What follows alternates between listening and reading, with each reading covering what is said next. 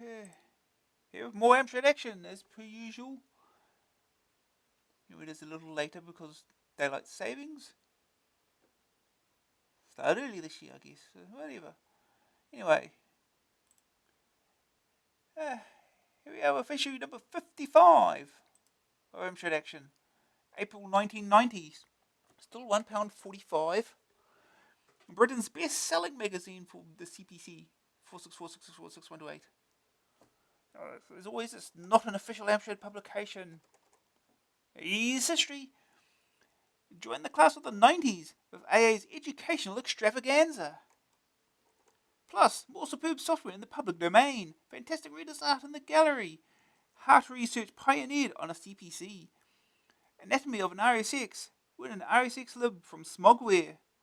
Full Howard's brand new cheat mode. And all the regular reviews, letters, hints, tips, news, etc. And Fiendish Freddy's big topo fun. Myth, Kickoff, and Wild Streets.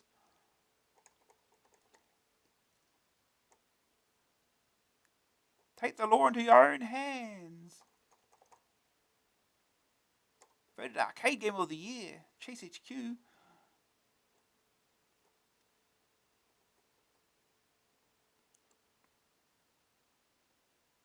The lineup. AM scene. CPC found on Mars. Experts baffled. Reaction. Rubbish. Absolute rot. We couldn't disagree more. Broadly speaking, Emma teaches us all a lesson. Steady on, chaps. AA blows open the world of educational software. Oh, looks a little tangled up there. There got Fiendish Freddy. Mindscape goes clowning around. Myth.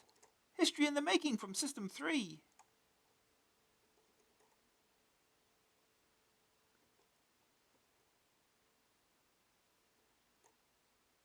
Helpline. At last, it's back. Wild Streets. Save the world with Titus. Rainbow Islands. Bubble Bobble, only cuter.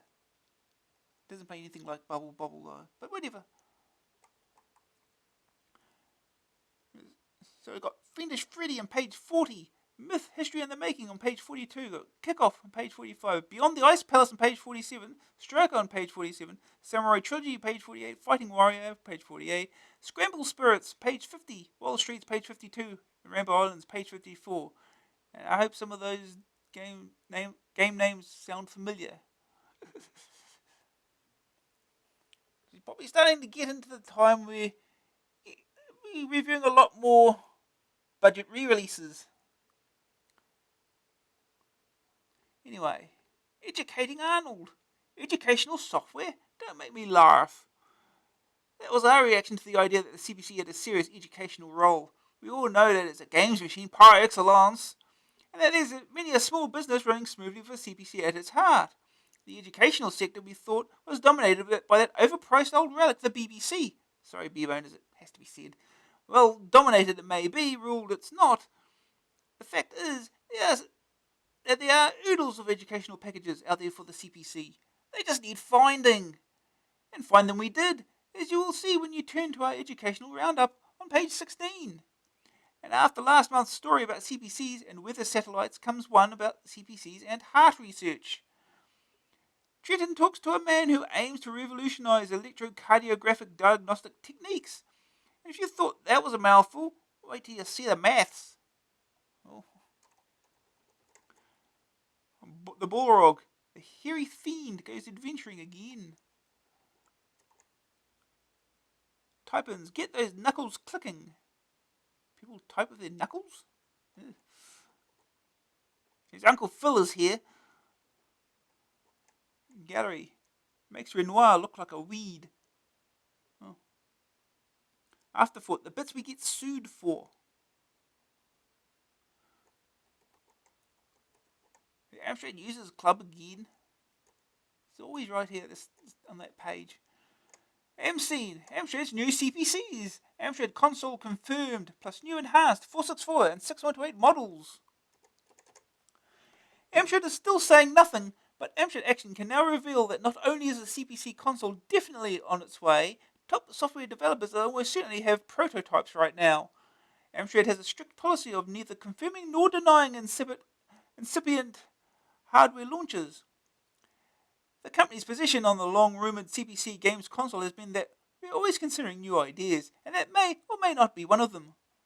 The company has also maintained in the past that of the many projects always under consideration, only a few will ever come to fruition.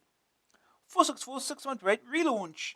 Nevertheless, news of a September launch has leaked out, and the surprise for CPC owners is that not only will there be, as suspected, a CPC console, there will be enhancements to the existing machines too. The details are still closely guarded, but insiders believe the existing machines will gain both the enhanced graphics and sound capabilities of the new console, as well as the cartridge port for ROM-based games.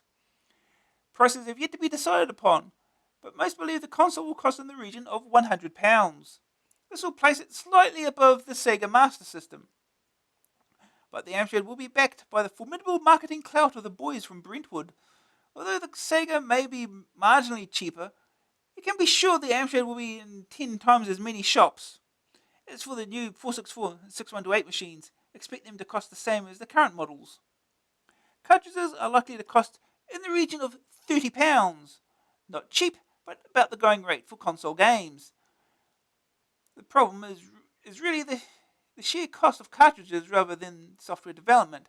For this reason, it's unlikely that sales of normal disc or tape-based games will be hit straight away. However, the cartridge-based games may well take over from current full-price software in the long run. Quite simply, cartridges offer software houses the opportunity to design far larger games than ever before. Each cartridge will hold between 256 and 512K, which means substantially increased gameplay, massively improved graphics and animation, full-length soundtracks, and possibly all of the above. Non-disclosure agreements. It's known that a number of major software houses have already been approached by Amstrad, and that strict non-disclosure agreements have been signed. This is standard practice in the computing industry, and is an attempt by manufacturers to withhold details about product launches until the last possible moment, while ensuring that their software support is there right from the word go. When the machine appears, we can expect to see ready-made software from the likes of Ocean, US Gold, Domark, Virgin, Activision, and a half dozen other software producers. The new Amstrad machines are expected to make their public debut in September, probably at the Earls Court Computer Entertainment Show. AA will be there, camped out all night in front of the main doors if necessary. Amstrad's mystery new CPC's September launch planned. Clearly a 464 just hiding behind that question mark. And about time too.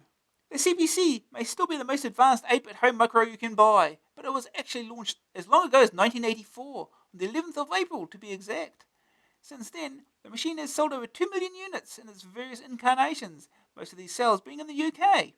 And it's interesting to note that even back then, Alan Sugar's company used the same launch tactics, keep everyone in the dark except a specially selected group of software developers. It worked then too. The new machine was backed up by a strong software base right from the day of launch. But 6 years is a long time in computing. The CPC still isn't showing its age, and the pundits have been starting to question how much longer the machine will carry on, particularly since Amstrad has appeared to lose interest in it entirely. Now, though, we know better, and it's pretty obvious why Amstrad didn't push the CPC too hard over Christmas, too. But Kenny Alan Sugar still playing his cards close to his chest.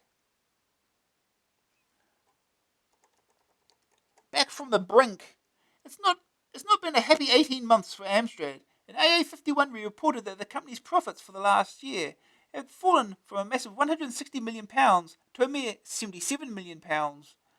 Now comes news that Amstrad's profits for the 6-month period ending December 31st, 1989 were just £30.1 million. That's 60% less than for the same period the year before. Nevertheless, it's not all doom and gloom. Many city experts were predicting worse figures than that, and Amstrad itself appears pleasantly surprised. Christmas sales went very well, and many lines actually sold out because of the company's newfound caution over stock levels. The informed view now is that Amstrad is over the worst of its troubles, and its new, more cautious approach will continue to pay dividends.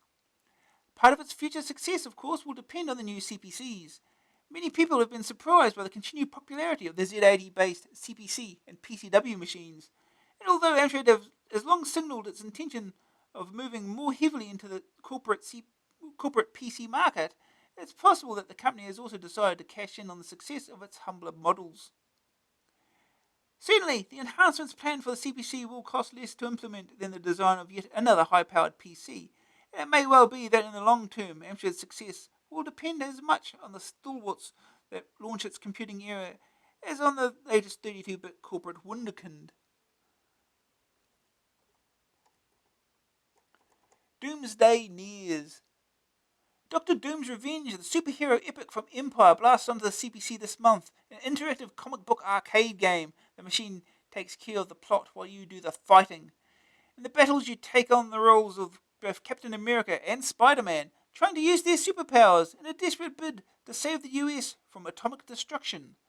The graphics look set to capture the true Marvel flavour as you are taken through a series of deadly duels against all the best super villainy has to offer.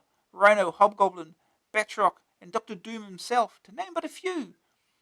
Meanwhile, controversy rages in the AA offices. Trenton reckons that DC Comics characters are a bunch of spineless wimps, while Art Ed Ollie insists that Marvel superheroes are a bunch of fat, mindless thugs, and Waring is 94.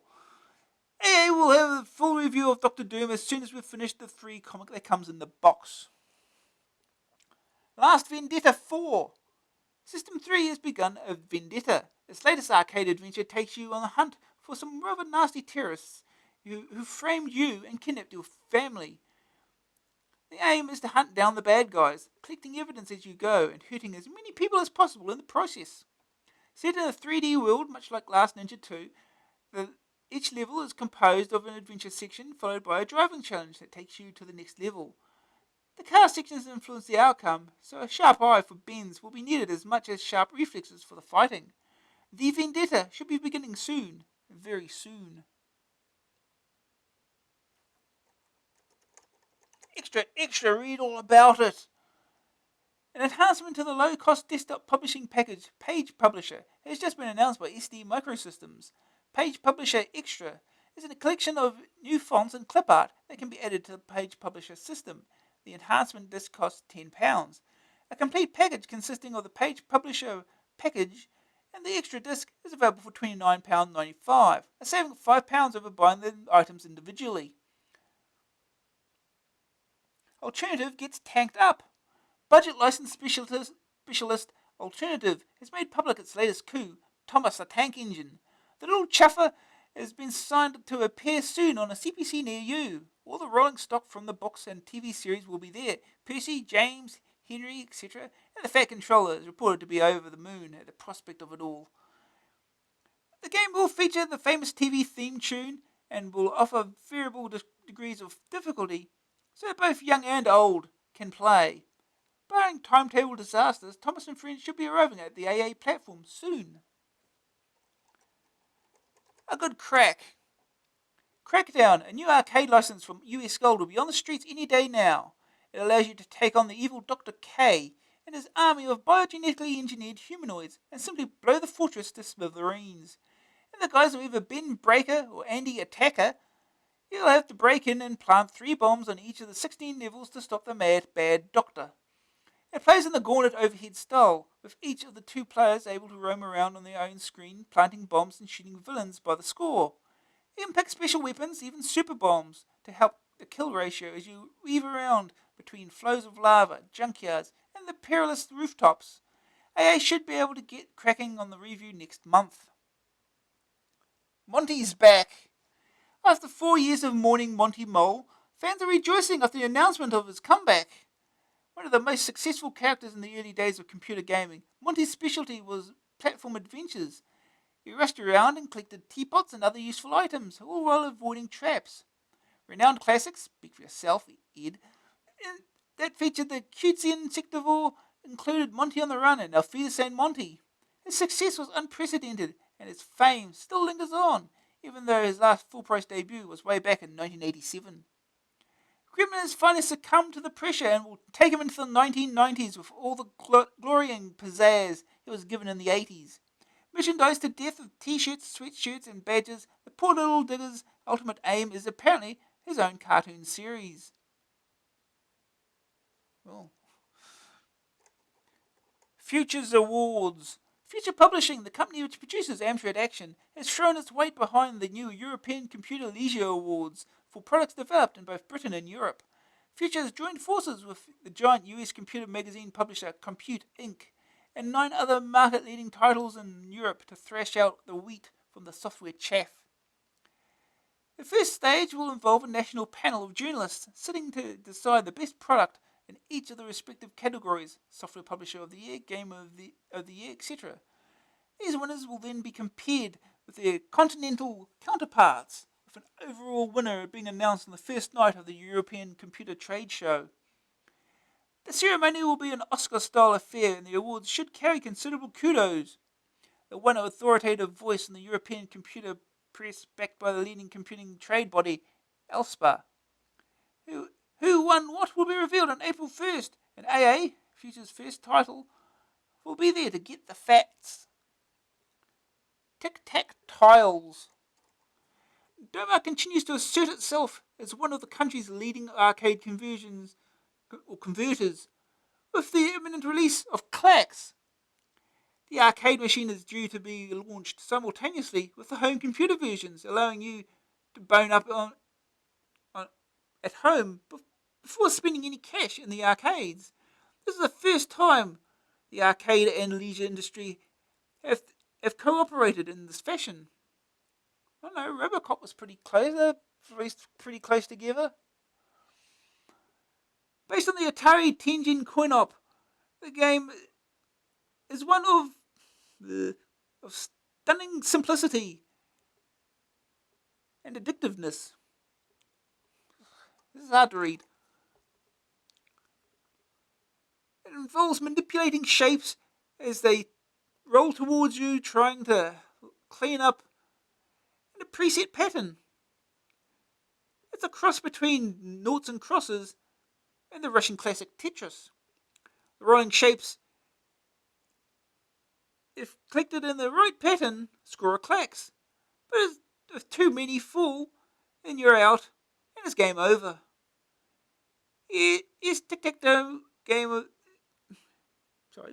This tic-tac-toe game is due for release on April 12th, but AA will be trying to get its hands on a review copy ASAP. Wave those upgrades goodbye. Potential upgraders from 464 to 6128 spec will no doubt be aware that 6128 ROM chips have been withdrawn by Locomotive Software. Following licensing revelations, the ROMs have been withdrawn from sale as individual items to upgraders, and now can only be bought as direct replacements for faulty 6128 ROMs, CMC AA53. Well, the saga continued last month when we reported that Wave, a major supplier of upgrades, had secured 1,000 of these ROMs. It now transpires that there has been such a high demand for these silicon upgrades that Wave is running out. Mark Ralph, spokesman for the firm, explains, although we purchased a large quantity of these 6128 ROMs, stocks are beginning to run dry. We have around 150 left, and after those have gone, we will not be able to obtain any more. So if you want to beef up your 464, then do it now before it's too late. Snowed Under. Mike Worsley, the orator behind last month's Out of This World piece, has certainly captured the imagination of AA readers. The Weather Satellites feature proved so popular that Mike received over 60 inquiries within a week of the magazine hitting the streets. He tells us that if those who wrote in can hang on just a little longer, all those inquiries will be answered. Wildman found in Withernsea. We have been inundated with requests for the whereabouts of David Wild, proprietor of DW Software, whose public domain programs, including the startling ST-style desktop emulator Disk, was featured in last month's free-for-all PD roundup. Well, here's what you wanted to know about David's crucial PD collection can be obtained from DW Software. Ooh, we get another screenshot of it too. Little puffs at Codemasters. Codemasters have absolutely bucket loads of new product. It should just about be reaching the shops by the time you read this. On Codemaster's new-ish cartoon time label is Little Puff, the sorry tale of a baby dragon trying to finding his way in the big wide world. And a sequel to the top-selling Super Stuntman is also due to hit the streets. Entitled Italian Supercar, the game features high-speed daredevil exploits in a Lamborghini sports car that borrowed mine for the artwork. Ed. Previous full-price seller Rockstar Ate My Hamster is being re-offered in the Codemasters budget range. The game puts you in the shoes of a record tycoon, and your objective is simply to promote your pop group and make as much dosh as possible. The game provides an amusing insight into the music industry and plays hundreds of combinations of musical tunes that actually improve as your band improves. Finally, in Bounty Hunter, you don your 10-gallon hat and 6-shooter for a Wild West romp. All the above games will retail at £2.99. Look out for reviews next issue. In the meantime, you'll find Codemasters at that address. There's Wacky. Again, same ad in the same place. Reaction, both praise and polemic from our righteous readers. Oh. Born Again CPCer. About 5 years ago, I received a brand spanking new Amstrad CPC 464 for my birthday, complete with free £100 worth of software. Anyone want to buy a copy of Roland in the Caves? Please? Deep joy. This is definitely the business. A slight tinge of regret in having to dispose of my faithful Dragon 32 soon faded as I sat hunched over my Amstrad keyboard into the dark hours of the early morning. I'm not a computer addict. I sometimes don't touch Arnold for days on end. And after 5 years, I'm still less than 300 games. Still less than 300 games, but I'm not jealous of those who religiously buy every new film or TV license. What I've bought are the programs that I've played and decided I like to own. Any program without lasting appeal doesn't get a look in. My programs range from classics like Protext on ROM, love it. Tomahawk, definitely the best flight sim I've played on the 464. Gunship doesn't even come into it. Really? Get Dexter, Driller, and Elite, to budget games like the Magic Knight series, hands up who remembers Nighttime, the first budget AA master game. Anyway, 2 years ago I bought an Atari 520 ST-FM, the idea being to upgrade and keep abreast of the computer scene, as I'm sure many others did and still do. Oh, the ease of use, the luxuriant speed of the drive, the graphic excellence, the sophisticated software, and the challenging games I was most definitely hooked. Well, in that case, how come I am sitting down in front of my Arnold with the Atari carefully packed away in a cardboard box waiting for me to get around to selling it to finance Arnold's new disk drive, a subscription to AA, 128K memory expansion, and an 8-bit printer port, so my DMP 2160 won't feel left out. Whatever happened to the fun in computing? I just got so well and truly cheesed off with the way that 16-bit magazines appear to try to make you feel so small. If you don't own at least the top-of-the-range model, do we really need to know about laser printers costing X thousands of pounds? DTP programs costing more than an entire system? There I was with a 512K machine, built-in drive, 9-pin printer, and still being treated like a second-class citizen. I came close to totally losing all interest in computing and bringing my fishing rods out of retirement. It was while rooting around in the cupboard upstairs that I came across an ancient dust-encrusted tome, the fabled AA number 2. Sorry, I never did buy number 1. I spent the next couple of hours running around, finding all the old programs, dusting down the machine and popping out to buy the latest issue of AA. I was very surprised at the changes since I'd last bought your magazine, but not disappointed, I hasten to add. Anyway, I'm now firmly reunited with my trusty 464 and my trusty AA. Sorry for breaking with the faith, but I'm back with the program now, and shall be staying with it as long as my Viper can still dock at a Coriolis station. Thanks, AA. Thanks for making me realise just how much fun computing can be again, even though you don't have megabytes and hard disks coming out of your ears. Don't upgrade just because you think you're getting left behind. Think carefully about what you want and why you want it. If a machine has dedicated users like the CPC does, its death is not a foregone conclusion. The CPC is in a unique position, let's face it, although there may not be as many of us as the C64 Spectrum users. Look at the versatility and potential we have at our fingertips compared to them. We should all make our feelings known to Amstrad on the future of the CPC. Production obviously will not go on forever, but support can if it is profitable to Amstrad. Perhaps AA can organise a petition to show the strength of feeling that there is at Amstrad's cavalier attitude. Or am I just getting old and sentimental? Long live the CPCs, long live AA, long live the users. Steve Weaver, a world weary 22. Amstrad isn't likely to be swayed by petitions, Steve, just hard cash. And the fact is that the CPC makes money. As long as it continues to make money, Amstrad will continue to make it.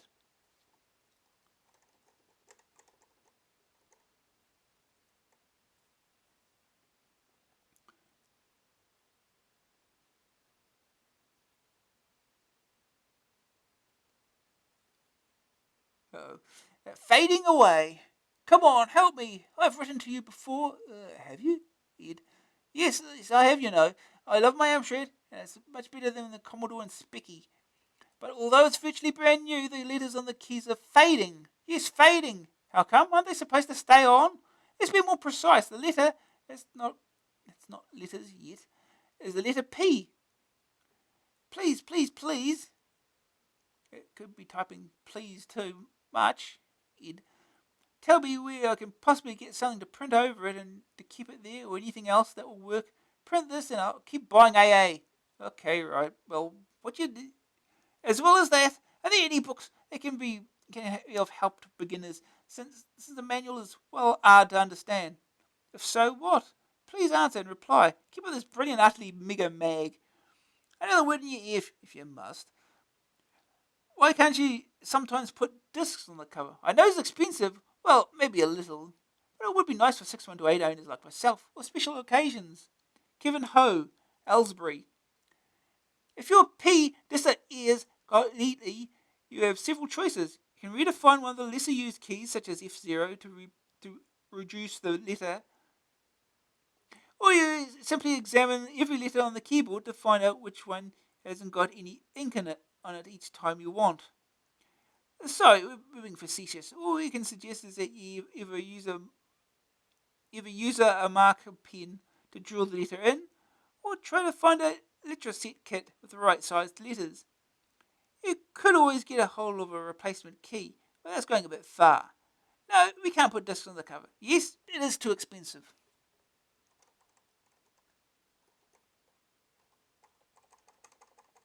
Pirate Ahoy! The CPC is a popular computer here in Western Australia. C64s are just as common, if not more so, but the law remains to own any other computer than a CPC, Amiga, or Atari ST is blasphemy in the highest order. CPC software is expensive, but still common, and recommended by all but Commodore dealers. To describe the Western Australia piracy situation, the copying of games and giving the copies to friends comes into the same area as the copying of audio tapes. There seems to be a really enforced law. My own set of second-hand software includes 22 discs, 63 games, 2 art programs, etc., etc. End of the expose on the unabated flow of piracy in Western Australia. Imagine what it's like in America. The pirates that do copy it are the ones who copy games and then sell them at reduced prices. But the situation is the software house's fault because of the huge prices. But one thing's certain, if FAST goes international, a lot of people are in a lot of trouble. Murray Christensen, Perth, Australia. Including you, chum! Uh,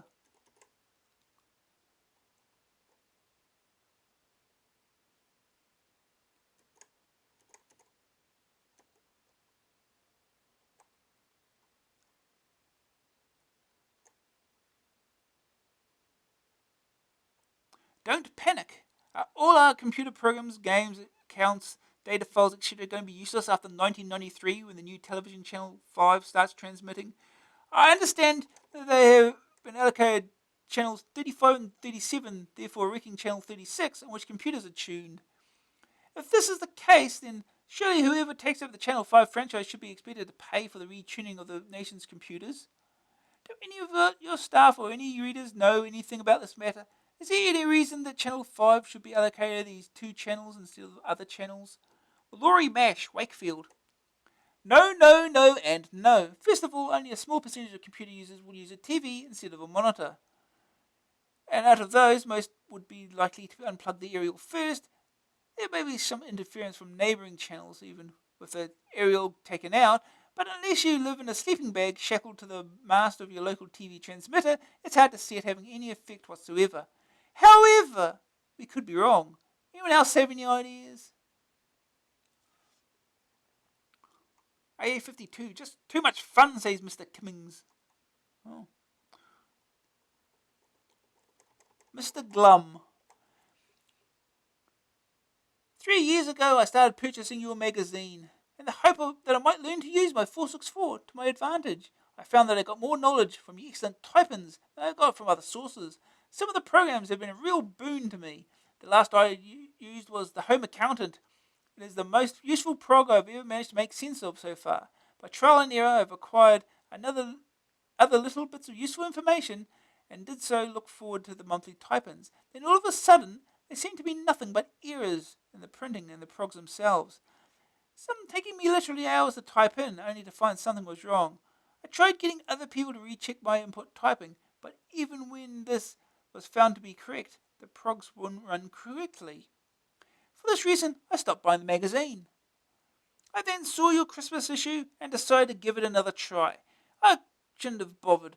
Firstly, the type-ins are all games and of little interest to myself, who are trying to make a serious use of our CPCs. Secondly, to cap it all on running the word processor and trying to boot the user information, I find this will not work at all.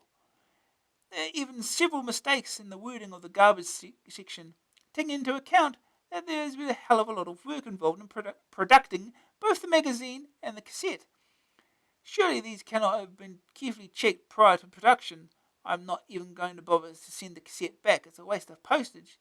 And depending on your reply, I intend to withhold purchasing the magazine, at the same time passing on my thoughts to others I know who will feel sure agree with me. We are not all in a position to throw away money which is now so hard to come by. Your own comments will be greatly appreciated. Peter Dean Cummings, RD. Comments? Withhold your purchase by all means, since you don't seem to derive much pleasure from any of AA's many other features. Up-to-the-minute games reviews, product evaluation, hints, tips, letters, features, surveys, etc., etc. We're heartily sorry for any mistakes that occur in type-ins, but we do our best, you know. The Christmas edition featured games heavily because it is the season to make merry after all. As for being dissatisfied with cover cassette offerings, we rely on readers' contributions, so if you think you can do better, you know what to do.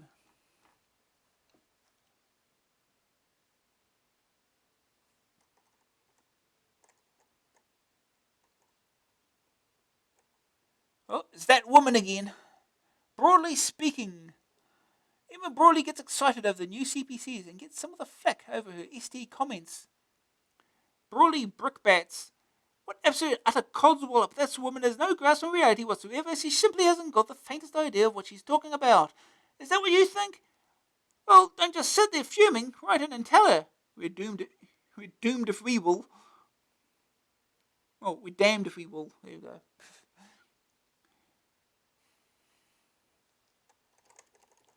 At last, Amstrad looks as if it's committing itself properly to the CPC. What am I talking about? This year's red hot news about the CPC console.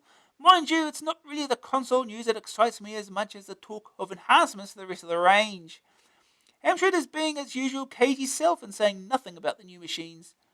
Sorry, machiners, that's what it says, machiners. Or even admitting to its existence. So any speculation is bound to be just that. Amstrad is in an awkward position, of course. Like any other company releasing important new hardware, it has to keep details quiet right up until the day of launch to preserve maximum marketing effect. But it also has to deliver development machinery to all the major software producers well in advance, so that there is some software out there when the machine is launched. For this reason, all the software developers approached by Amstrad will have had to sign a very rigorous non-disclosure agreement, which means that they have to toe the official Amstrad line to the point where they don't even admit the hardware's existence. Hardware enhancements aside, perhaps the best news of all for CPC owners is the very fact that Amstrad had taken the step. The CPC's problem has never been its technical specifications or its image in the industry. This has been true particularly over the last couple of years, when Amstrad has marketed the machine with what has amounted to near indifference. Hardly surprisingly, therefore, that major software developers have been unwilling to commit themselves fully to the format. This has hit the CPC particularly badly in the field of business software, where decent, powerful software can take a year or more to develop, and from Amstrad's general air of indifference, most developers can be forgiven for thinking the machine hadn't got that long to go. Well, that's all set to change in about time, too. My machine's better, etc. It looks like I stirred up a real hornet's nest with my comments over the Atari ST and upgrading. Here's just one of the many letters I received. It's from Michael Kirk of Stevenage. I'm a proud owner of an Atari 1040 ST, and my father has an Amstrad CPC 6128. That is how I came to read your column in the March edition of AA where the ST was being severely slagged off. I agree that the CPC is a fantastic computer for an 8-bit, but what you're saying about games not being as good on the ST as they are on the CPC, have you seen hard driving running an ST? Fast, considering the CPC version is sluggish and is a direct SPICY port. So, what if you have to load BASIC into the computer to use before you use it? With fast disk drive, like the ST has, you hardly notice it. With a hard disk, it may as well be on ROM. I ask you this, can you get anything like STOS in the CPC? The answer is no. Why? I'll tell you why. Because the computer is too slow and does not have enough memory. Plus, why bother making STOS for the CPC? People wouldn't buy it because they couldn't be bothered, because they don't have the wonderfully slow and awkward CPC BASIC. Don't you just hate the stupid way you delete disk files? If Jim on the ST, you can just pick up the file with a mouse and put it in the trash can icon. I think they might have copied that from a Macintosh. If the CPC is so good for games, then why have companies like Level 9 abandoned the CPC? And why haven't EA produced Populous for it? Because it's not powerful enough for modern games. So what if a couple of trashy games fill up an ST disk? I know of a trashy game that fills up both sides of a CPC disk. Scapegoat from Level 9 compared to something like The Hound of Shadow or Future Wars has to be seen and heard to be believed on the ST. It looks like it was written in 1984. So to conclude, I think you should take a leaf out of your sister magazine ST Formats book, bad pun, and that mega brilliant is even better than New Computer Express mag. They hardly ever slag off their Amiga apart from when it is absolutely necessary. I think what we should do is make up a personal army to go out and destroy all the Spectrums, C64s, Amigas and PCs, as the ST and the CPC are better than all of them put together, along with the CPC and the ST, especially the ST. P.S. I would just like to say that normally I do agree with the things you write in your column. Well, you certainly got a bee in your bonnet, haven't you, Michael? Especially on the subject of games. For a start, hard driving does run faster than the ST, but it still looks like a specky port. And it's interesting that you compare games on the two machines principally in terms of graphics. My reaction to that is that if that's all you're worried about, you might as well just plonk yourself down in front of the goggle box all day and watch cartoons. You might think Scapegoat looks as if it was written in 1984, but you don't have a single word to say about how it plays. As far as I'm concerned, that's what matters. Finally, your remarks about all the major software producers abandoning the CPC because you reckon it's an inferior machine are commercially naive, to say the least. Put it this way, faced with the choice of selling games at £25, Hound of Shadow, Future Wars compared with £15 disc-based CPC games, it's no surprise that some software houses find that the 16-bit grass is greener.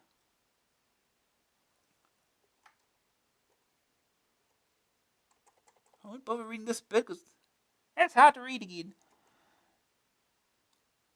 There's nowhere to hide from. Sliced by a secret agent. His calling card is your invitation to dance with danger. Ocean. Listen to us all. Okay, so your CPC might be great for zapping mutant bodzoids from the planet Zit, kicking the giblets out of New York lowlife and nuking entire Warsaw Pact with your AH-64 Apache, but there are more worthwhile uses for your machine. Who knows? You might actually learn something. Trenton and Adam did. Oh boy, look at this cover art. Dragon World. Look at that dragon. There's no reason why learning can't be fun. That's a dragon.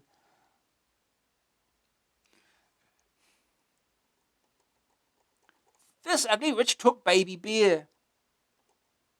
3 bears riddle solving for the under 12s.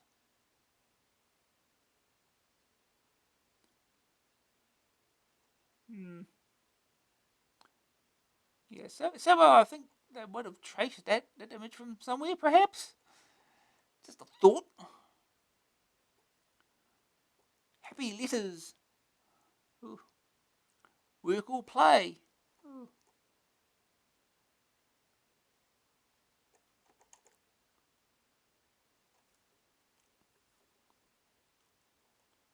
strictly educational software, no canes please, has its roots in schools, the BBC and latterly the Nimbus.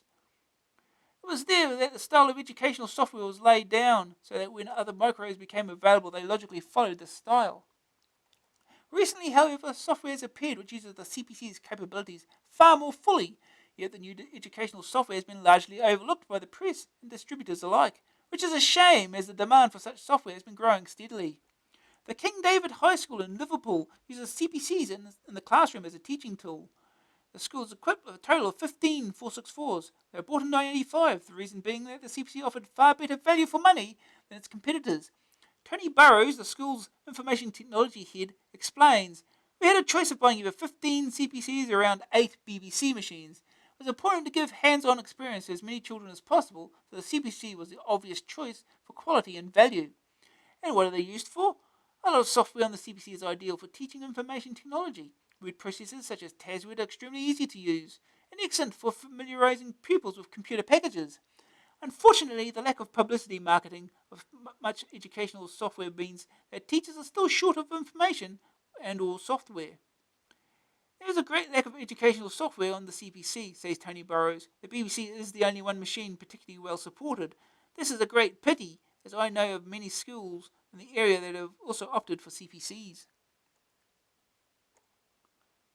Please, sir, can I have more?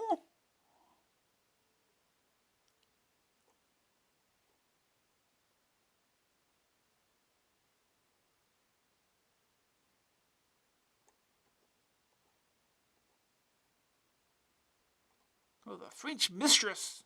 Oh,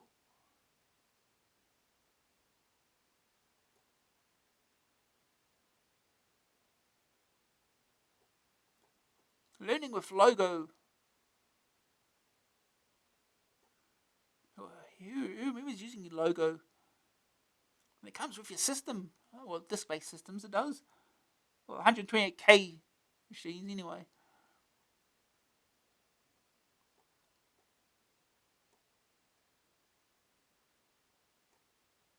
Yeah, Fun School Educational Success Story. There is one program that stands head and shoulders above the rest in the educational stakes. Fun School 2. A year ago, when the educational market had dwindled away to almost nothing, Database launched a series of 3 educational programs for young children. Much to everybody's surprise, and not least Database's, the package was an instant success, smashing its way into software charts, usually the exclusive domain of games. The programs have sold more than 100,000 copies to date between them, an unprecedented amount by any standards. It's hard to define the reason for Fun School 2's extraordinary success. Database puts it down to the marketing of the product. A bright, attractive box and novelty badge, full-page color advertisements in the computing press, and most importantly, actually getting into chain stores like Smith's and Boots. It became a product that people were aware of and could see in the shops. In addition, it had been released on a wide range of computers apart from just the CPC. The 8 programs on each disc are of good quality too, having been designed by educationalists. Though Fun School 2 is hardly state-of-the-art in graphics or programming, it positively gleams in comparison with the majority of educational software. Previously, much educational software looked as if it had been written by the kids who were going to use it. There are 3 programs in the FS2 series, covering the under 6s, 6 to 8 year olds, and over 8s. This gives the titles wide popularity for all ages. It's a great pity that not all educational software is of the standard of Fun School programs. There's some good stuff out there, but you'll have to be cautious before you shell out your hard-earned cash. If at all possible, it's wise to try before you buy. Happy birthday, Maxam! It's the 5th anniversary of the release of Maxam, the first ROM-based program for the CPC. To celebrate this occasion, Anna is holding a sale of CPC products for the first time. Everyone knows our ROM software is the best business and utility software for the CPC, so we will just give you the prices.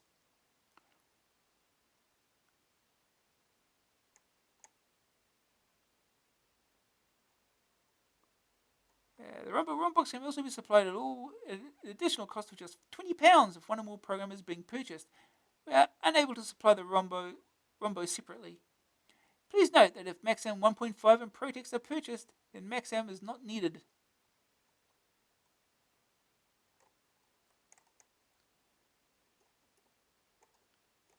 Paper.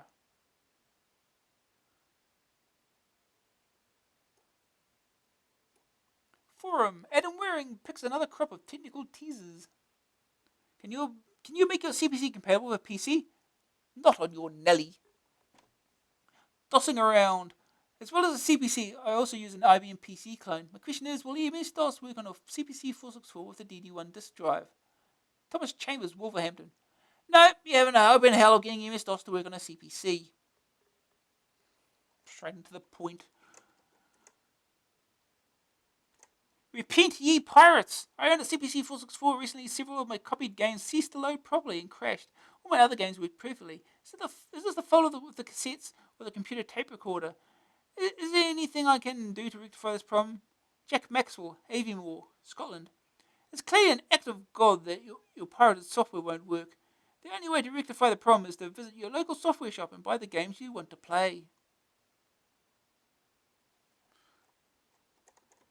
A load of old COBOLers. I'm interested in COBOL, and was wondering if there are any recommendable books or pages on the subject. I have a 464. D. Carter, Hednesfield, Staffs. The only implementation of COBOL for the CPC that we know about is the public domain version from Wacky. You don't say whether you have a disk drive for your 464, but you'll need one to run COBOL, as it's a CP/M program. If anybody knows of a tape version, then you'll let us know, won't you?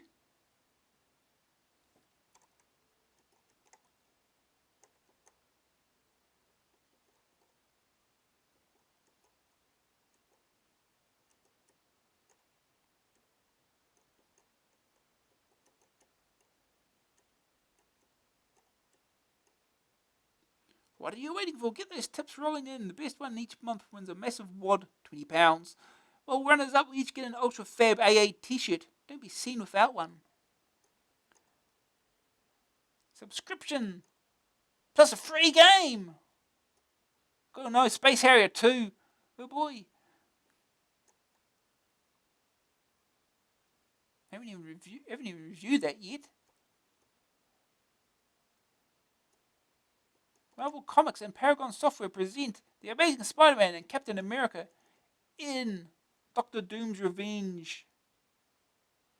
Free Marvel comic book destined to become a collector's item, available by return.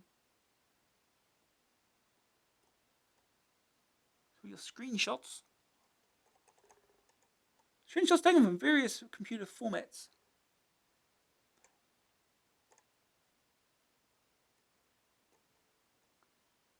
Available on Spectrum, Amstrad C64, Amiga, Atari ST, PC incompatibles.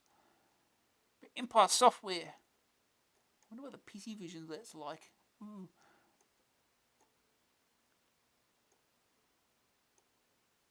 Free for all. The response to last month's item on David Wild's desk was staggering. Jerry Glenwright brings you not only the address of the man himself, but yet more treats from the public domain.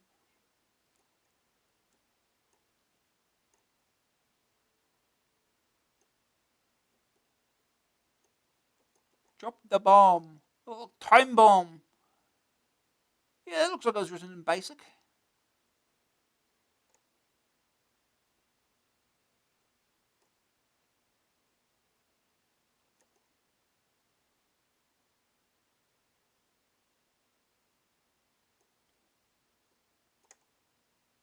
Gallery. Ooh. Fans of the Japanese comic will instantly recognize Martin McCann's Akira. He uses the ever-popular Advanced Art Studio for all his pictures. Yeah. The Lovable Rogue was drawn by Tim Paul of Lichfield, Staffordshire. The mutated Mega Hero is an AMX stop press creation. Ooh. Ooh. Gary Marshall of Swanwick, Derbyshire, must be a Harrison Ford fan. He drew the Star Wars and Indiana Jones pickies. Batman and Zig and Zag come once more, again from Martin McCann. The Beetle comes from Adam Lewin of Harrogate, and a Shinobi picture from David Knight of Birmingham.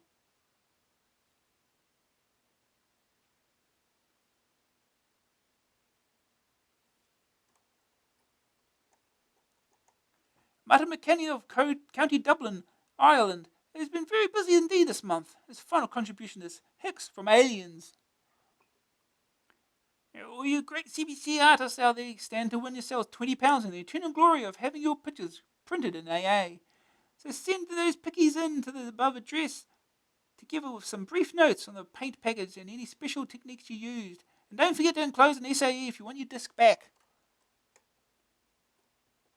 A small selection from our warehouse. Astrology for beginners. AstroCalc.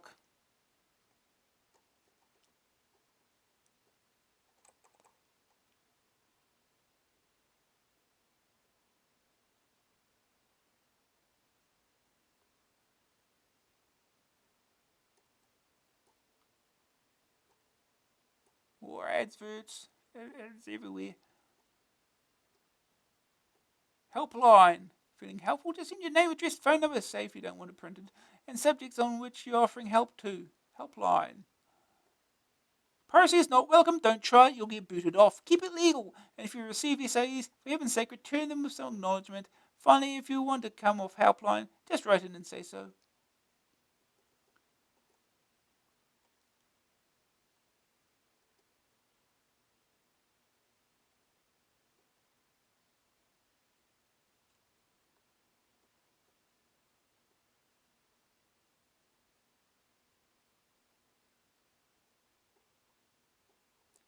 Cracking the code. Stuck on scrolling? Ace Pixel Shuffler Michael Glettel might just be able to help you out.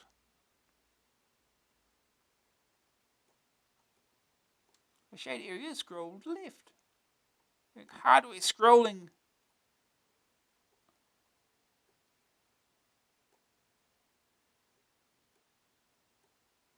When you're talking Amstrad, talk to microsnips. Ooh. Zeppelin Games, live, eat, and sleep computer games. They produced the budget game of the year 1988 and Kenny Dalglish Soccer Manager, the soccer name game of 1989. Looking at the 90s, Zeppelin is expecting to expand its Amstrad programming team for you, the Amstrad user.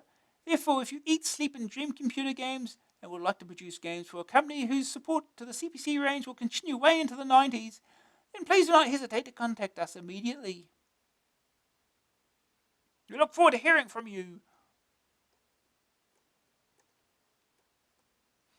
Action test. Finally get the reviews. Fiendish Freddy finished at last, and he's a nasty piece of work too. The Stuff of Legends System 3 sets up a battle royale with the gods themselves and myth. Save history or die. The award-winning kickoff is here.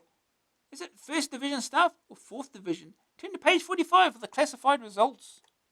Fiendish Freddy takes centre stage. Trick or treat. The show begins on page 40. Rainbow Islands makes the Care Bears look like the KGB. Is it sweet or sour though? AA gives you the taster on page 54. Violence is golden in Wild Streets, the new beat-em-up from France. A true champ or just another Tyson. The Rumble's on page 52. Also reviewed Beyond the Ice Palace, Striker, Samurai Trilogy, Fighting Warrior, Scramble Spirits. Our first game is Fiendish Freddy's Big Topo Fun by Mindscape. $9.99 cassette, $14.99 disc, joystick or keys.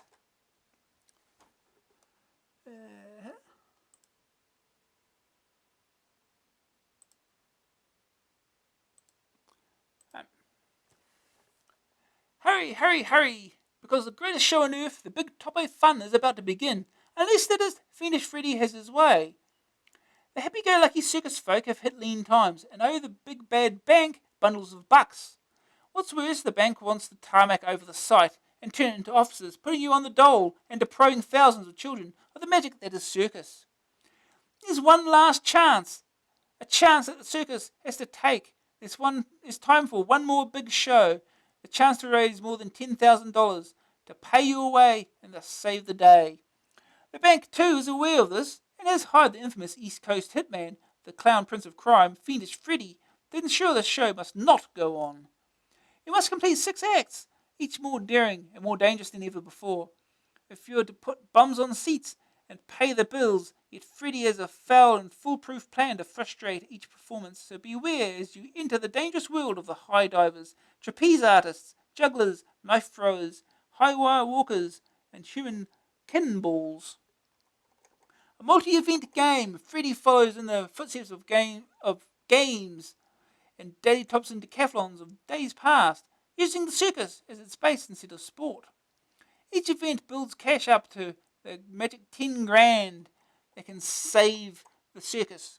A maximum of 6 players can try to see off the dubious jester, although as they can't combine royalties. So, ladies and gentlemen, boys and girls, players and rubberneckers, cast your eyes towards the ring for the first act. Phenomenal feats of daring diving.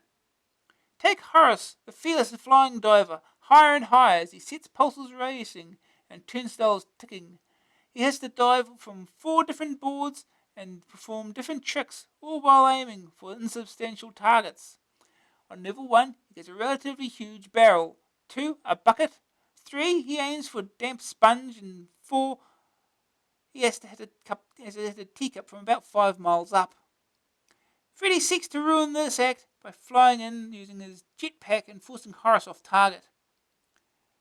A true test of waggling indeed. Horace always makes an impression, more often than not, on the circus floor and not on the audience. Genuine juggling genius. This is Jeffy the juggler's greatest moment. He has 4 different goes at keeping the objects flying from hand to hand. The unicycling clown is thrown knives, torches, and balls by his seal helper. Line up the hands under the object for a catch, waggle to throw them, drop 5 and it's game over, but the time limits are generous, so take it easy. Freddy is at his most dangerous here as he tosses bombs in for Jeffy to catch. The poor juggler had better get rid of them pretty quick if he wants to survive, as he fuses bird real fast. On the 3rd and 4th level, Freddy even throws babies in for the hapless performer to catch, and then throw back into their prams. Success here requires you to watch 15 things at once, be able to move them at will, and still be able to smile. Oh, the tears of a clown. Deadly and dangerous daggers of death. As tradition demands, the knife thrower's lovely assistant is strapped to a wheel, surrounded by balloons, and set spinning. You have to throw the knives to pop the balloons and not the girl. There's a generous time limit, but a distinct shortage on the knife front, so aim using the knife cursor carefully. Freddy is quite laid back on this one, just putting a spanner in the works by throwing in the occasional leftover bomb to shake you up, and ruin the whole show with smoke. He hardly has to do this though, because the events are real toughy even without the interruptions. Roll Up is a game for up to 5 fiendish players. Breathtaking bravado from hazardous heights. The high trapeze has fascinated audiences since it came to the circus. The big top of fun star is Finola, who swings high above the crowds, defying both gravity and death. Time her leaps to perfection, making sure she lets go of one bar at just the right moment to somersault and grab the next. She even has to negotiate flaming hoops and paper targets on the way. Recline. Horace prepares throw highboard hijinks. Jeffy the dubious juggler gets the grip of the proceedings. Freddy is once again out and about on his jetpack, waiting for the right moment to strike. If she waits for that perfect jump, it's not conceivable that he'll cut her down, so take those chances. She does have 2 lives after all. Tense travel techniques on tightrope. The tightrope is a disappointment. It's too fiddly and not spectacular. All the walker has to do is to struggle along a length of rope, making it to the other side. Balancing is achieved by countering any wobble in any direction, and that it's apart from the overwhelming likelihood of falling to your doom. So on the whole, it's a bit dull. Freddy does wait in the wings to give you less than a helping hand if things are going too well, but that's such a rare event. Both you and the audience will be glad to see a different face. Combustible cannons of colossal courage. As a finale, the big top folk wheel and their big gun for the human cannibal act. You have to judge how far the powder in the cannon will fire for Fernando, for it is he, and the correct angle for the shot to hit the target. Once fired, there's no turning back, so make sure of any calculations about windage and elevation before the big bang. Freddy will bung a bung in the barrel if go slow in the decision stakes. So the whole event takes a frantic turn as you try to learn the intricacies of ballistics at Fernando's expense. The real treat in Freddy is not the games themselves, but the humour that pervades the whole show. The manual's written with big top hype, and the graphics are more toons than sprites. All the events have a special humour, the high divers landings, the wobbly Jiffy juggling on his unicycle, to name but two examples. Even the incidental screens between events are funny, with the ringmaster's trousers falling down and the judging panel doing Three Stooges routines before they give a verdict. You can tell when the judges are impressed. The doing trapeze artiste makes in one piece.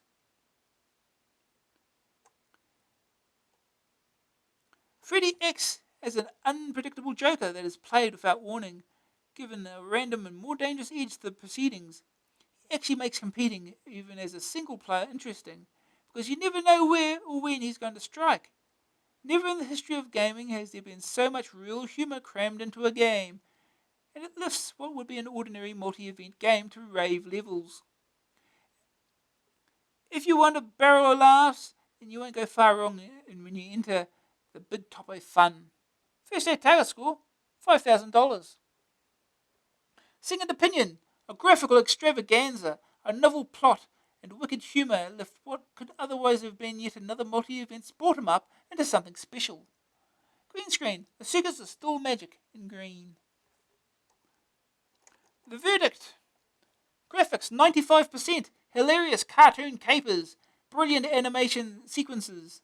Sonic's 52%, run-of-the-mill effects, almost continuous music. Grab factor 91%, a winner right from the off, easy events to understand. Staying power 83%, difficult to master, only 6 events. AA rating 88%, a laugh a minute circus extravaganza. Huh? Now we can play the game.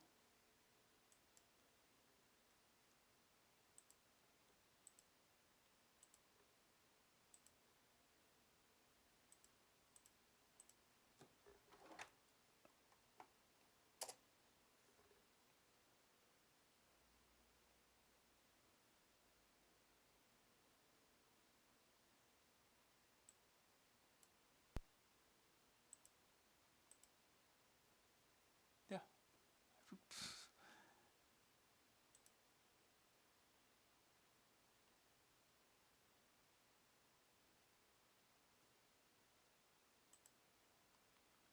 I haven't captured the thing yet, have I?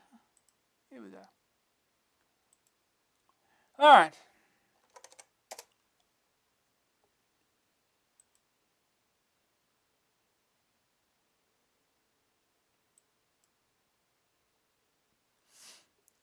What's one of these?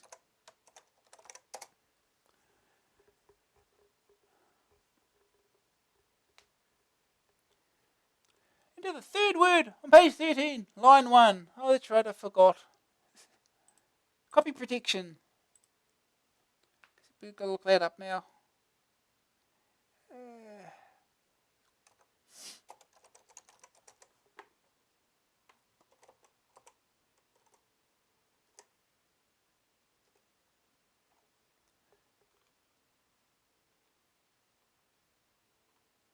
Luminous loading instructions.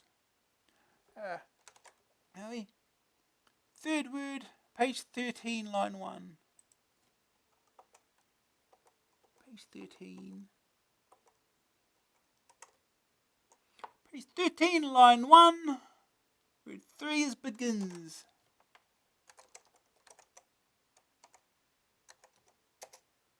Marvelous!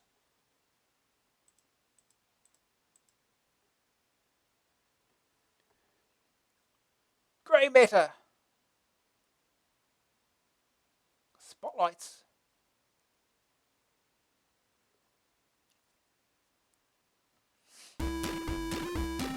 Oh, yeah. That's a clown. Magitech. Design Limited.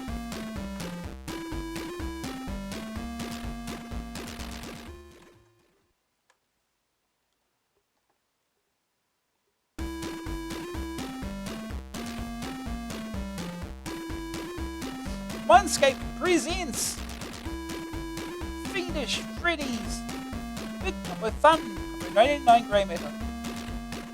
Created by Chris Gray. Conversion, Magitech Design Limited.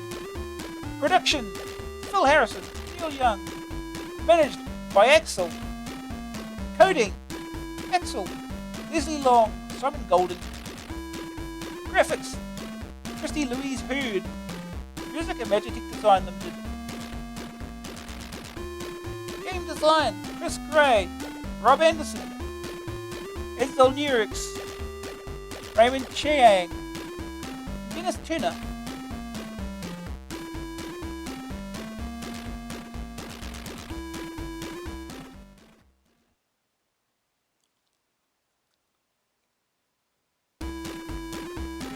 We're gonna get cutscenes.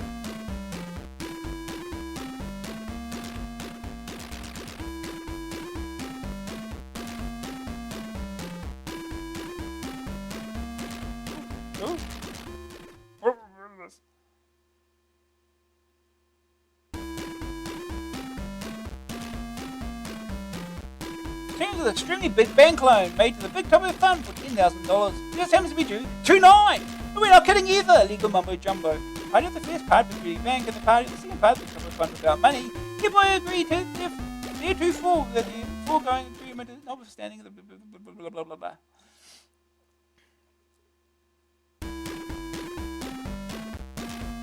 Bye.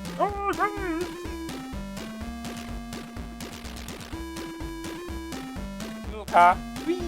Clown.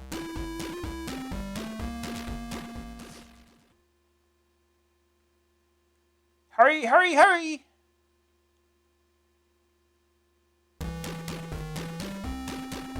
Yeah, this is the one player, 2 players, 3, 4, 5 players, all practice.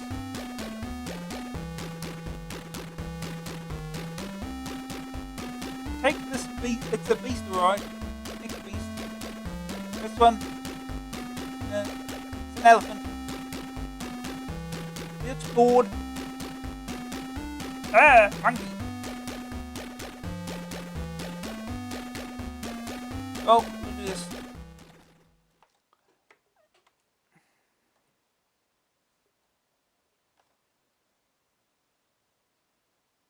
It's raining again. Whee. Yeah. Oh no, he goes. Whee.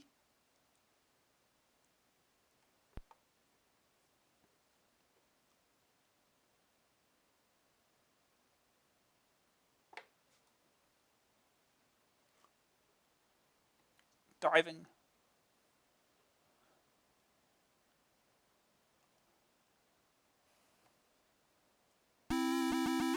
Now appearing! Player 1, level 1.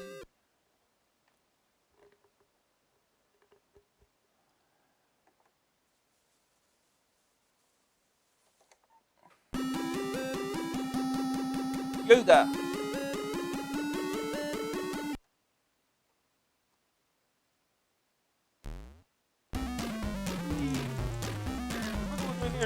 Tumble.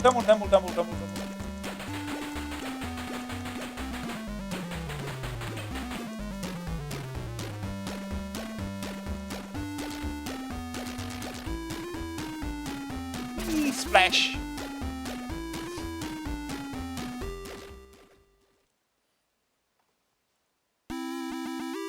Level 2.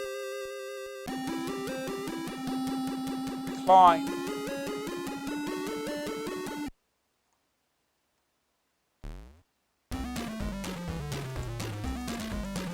I'll pierce the game.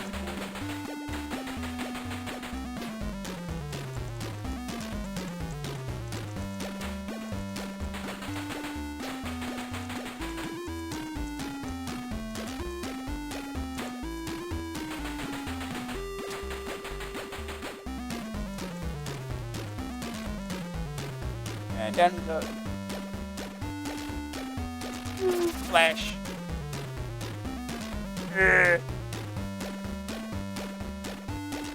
How he fits in the I don't know. Level 3.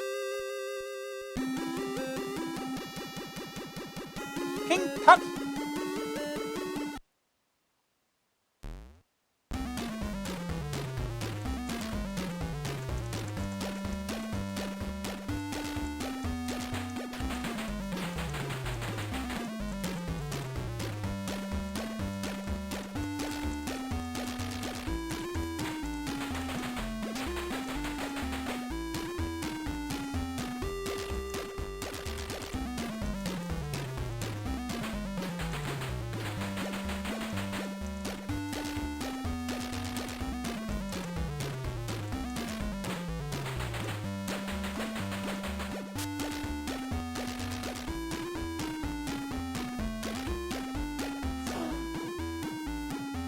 Splat.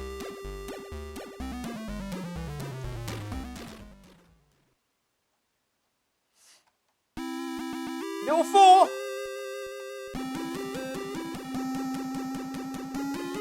There's a little tiny ass target. Delay.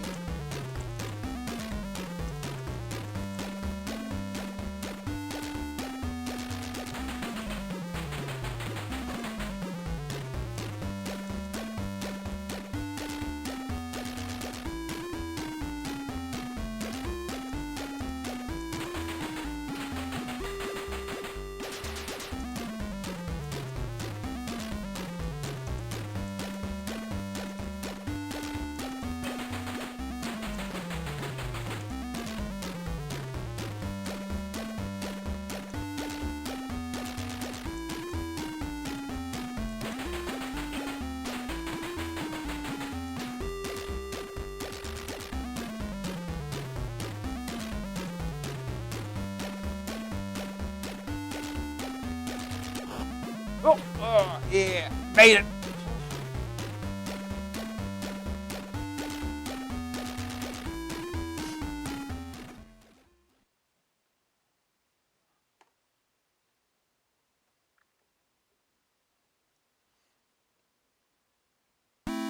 Please insert the magnificent side too.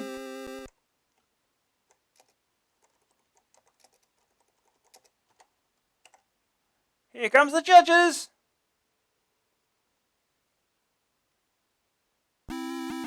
Now judging. Player 1.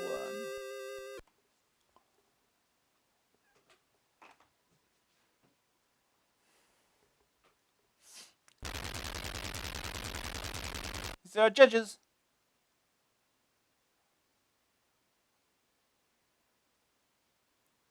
$506.23.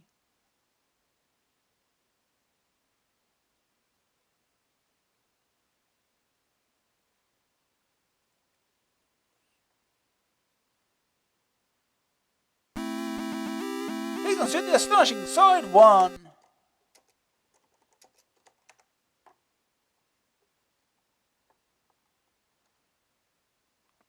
Juggling.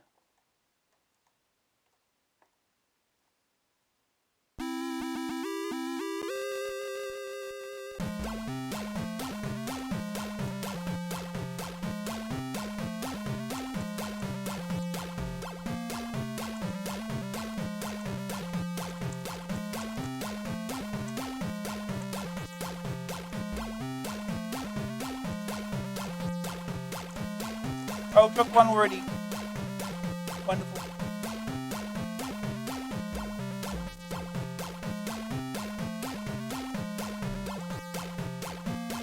Well, this is going well.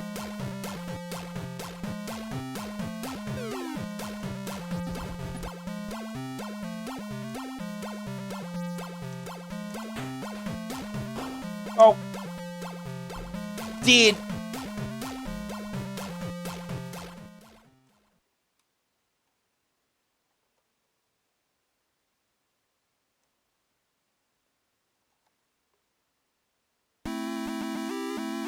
Insert the magnificent side 2. Well, this is going to be terrible, isn't it? Here come the judges.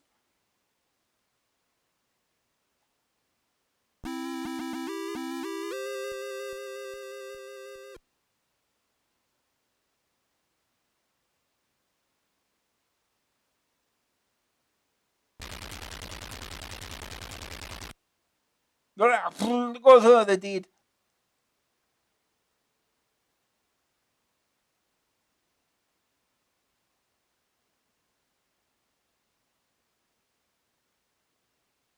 $528, 24.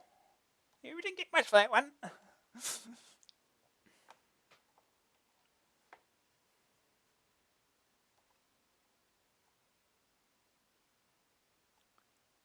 We've got the trapeze now.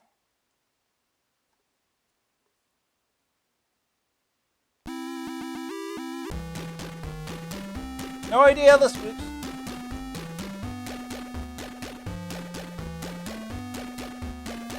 Oh no! Oh no! Splat!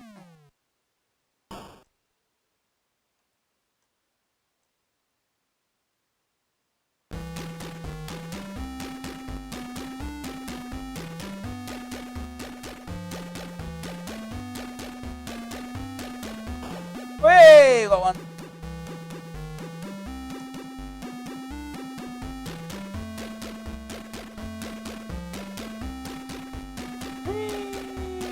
Yeah.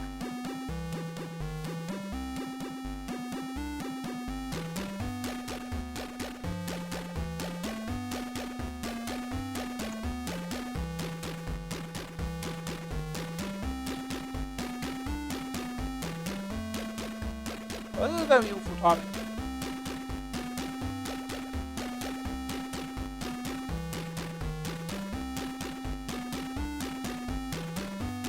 Here we go. Yeah. Uh-oh.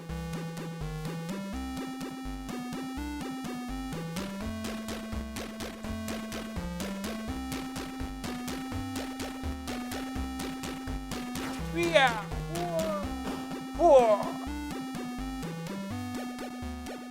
Oh. Oh, we did it. Level 2.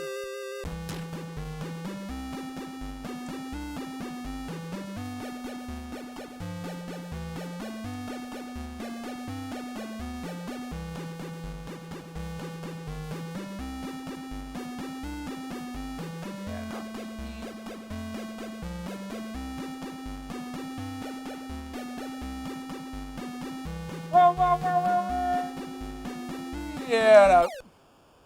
I should have figured that was too early.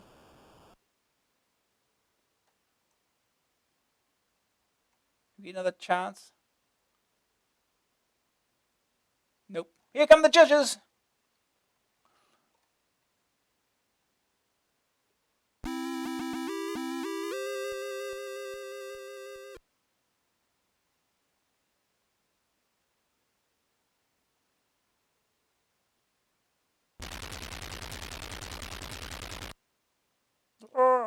Oh no! Yeah, the Drink Stooges routine's alright.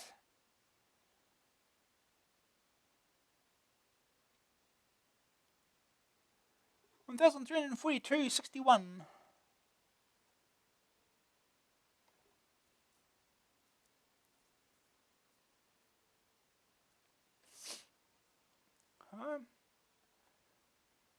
There we go. Got a throw knife at the assistant. Well, hopefully at the balloons, not the assistant, technically.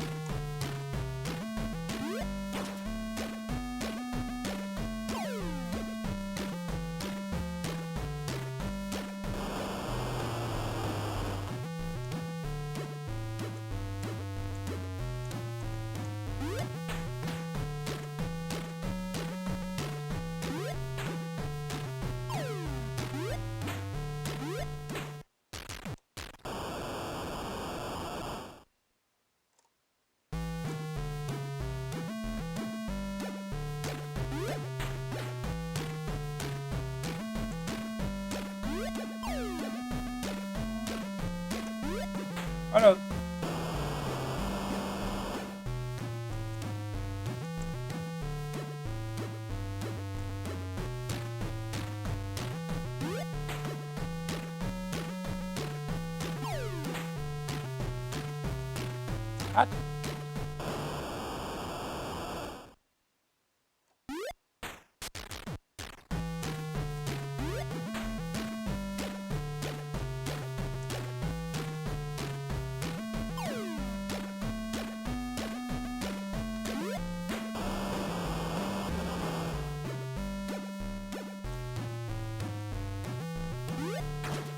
Ah, come on.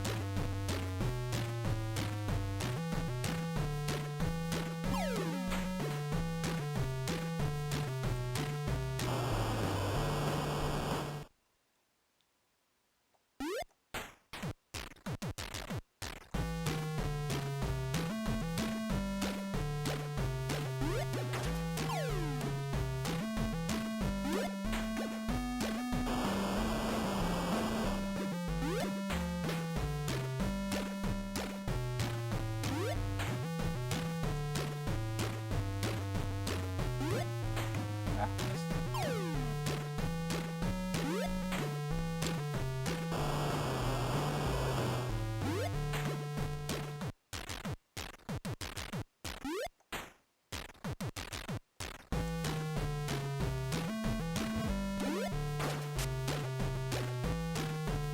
There we go. Uh-oh. No.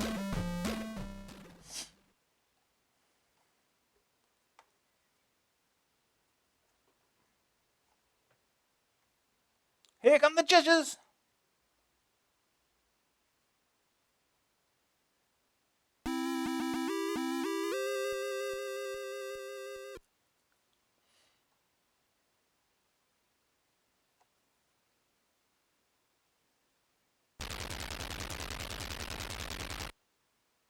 Oh, they're sleeping.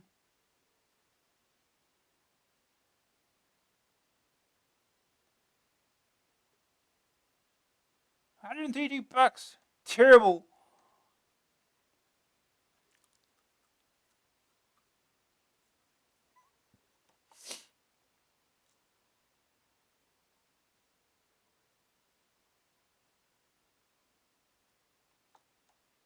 Tightrope walking. Here we go.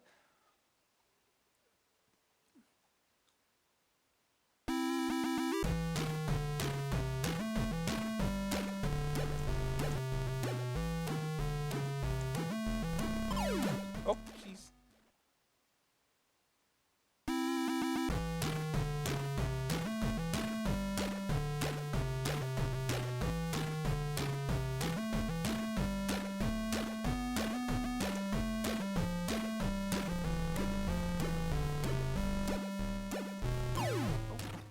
That's hard.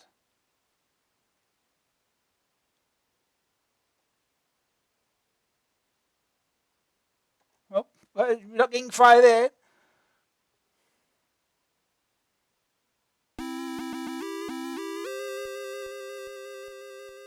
I'm going to be falling asleep again.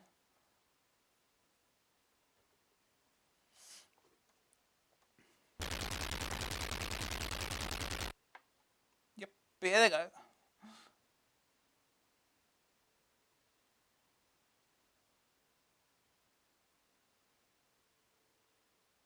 $22.01. Wonderful.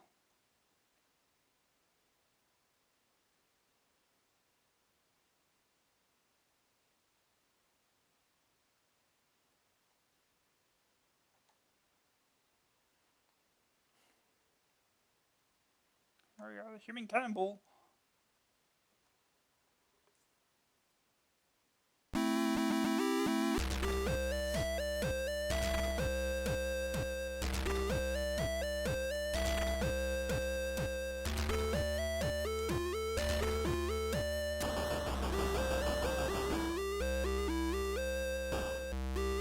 Okay, that's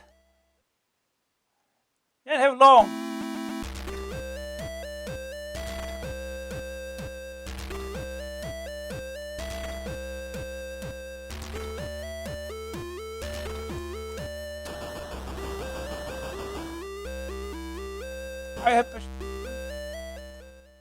I'm not sure what the controls are at this point.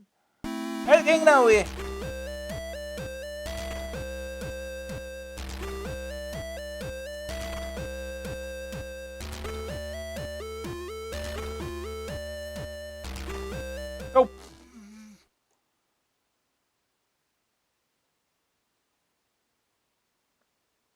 came out, at least this time. Here come the judges.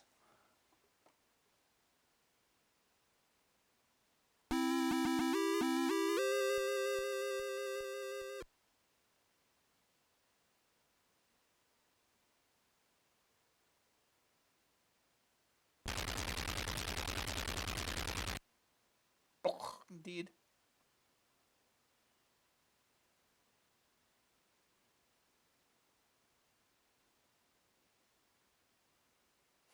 Plus nothing. 1,496. Well, you didn't get 5,000.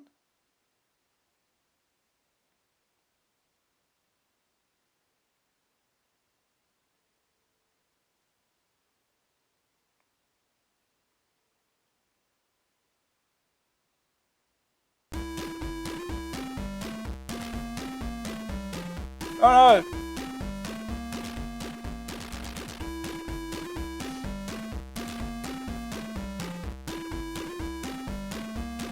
Freddy's Towers. Oh, that happened overnight, apparently. Building buildings quickly. The end.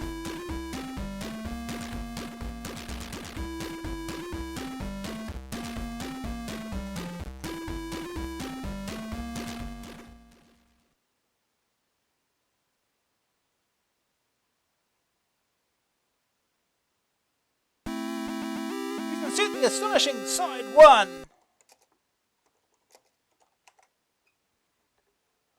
Hurry, hurry, hurry. Back to the cutscene again, isn't it?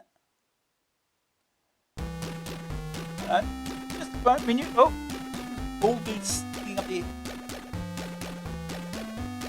Down in front.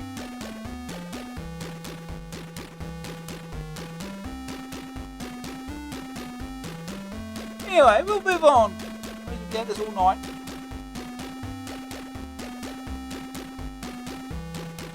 Next game. Next game is Myth History in the Making for System 3. $9.99 cassette, $14.99 disc, joystick or keys. So you've read all the books, right? You know all about the devils and demons of ages past, but they weren't real, were they? Too right they were, and now all your expertise is going to be needed if the world, even history itself, is going to be saved for all time. Dameron, Principal Nasty in a sky chock full of evil deities, has taken over time itself. He's unable to influence the future. That much was laid down at the dawn of man, and when the gods dashed for control of the elements. He can, however, in the best Marty McFly manner, change the future by simply altering the past. Gods cannot change their alignment either. Good lords are only able to do good deeds. But Dameron was found a theological loophole here too. It's convinced the gods that evil is in fact good, and now threatens not only your life, but every life that was ever destined to be for the rest of time. The few remaining forces of good have selected you to be their champion and right the wrongs of Dameron. Only a mortal can do this, and only you have the necessary knowledge of mythology. You got an ology, Ed, to succeed. It's going to be a tough battle fighting the gods themselves, but this is the stuff dreams are made of. This is a myth, truly history itself in the making. You're transported to the first time zone, and it's hell, or at least the road to it. You must find and collect 5 orbs that will give you the power to overcome Dameron's evil and further your quest. Act fast, you're on a mission from God. The world is one of platforms, floating rocks and caves that you can leap about looking for clues. In arcade adventure, the primary task is finding some weapons to protect yourself from the obviously vicious creatures of the pit. Flexing your muscles, you can leap, walk and run. Boxes, chests and other containers can be kicked open, revealing items that can be collected and stored for use at a later date. So look hard and use carefully. Fireballs and energy are the most urgent requirement, so that you've got something to kill with and to live on. You can attack zombies and creatures of the night with your bare hands, but it isn't really a viable proposition. Hell is a hot and fiery vision. Skeletal dead stalk the corridors hunting you. Corpses and the damned hang and torment from nooses eager to drain your energy, so that you join their ranks. Wiping out skeletons with fireballs has the curious effect of leaving skulls to collect. You may not instantly know why, but the good gods are giving you all the help they can, so don't ask questions. Ooh, another good dragon. Fiery gargoyles sit guarding the most obvious orbs, but these take some getting. Others are in apparently unobtainable positions. Good strategy and experimentation will eventually yield results. However, remember every item has a use and every monster a weakness. Hellfire and brimstone bubble and boil, sapping your energy if you stand in the wrong place for too long. Swing corpses rock gently when touched, while huge devils guard the artifacts you seek. Beware demon fire, it kills. Every step you take may be your last if you don't know exactly where you're going and on what you'll land. Success transports you from the land of Dante to the world of ancient Greece. Now you must face the Titans, whose fame Homer sang, Medusa, Hydra, and friends. More benign gods than those of Hades live here, and if you act bravely and courteously, there's a chance to recoup some of your lives. There's also greater danger. Again, you seek 5 orbs. Orbs that, when used with a master icon, will take you to the next world. The risks involve instant death by putrefaction, more fire baths, and a beautiful lady who also happens to be as fickle as the English climate. Here you're armed with a sword and shield, so you shouldn't feel naked even when facing old Snakehead. Swing your blade into everything, even the scenery, to find those hidden treasures. They won't make you rich, but may well save your soul. Complete this level, and you face the might of the Norse gods Odin and Thor in a land littered with trolls and wraiths. You start by battling against Vikings on the prow of a dragon ship. They're sailing into the teeth of a gale. The Norse gods must be defeated and made to realize the error of their ways. After a showdown with the father of gods, Odin, you will find that the final and most perilous adventure is yet to follow, in the trap-filled world of ancient Egypt. In the land of the pharaohs, all is definitely not what it seems. Every paving stone may spring a trap that will crush, poison, or behead you, possibly all 3. King Tut must be raised from the grave and then killed. A bit pointless, but effective. The puzzles, principally finding out what each item you find actually does, get ever more difficult. The dangers are increasingly terminal. Make the most of any lives gained on the Greek level and the credit feature if you want to stand any chance to getting into the final face-to-face beef with Damaron, the god who caused all this trouble in the first place.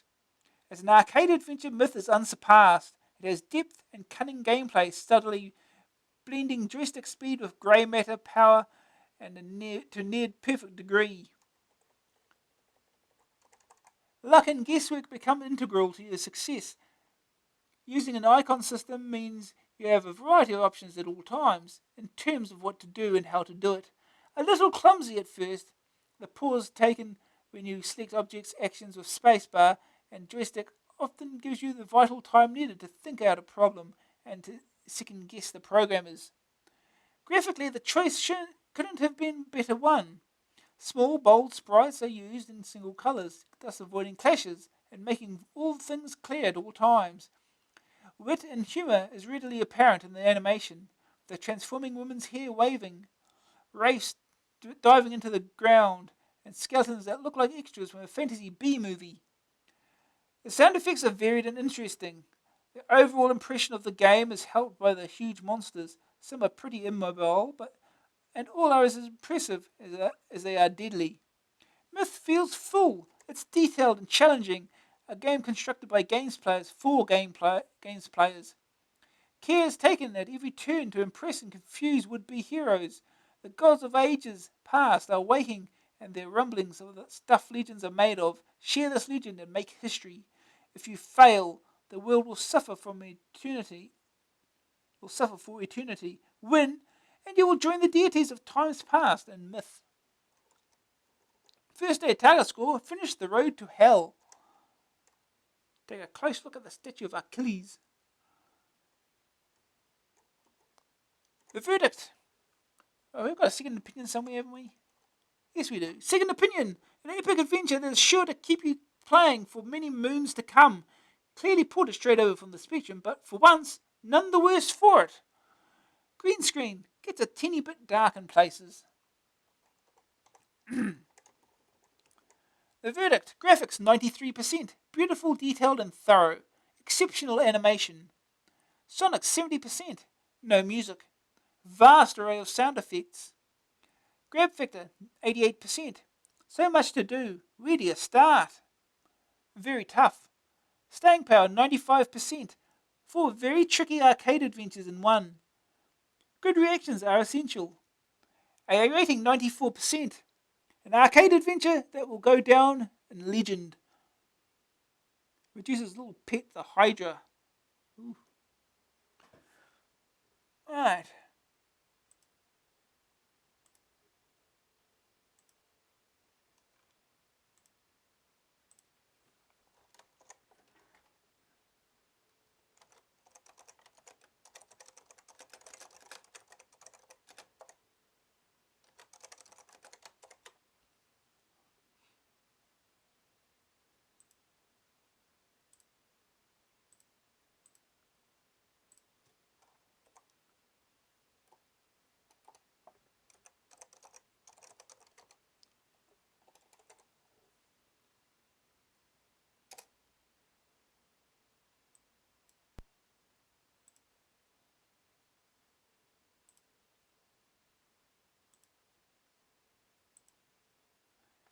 Right.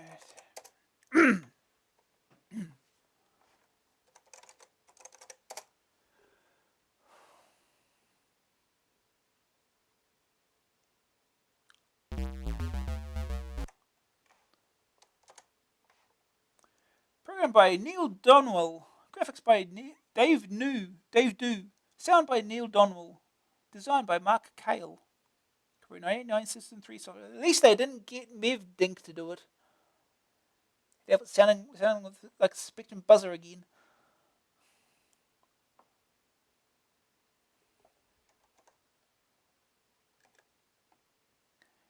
Disc and drove. Impress space. Stage 1, The Road to Hell.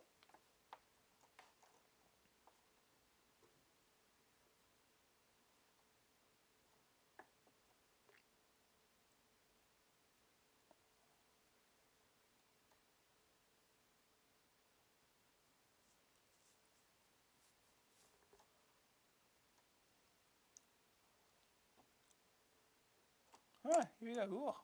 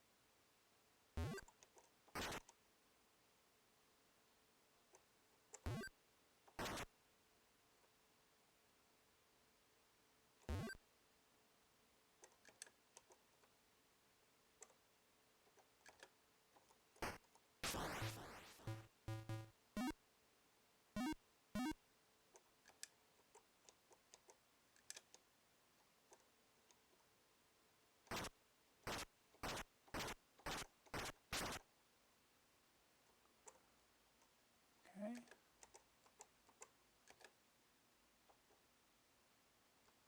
Okay, I seem to go with invincibility or something.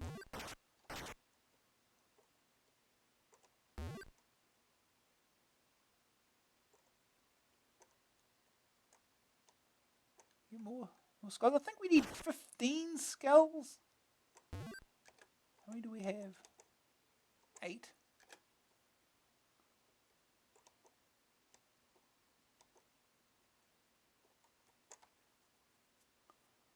Any more?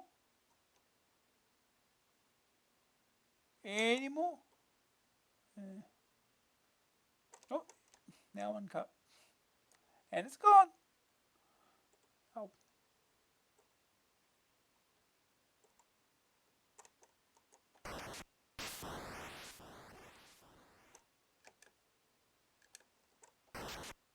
There we go. Ow. Oops.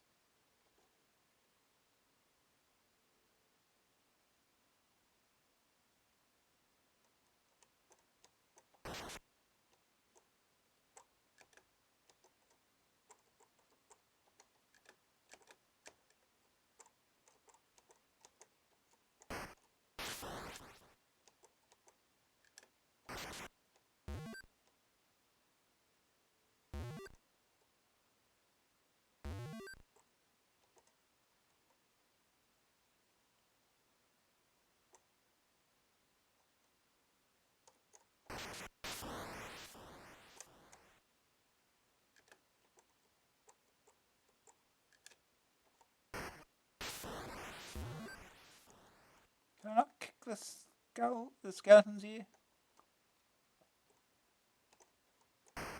It's down here.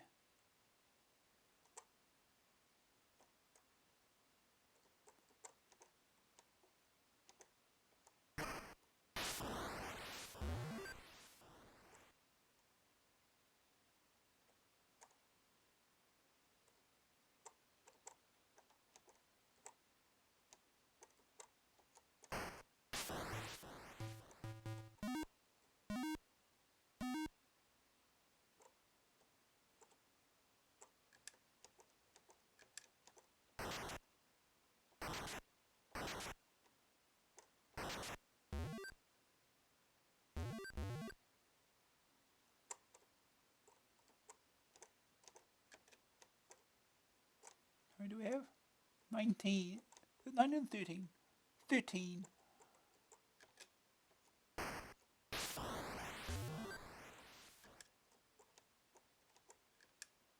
Any more?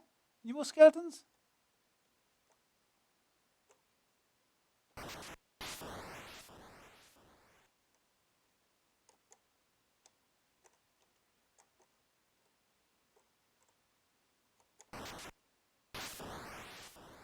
Oh, I just like doing that. Oh, just like doing that. Now go. Any more skeletons, please? Oh, not sure if I can jump that. Okay, skeletons. Any more skeletons? Here we go.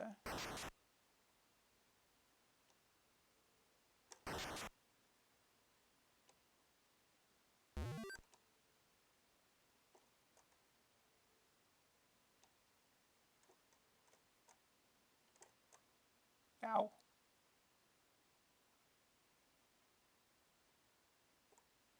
Not sure I get that.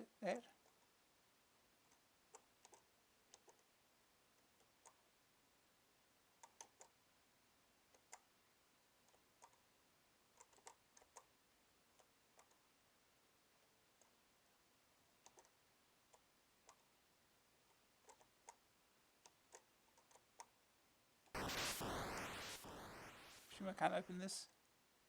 Yeah, it just knocks you back.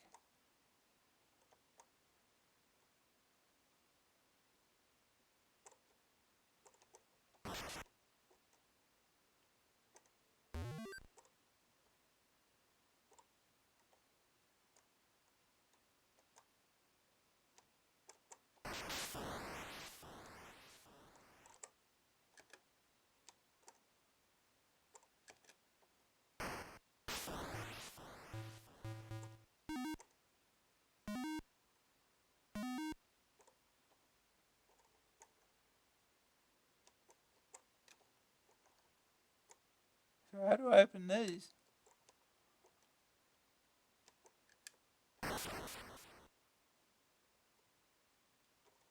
Throw those or what? Okay.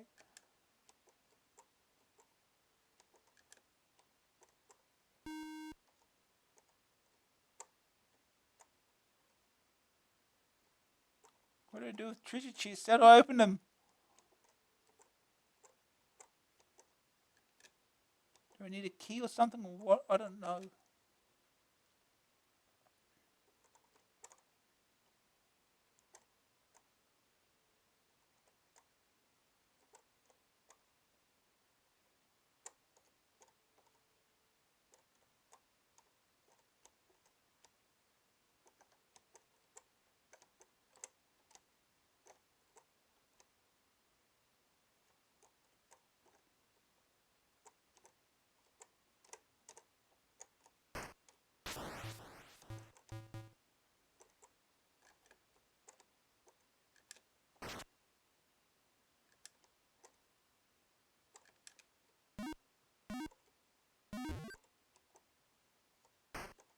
Oh! It does open. You did kick it open.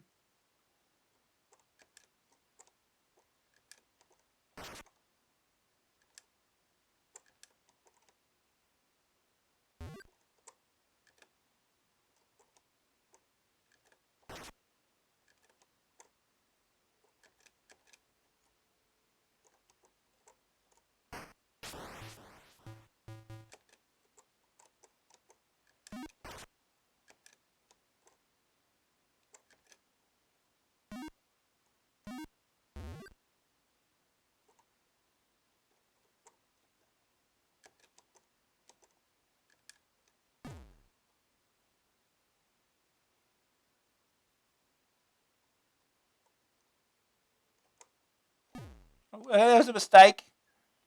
Don't do that.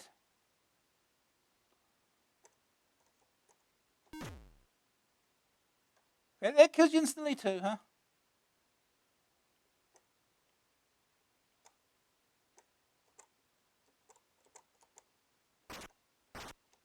Can't hit it. How exactly? I don't know. Game over.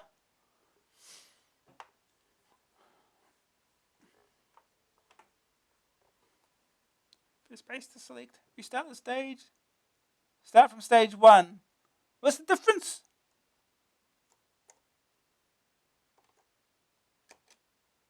Stage 1, the road to hell.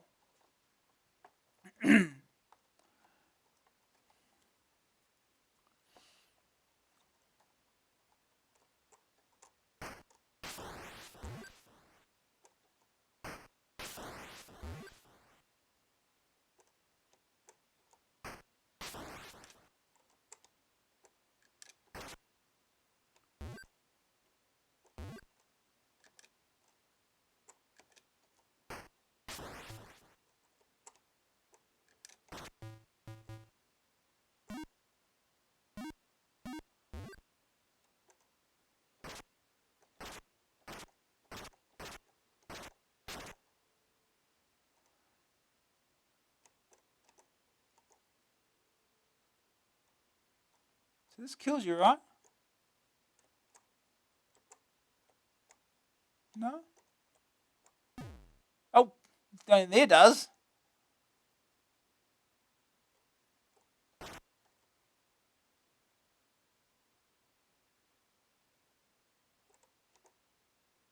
Okay. Need some skeletons.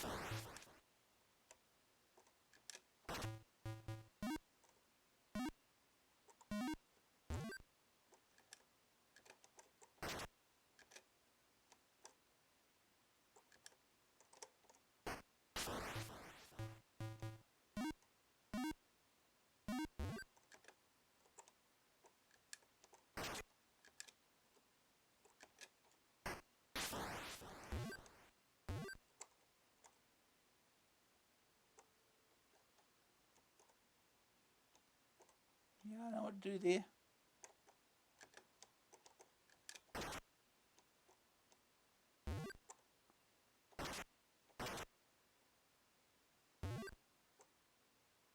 Any more?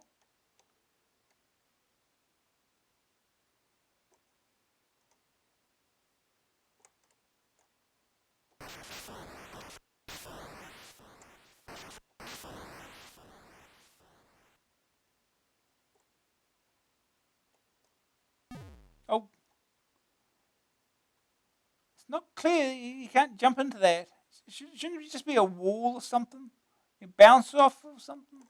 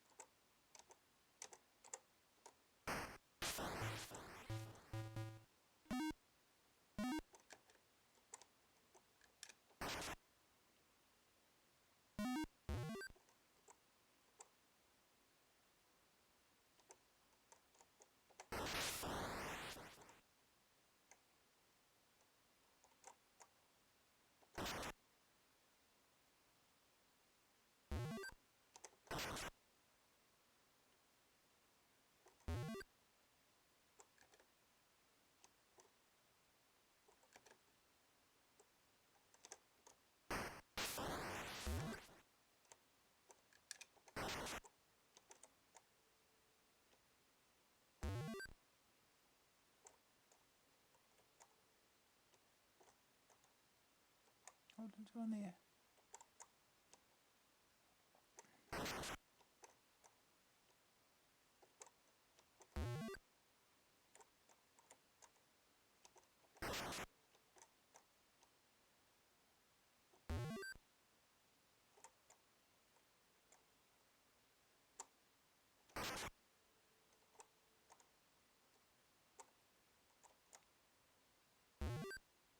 Hmm.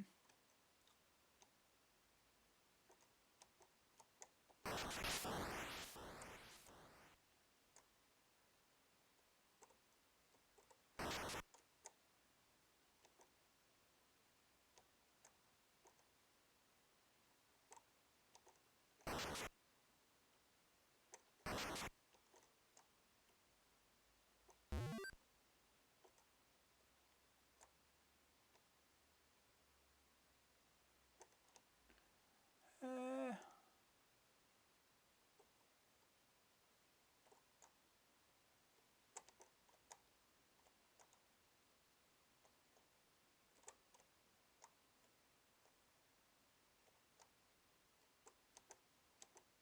some points.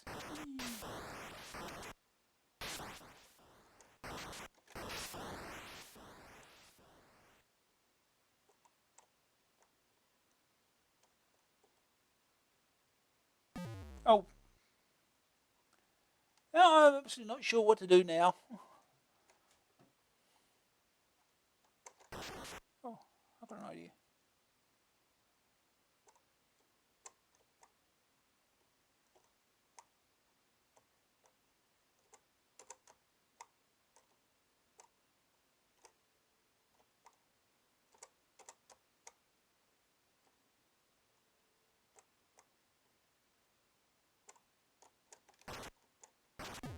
I can't shoot through there, huh?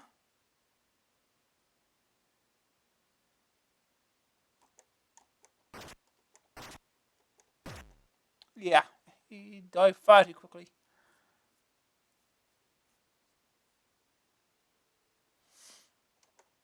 Oh, I have absolutely no idea what I'm doing. I think we'll move on. It's about as much as I could explore.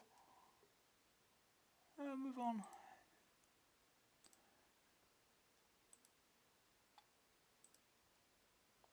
Next game. Pools and horses. Win with Course Master and Pool Master. Ooh. Gambling software. Next game is Kickoff by Anko. $9.95 cassette. $14.95 disc, joystick or keys. Not another soccer sim, we cried when Kickoff landed on the AA doormat. We reviewed well over 30 in the past 4 years. Could yet another possibly offer anything new? Kickoff promises the usual stuff that you'd expect from a football game. 1 or 2 players, a practice mode, and a league table that allows up to 8 people to play. It has penalties, corners, throw-ins, and fouls. You can set team formation tactics, dribble, pass, tackle, and shoot. On first impressions, Kickoff really does look dire. The graphics are spectrum-esque to the very worst degree. The players have very little detail and are drawn in a single colour for each team. A rather sickly choice of cyan and purple. Though this gives excellent contrast on a green screen, the ball is a solid white blob and you get the feeling that the graphics haven't had much work put into them. The green pitch has white markings, apart from which there is no other background detail. Sound too is limited. All you hear is the referee's whistle at various stages throughout the match, and a bouncing sound whenever the player kicks the ball or it hits the ground. Apart from these 2 spot effects, the sonics begin to shine through. The playing area is fairly small. Apart from these 2 spot effects, the sonics are non-existent. There we go, that's better. There's no music of any description, and although sound is by no means the most important aspect of the game, the lack of it seriously detracts. Once you get over the bad presentation, however, the fast scrolling and slick action begin to shine through. The playing area is fairly small, but not so small that you can't see what's going on, and it moves along at a fair old whack. The players are all computer controlled, apart from the one that touches the ball last. And this chappie can be easily controlled with the joystick or keyboard. Control changes each time the computer sends a player into the ball. This makes for a good system, as you're not trying to move one player and suddenly finding that you switch to another. Sometimes, however, when the ball lands right next to one of your team, it can be frustrating not being able to take direct control. It's great fun playing against a computer, which plays a well-balanced game. It's not so easy that you thrash the computer every time, but it's not so difficult that it's impossible either. The skill levels of the team can be set from Sunday League to International Standard, so it's possible to adjust the opposition to match your abilities.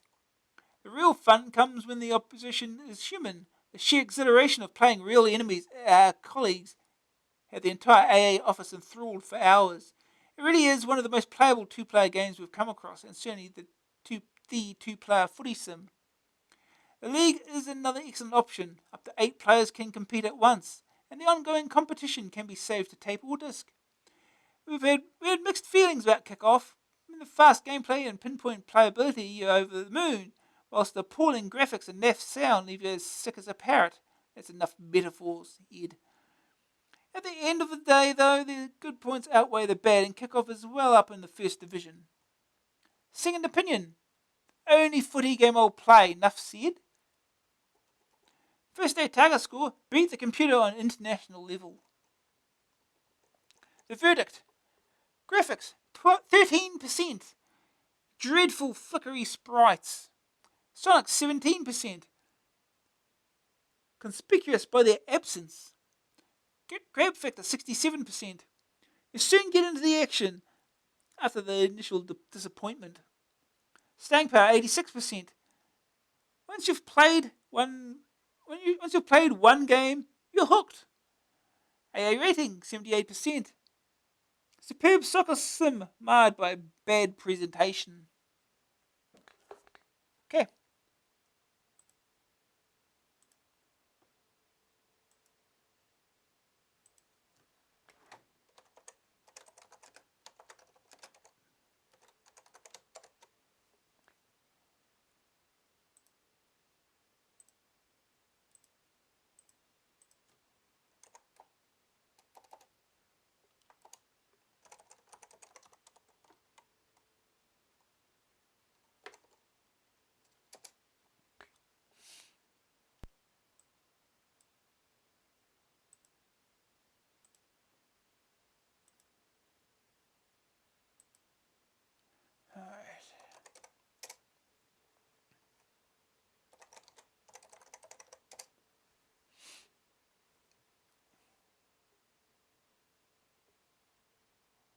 Oof.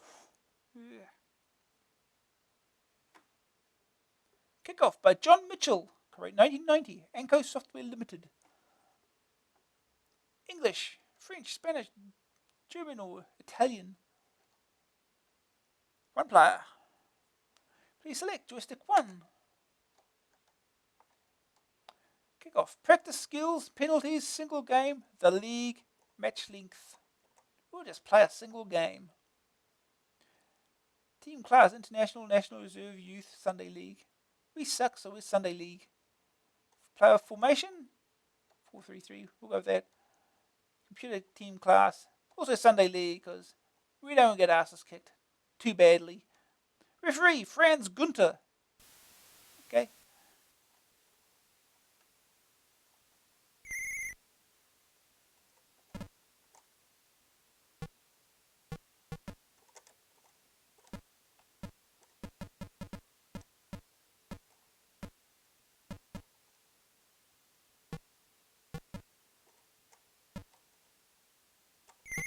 Goal kick.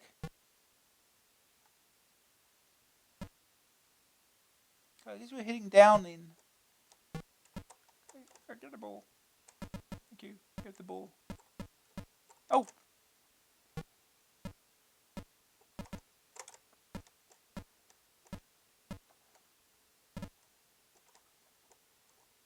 Yeah, kick that ball back. Don't control the goalie. Okay. Foul. Foul.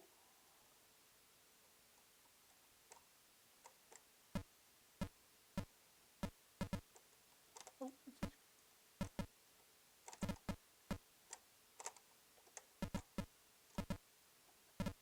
Foul.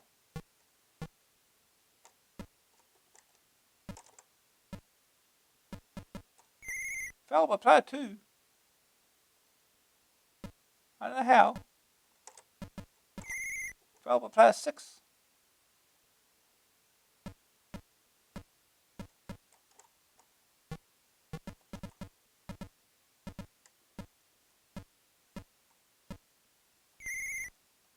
Foul by player 6. Oh, they're fouling me. They keep facing me up though. That doesn't seem right. That'd be a penalty. Goal kick.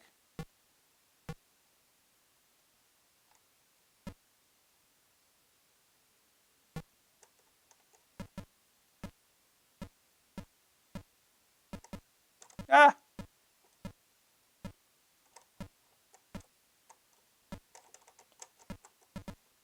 Thank you. Foul.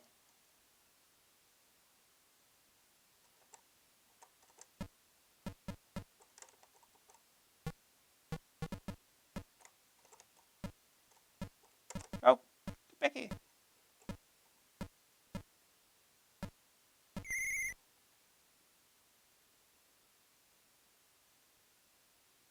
Penalty. This is how penalties work.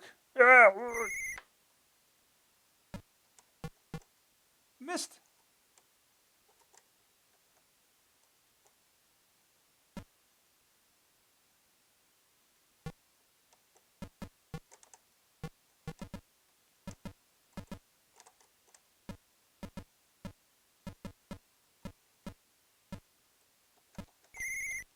Foul by player 2.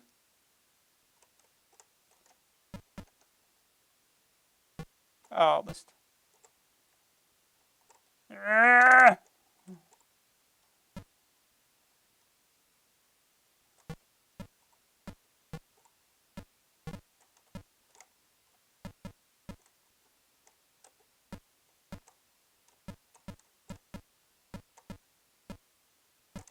Go.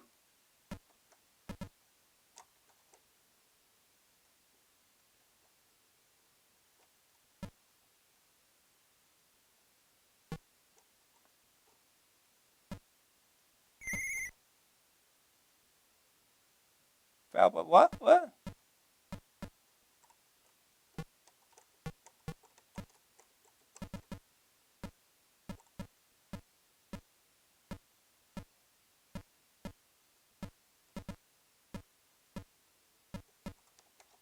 Oh, good.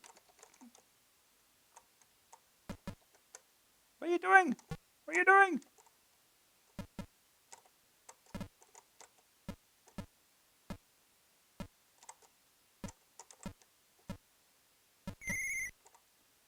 Probably applied 10.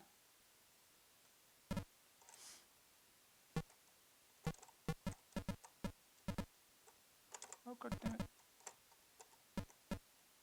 No, big on these tuning mechanics. Oh. Get it. Oh. That's a little off.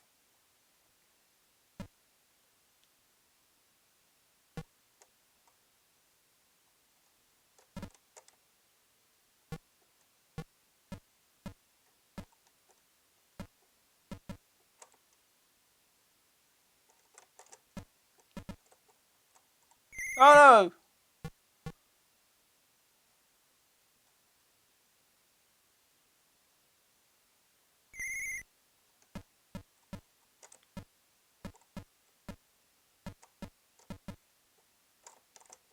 What are you doing?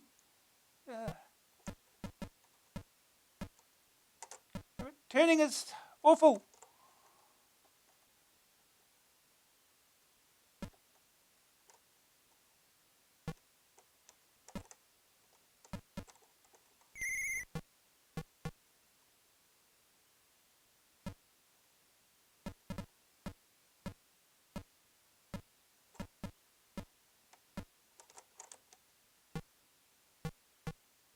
Half time. Hey. Six formation.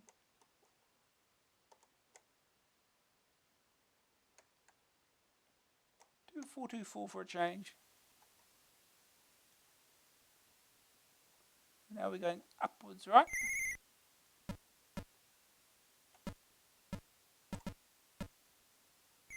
What?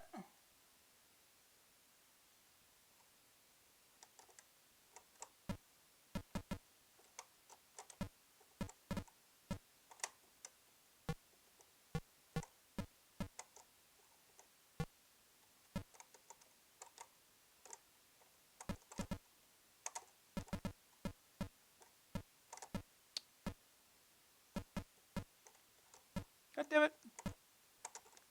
Stop it.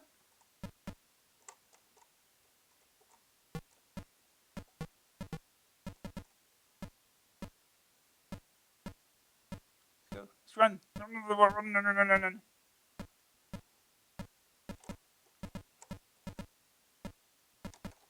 No. I want to tune. Get that to the left. That would have been nice.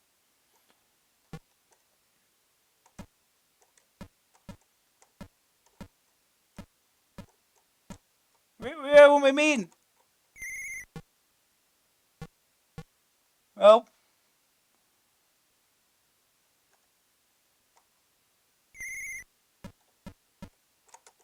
God damn it.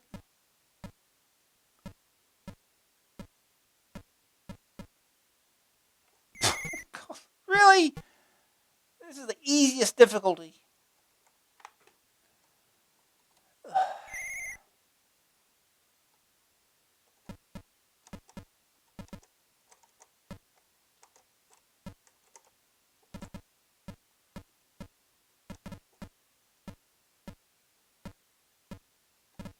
Here we go.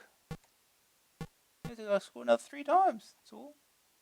In 3 minutes. It's fine.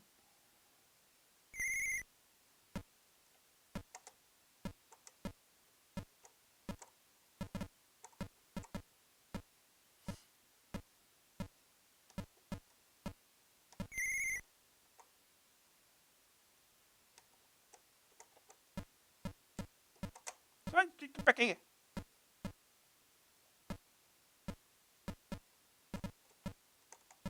Right, where?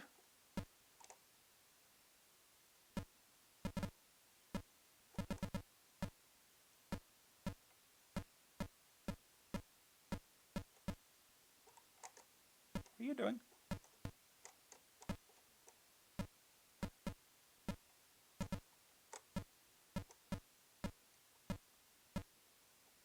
Oh,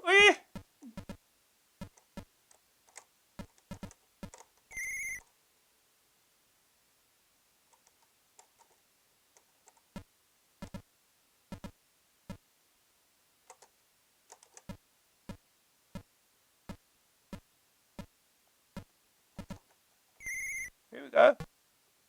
Hold on, back.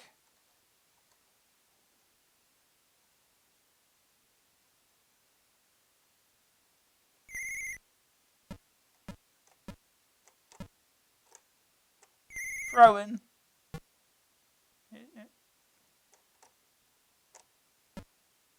What are you doing?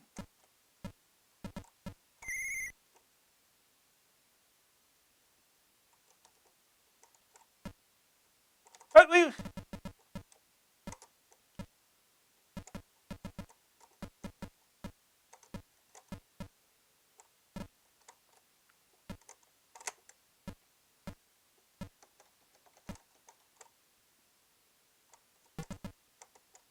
Corner kick.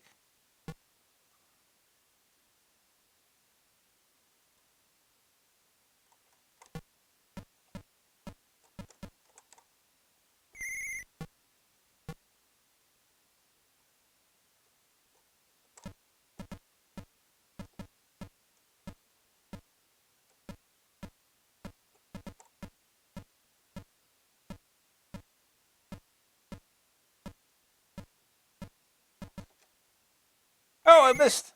I thought it might have been on target here, but no.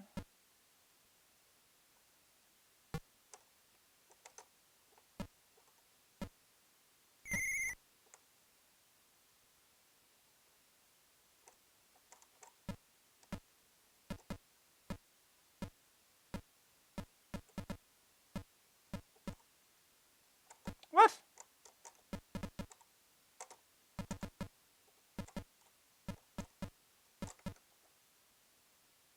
There you go. That's how you shoot. Alright, 3-all.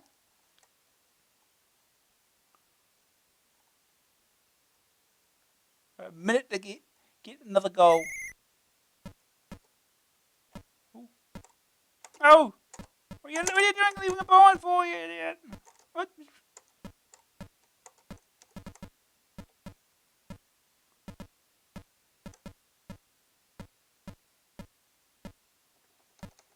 There we go. Yeah.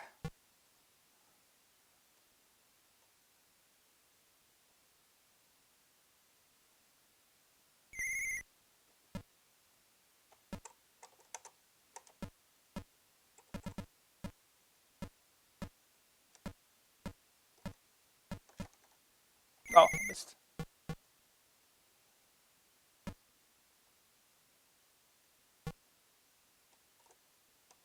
Thanks for leaving alone.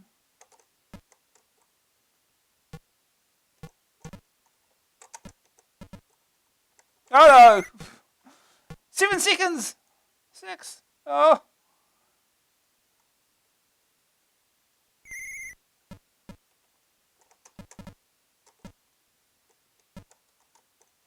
Alright, that's over. Full time. Well, it's better than losing, I guess. Better than losing. Exit. Oh yeah, that's kickoff. Plays alright. I don't like the turning though. Anyway, let's move on. Next game is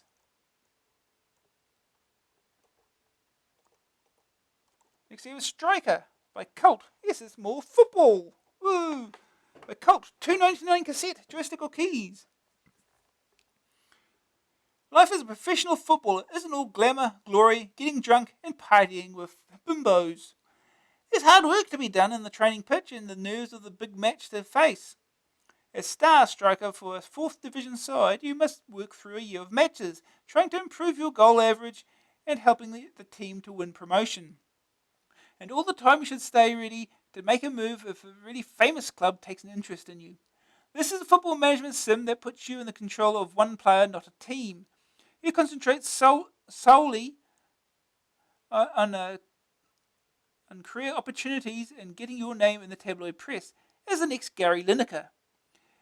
There are three parts to the game. The first being is keeping an eye on the other clubs, wheeling and dealing in players, trying to buy success. The second, possibly most important section, is the training. You get to practice taking shots. Success here improves fitness and form, which enhances your chances of scoring in the match sections. The transfer market is a hotbed for rumours that you can play to your personal advantage by making yourself available when the big clubs come talent spotting. Training is a three-shot test of form. Your striker is drawn in front of the goal and a directional indicator swings from side to side, helping to place the ball.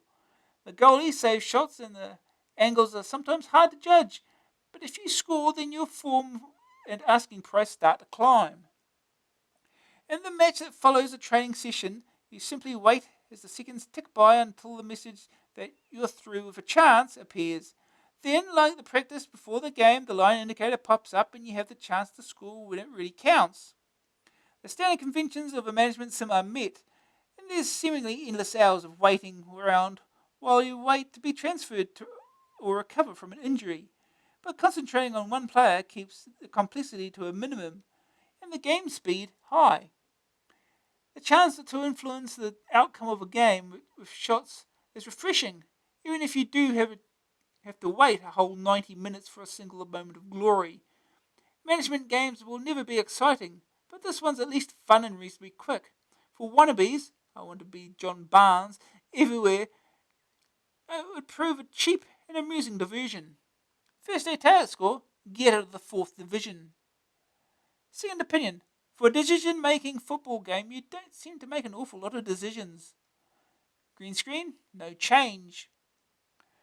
The verdict, graphics, 44%. Mostly text, a few small graphics. Sonics, 33%. One small jingle plus the odd whistle. Grab factor, 66%. A speedy soccer sim. Staying power, 77%. It's a long slog to fame and fortune. A rating, 60%. Fun but rather remote. Huh?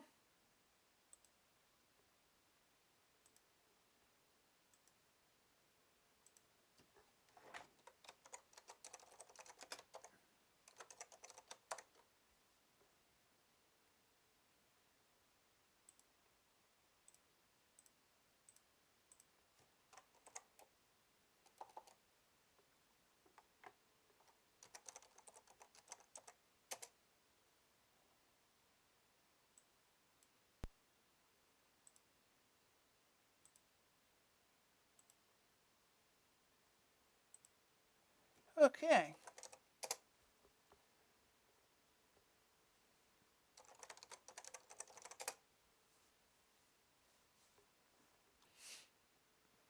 Striker. Press S during game.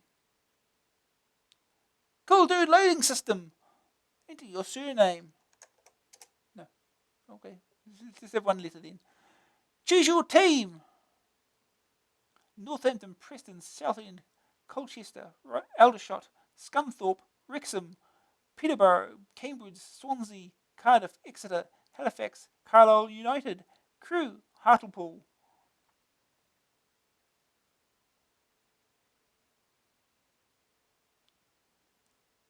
Nine.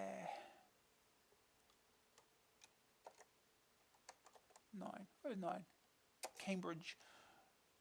Choose your country. England, Scotland, Wales, Northern Ireland, France, Italy, West Germany, Spain, Holland, Belgium, Denmark, USSR, Poland, Sweden, Norway. Take a screenshot of that.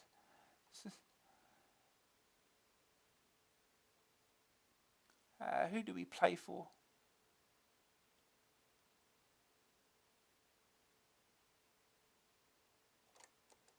Play for France. Points for a win, 2 or 3. I don't know, 3. Agent, training, league table, fixture list, scorers table, History of career. Next game. Save load. Ooh, look at the moving soccer balls. Training. Let's try the training. Form out of 10. 5. Fitness 100%. Team morale average. Train menu. Train. Let's go. But I couldn't even read that.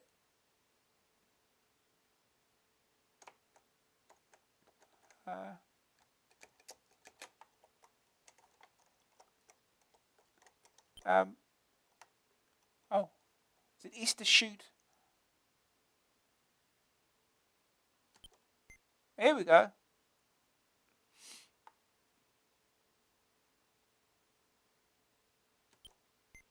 Oh, went in. Good. You've done your training. Next game. League game number 1. You have been picked for today's match. Play the match. 2 minutes. Oh, that was quick.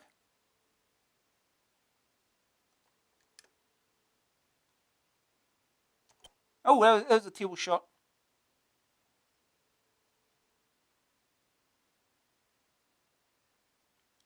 I can't read the red on green. It's awful. Goal.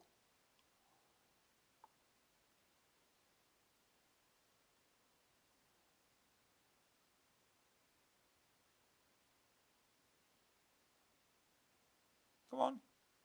Hurry up.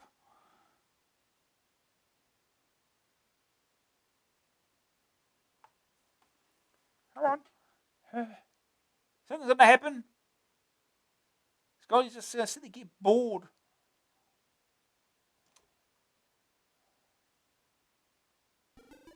Oh.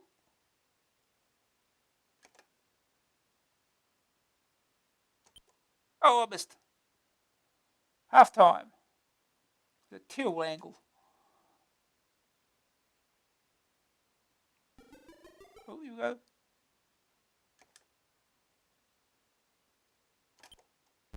Oh.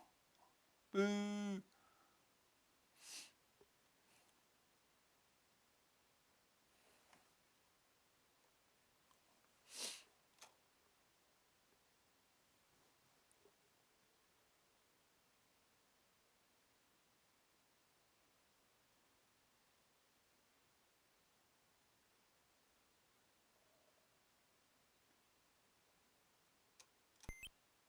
Oh. 2-0 now. Oh. We're losing.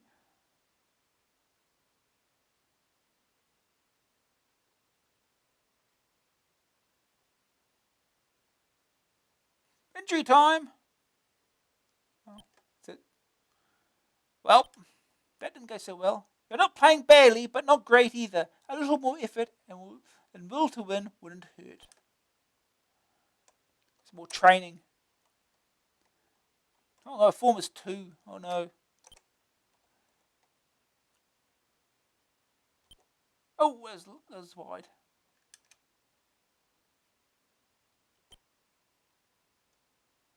Still too wide.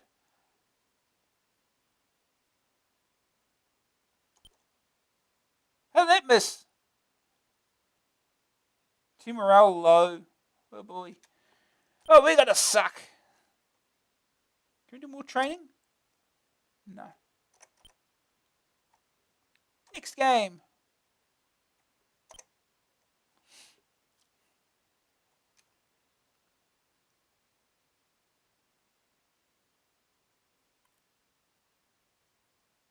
Watch nothing happen for 45 minutes.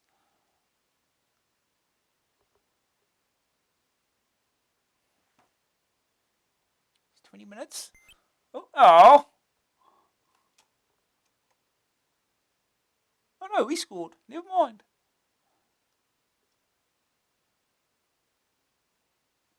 30 minutes.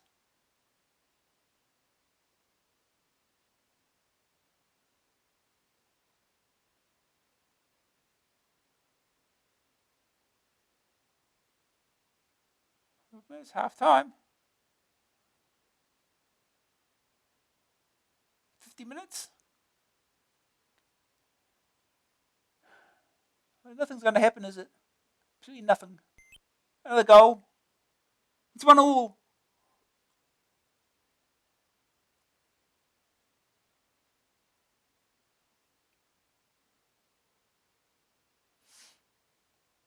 $70. Absolutely no chances at all. 75 minutes. Come on. Give me an opportunity.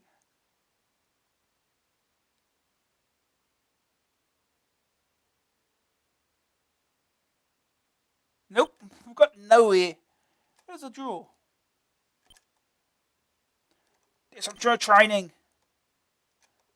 Maybe we can get something in. Hey! The goalie just falls over. Oh, wrong direction.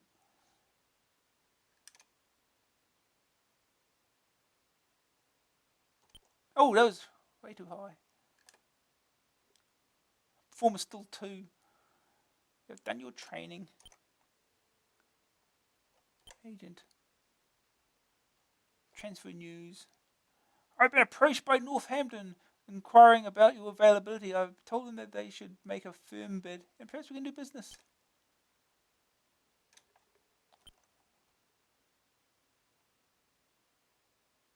Okay, next game.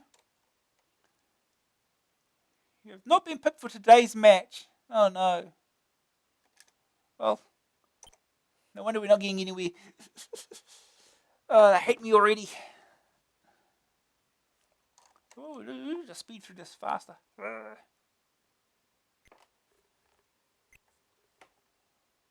1-1. 2-1. 3-1. Oh no. Oh boy. Oh, Northampton has offered your club £5,900 for you. Your club is prepared to accept the offer. Contract length 4 years, including this year. Weekly wage £107. You accept this offer? Sure. Let's go. Let's change clubs. Training. Do better, can we? Yes. Oh, it was wrong.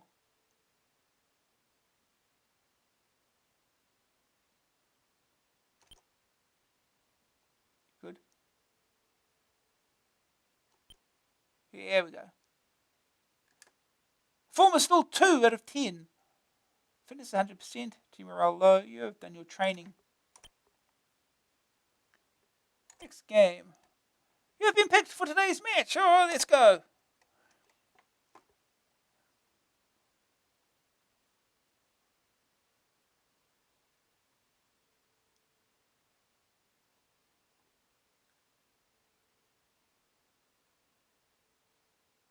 Nothing's happening now.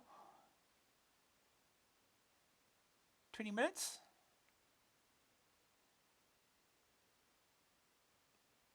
It's going to be one of those nil balls, is it? 30 minutes.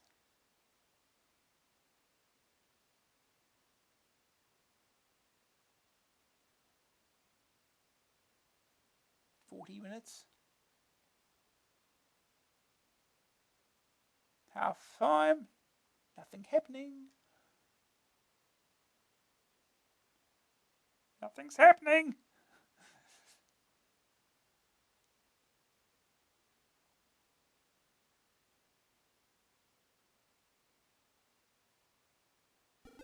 Oh.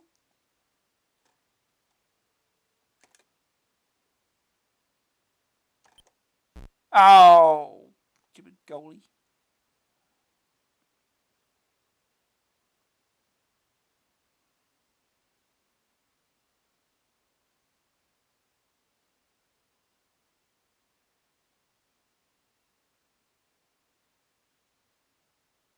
$80 minutes. Still 0-0.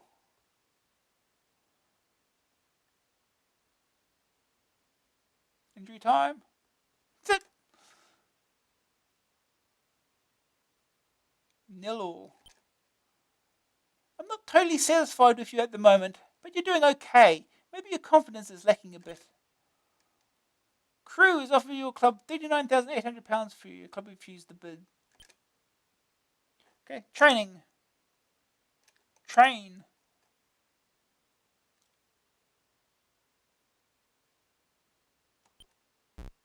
Oh.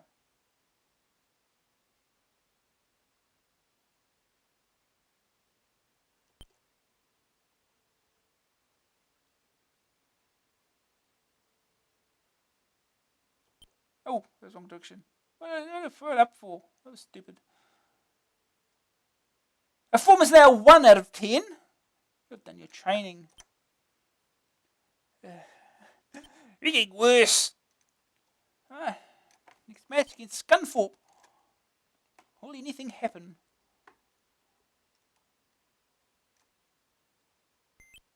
Goal. Hey, we scored a goal. Guess I haven't been picked. I didn't actually look.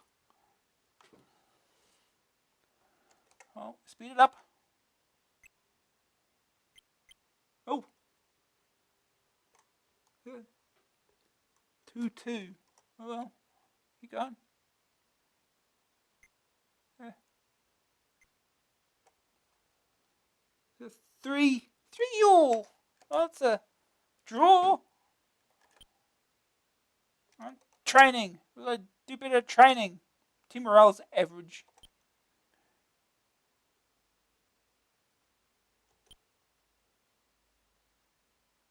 Ready to train. Oh, stupid goalie.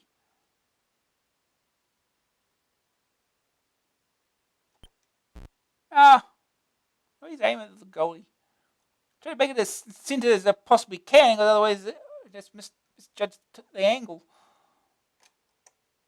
Form is still 1 out of 10. Next game, Northampton versus Crewe. You have not been picked for today. Oh, you have been picked for today's match. Good. Off we go.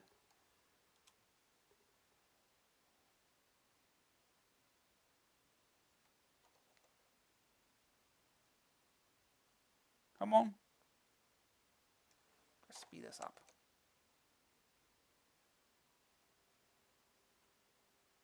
Half time, nothing's happened. The goal. We scored. Oh, here we go.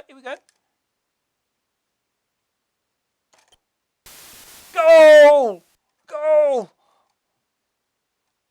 Good.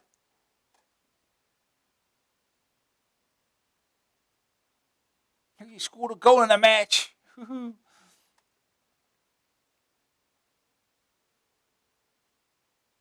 watched nothing else happen.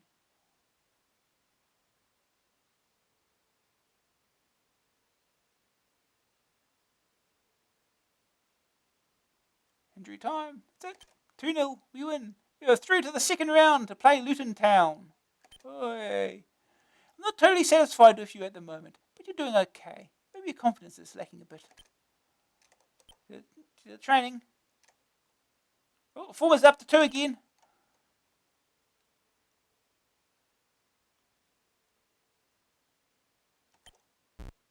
What? Stupid goalie.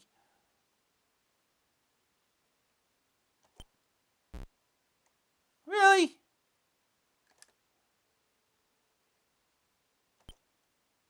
Oh. Terrible. I've done your training. We'll do one more match, I guess. Next game. Oh, versus Wrexham. Ooh.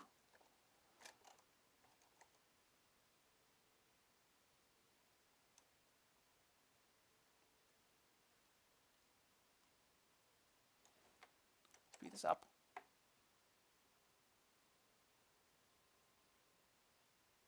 Half time, nothing's happened. Goal. There's another draw. 1-1. Not really satisfied with you at the moment, but you're doing okay. Maybe your confidence is lacking a bit.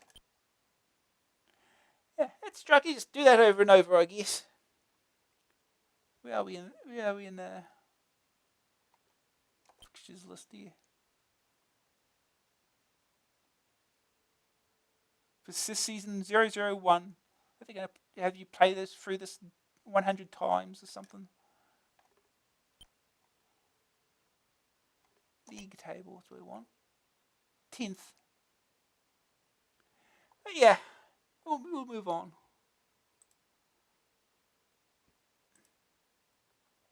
Back to the magazine. How many games have we got left in there to play? We're not doing Beyond the Ice Palace because we've played that before. Fighting Warrior, again, we've played that before. Cemetery, we've played that before. 1, 2, 3. I think that's it. Yeah, Rainbow Islands is the last one, so yeah. Okay. Budget games first, then. Or budget re-releases. Which we don't have to play because we've played them before. Alright, Beyond the Ice Palace. Encore. $2.99 cassette, joystick keys. Before you can say Resonant System Extension, all manner of beasties start creeping out of the woodwork in this outing from Encore and go on to wreak all kinds of havoc down on the farm. So logically, if logic has anything to do with legends, the town elders send you not an army to sort them out. So you start the long and dangerous trek beyond the Ice Palace, hoping to stop this nonsense once and for all. The result is an arcade adventure that takes you through tunnels and into strange lands littered with the worst things wizards can imagine. Armed only with single weapon, you run, jump and throw knives and swords and axes to kill people, things, monsters, but that's about all. The game structure is terminally impaired by the speed of the foes, who move too fast and kill too quickly, so you can never really get into the game. Even the supporting cast of pretty graphics and nice sounds can't repair this damage, although they do try. Some people may find this level of difficulty a real challenge, but most will just find it a frustrating and irritating experience. In a world crammed full of arcade adventures, Myth's an excellent example. They have to be pretty special to make their mark. Ice Palace tries to be the tough kid on the block, but overly dangerous opponents can never take the place of gameplay. So that's where it's sadly lacking. First day target score. Survive for 10 minutes. Second opinion. Graphically good for its age, but far too tough to begin with. Green screen. Green ice is still visible. The verdict. Graphics 77%. Strong backgrounds and characters. Sonics 71%. Good tune. Grab factor 44%. You die very quickly. Then you die some more. Staying power 33%. The monsters are too strong to maintain your interest. A rating 50%. Reasonable arcade adventure that substitutes difficulty for gameplay.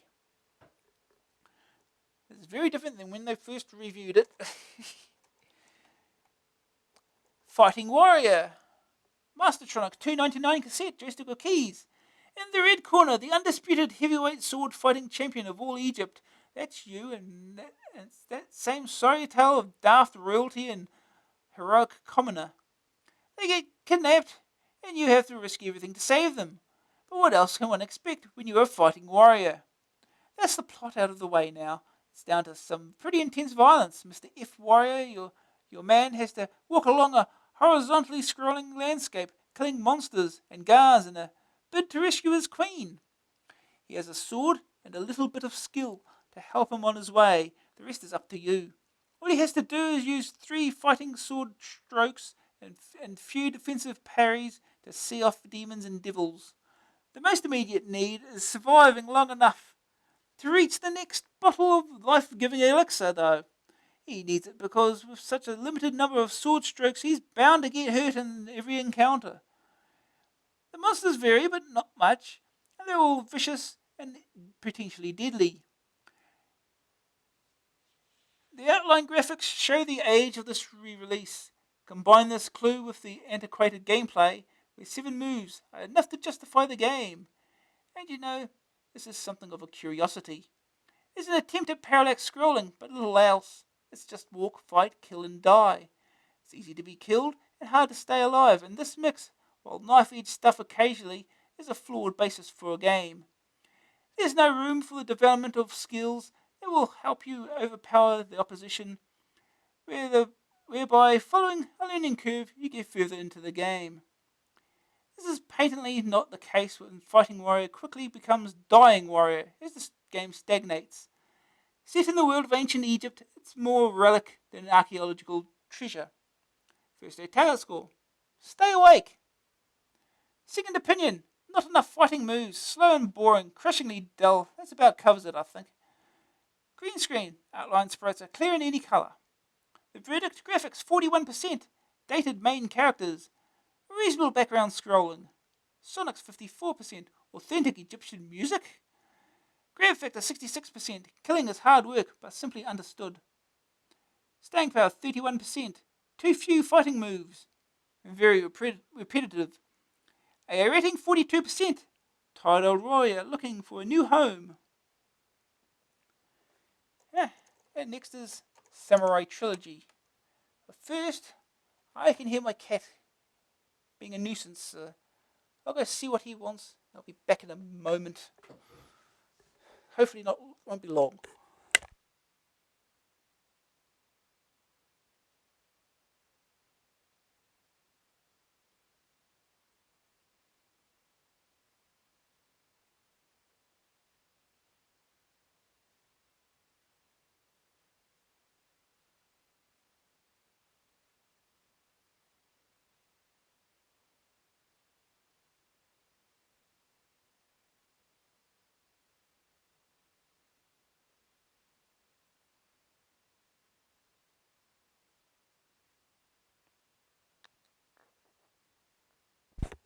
Alright, it didn't take long.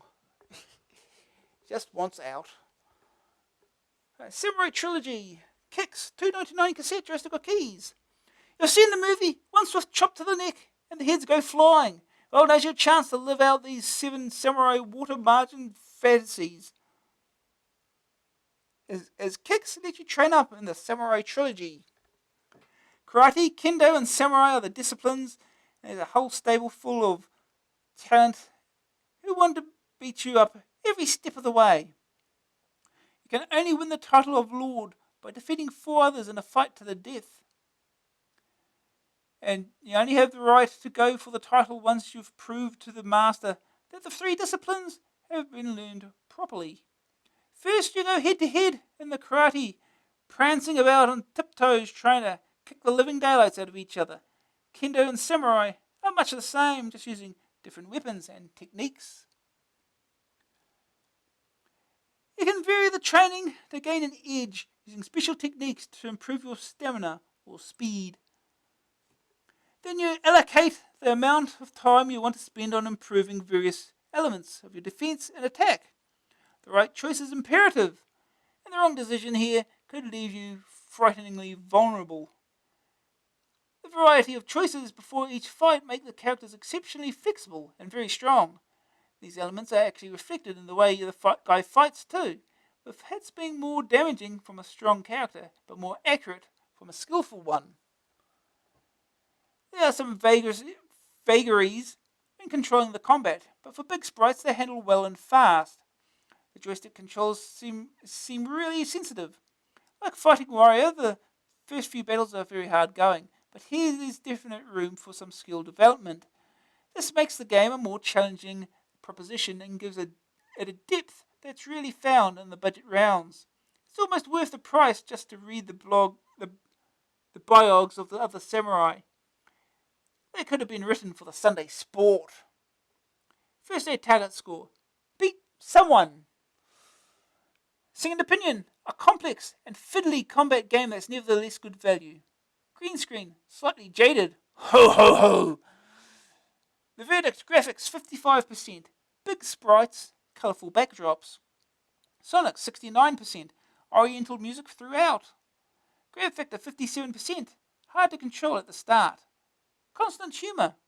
Staying power 68%, a learning game. AA rating 64%, a fun multi-style combat game. Since we've done all those 3 before, we don't have to play them again. Warning! Warning! Uh-oh. This sort of bill, if you pay for them. This sort of bill if you don't. A pirated game could result in a visit from you-know-who. Piracy is theft. Alright, next game is Scramble Spirits by Grand Slam. $9.99 cassette, $14.99 disc, joystick or keys. Fighter pilots of World War II have a certain mystique. They were the last generation of flyers who fought with guns and not guided missiles. It was the skill of the pilot and not the technology he carried that decided the outcome. For these reasons, World War II planes have been the basis of some famous shoot-em-ups, 1942, Typhoon, and last month's P-47, to name but a few. It's also the setting for the Sega license, Scramble Spirits, a two-player blast that has you bombing, shooting, and strafing everything even slightly German. Don't mention the war, Ed. But why scramble? Well, because scramble was a command that would launch them into their planes and a life and death struggle. A horizontal shoot 'em up. The game opens with one or two pilots taking to the air. They scroll to the top of the screen and the battle begins. The planes have a double front cannon and move in all directions, while the screen rolls relentlessly down. Nazi planes wing in from top and sides, firing away, generally proving little trouble until they pop up in an unexpected position. The ground forces needn't feel left out. There's plenty of bunkers and tanks to put up flak. These can be bombed out of existence with the front guns, which also drop large amounts of TNT ahead of the plane. With waves of aircraft and ground fire, things can get pretty hectic, but it's nothing an experienced arcade player can't handle. Odd things happen every now and then. Smart bombs and extra firepower appear, but prove difficult to collect and even more trouble to use than they're actually worth. Special formations of gun emplacements make things even trickier and life shorter. The end-of-level Guardians are particularly hard to kill, but far from dangerous. The limits of the game are obvious from the word go. The monochrome, two-colour, world is far from enthralling to look at. The sprites are small and the bullets occasionally invisible. There's no pace in the game. You plod along, just shooting and waiting, life never getting any harder. This could be due to the lack of power-ups on offer, but also the fact that it's hard to make a horizontally scrolling shootout any more difficult without making it impossible to play. If you look at these screenshots, you can tell it's definitely a vertical scrolling shoot 'em up. Technically, Scramble is fine. The planes move where they're told quickly and precisely, yet this can't disguise the fact that it's boring. Even in two-player mode, there is little to do but hang around and slaughter people in their thousands. Even a weird key selection doesn't make it any tougher. The screen and speed is slow. There are large gaps between the level's end and the Guardian, and precious few pretties to look at in the meantime. The credit feature just makes things worse by being too generous. It's probably sounded a really smart idea in the planning stage, but effectively lets you carry on getting nowhere, slowly. Looking at the number of shoot-em-ups Sega has designed over the years, it's not surprising that it comes up with the occasional donkey. This is one of them. It runs to the same old formula and doesn't introduce or even consider any fresh approaches. Had it been done in glorious Technicolor, then at least there would have been cries of nice graphics, shame about the game. Scramble Spirits illustrates the worst side of the game industry, where any license is preferable to the risk involved in an original product. And software houses are often unable to change the basic design of the license even to make it suit a home computer instead of an arcade. Scramble is programmed proficiently and plays without a glitch, but it takes more than that to make a good game. It plays like a Kylie Minogue record. Everything's in the right place and does what it should, but the end result is incurably bland. Besides, at least Kylie Minogue's got nice... yes, that's enough of that, Ed. First A target score. Finish the second level. Second opinion. Quite apart from the fact that it's an obvious specky port, it's just too easy and too dull. It's bad enough in two-player mode, where all there is to do is argue over who gets the power-ups, but for one player it's worse. Green screen. Perfectly suited. The verdict, graphics 41%, dull spicky port. Small sprites, invisible bullets.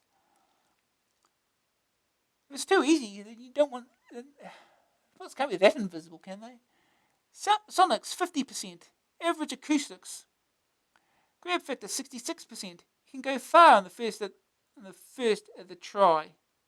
Endless credits. Staying power 31% gets dull very quickly. Nothing different happens. AA rating 41%. Technically together, but uninspiring arcade. Oh boy.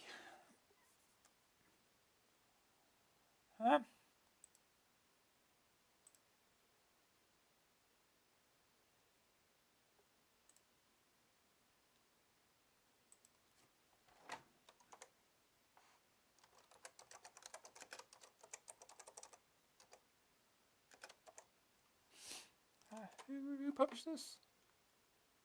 It's Grand Slam.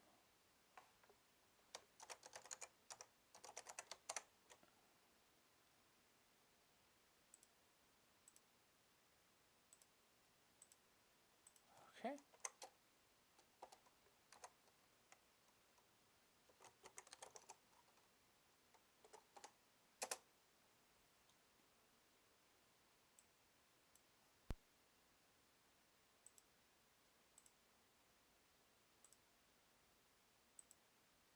Okay.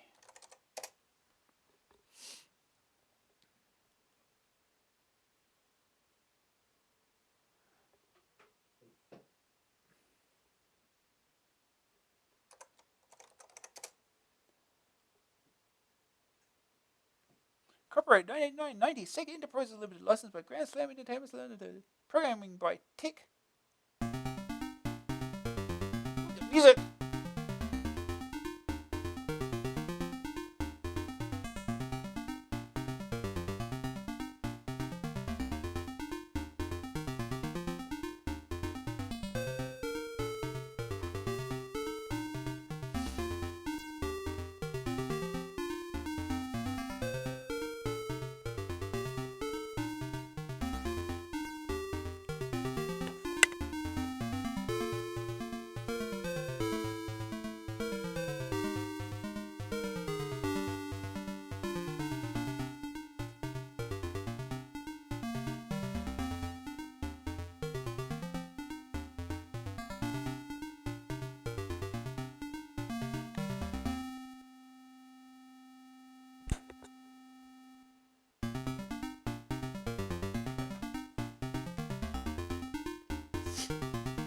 Alright, let's go.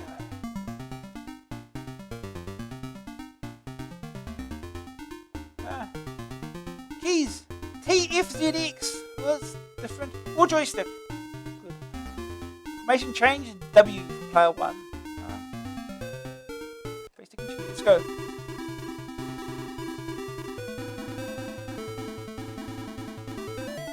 Which one is active? I think that's active. Joystick. For conversion by Tech Software Development Limited. Z80 Visions by Crockett. 16-bit versions by Rob Hill. And C64 version by Tubbs John Scott. Graphics by Nobby the Ninja. Music and sound effects converted by Matt Furness. Okay. Nobby the Ninja. Alright, into the start. Let's go.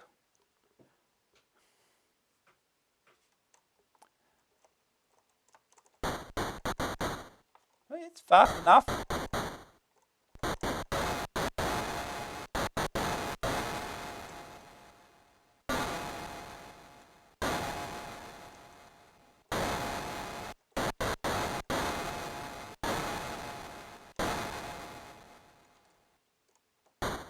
Can't change formation when you haven't got a formation, I guess.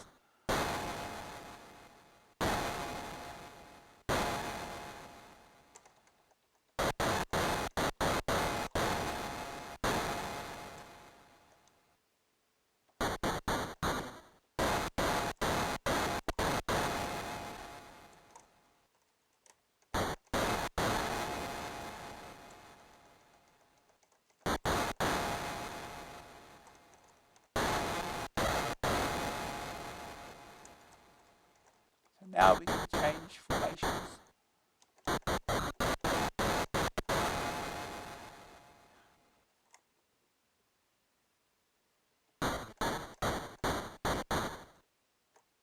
Oh, okay, you can do that. Okay, hold the button to do that.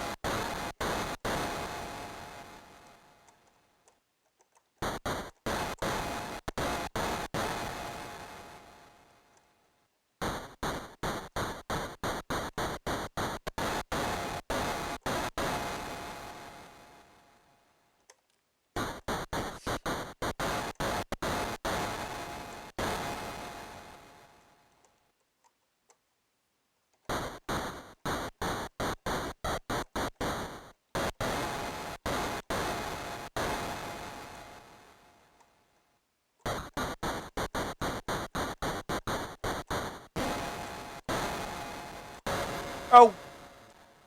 Well, got that one from behind, huh?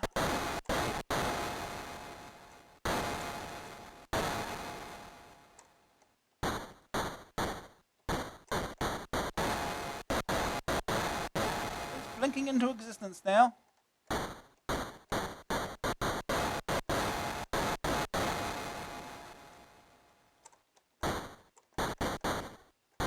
It's not destructible.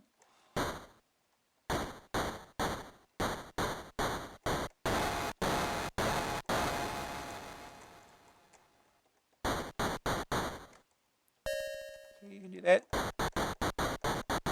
Yeah, Wingman's doing bombs.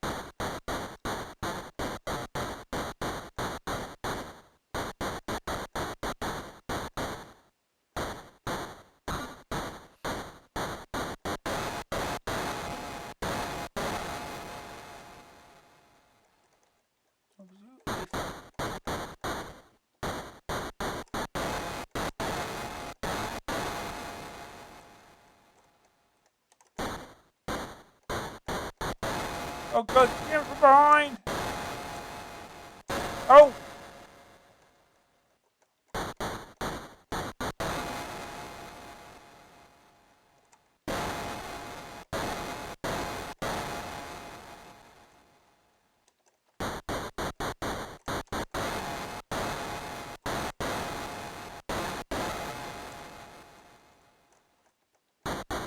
I've got a phantom wingman at this point.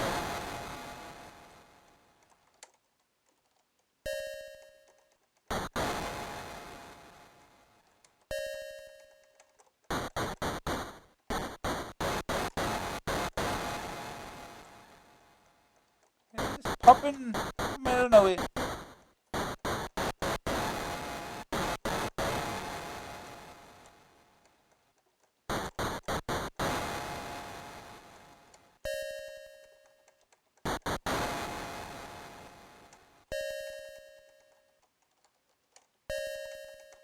It's not changing formation.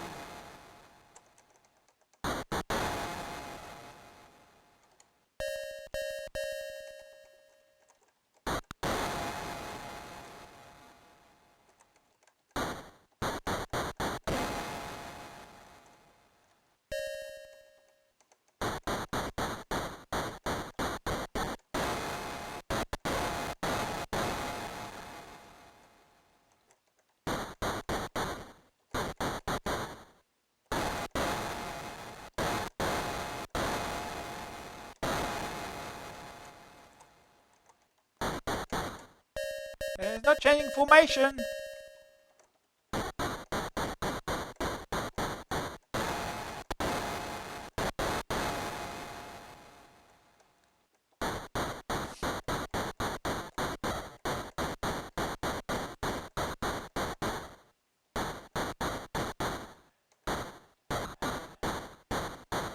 I can see what they mean by repetitive.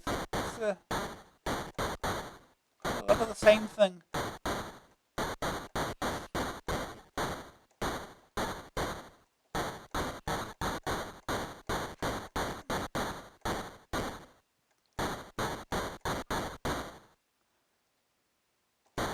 Ooh, got a boss.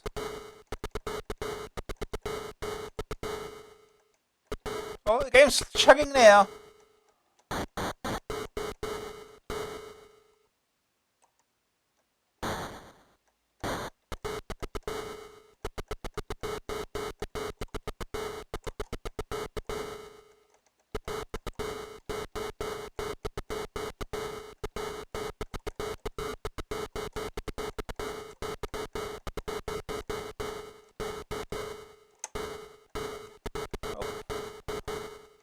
Action's gone.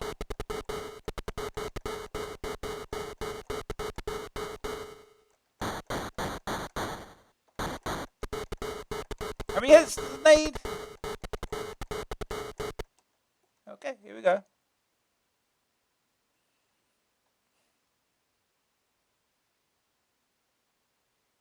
he goes. Ooh, gotta change the colour.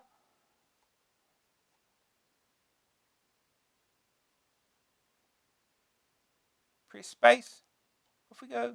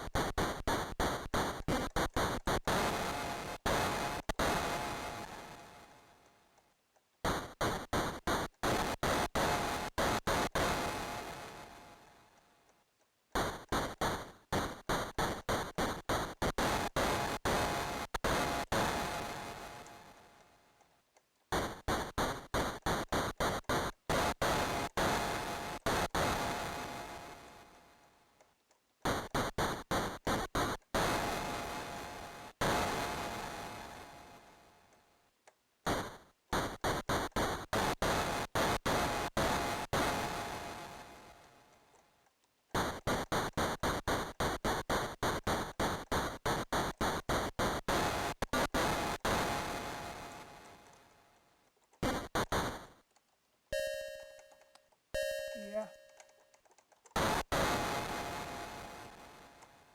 No, it won't change formation anymore.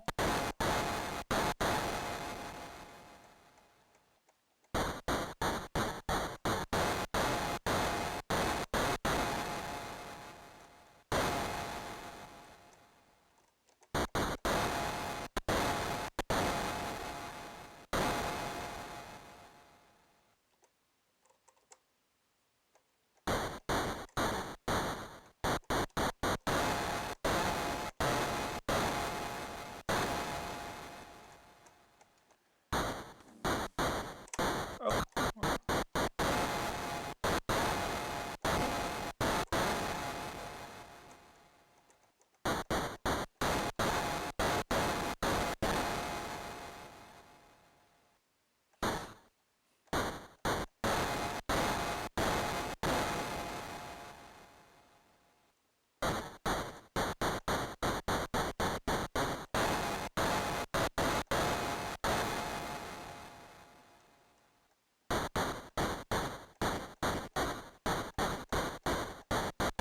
Ah!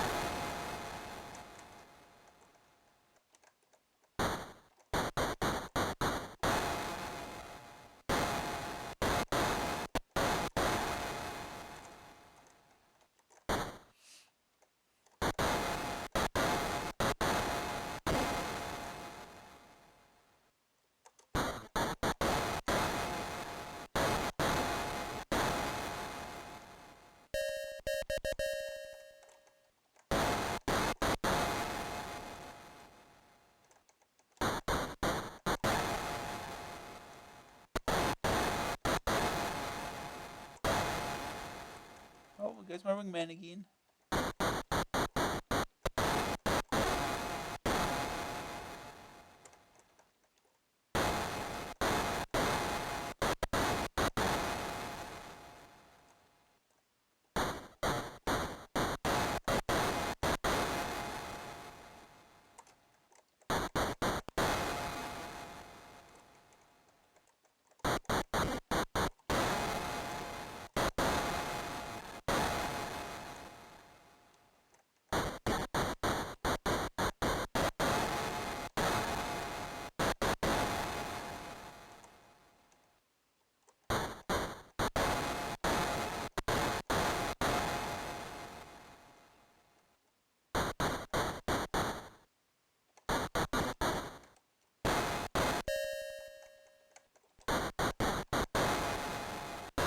Yeah, that right. You need the.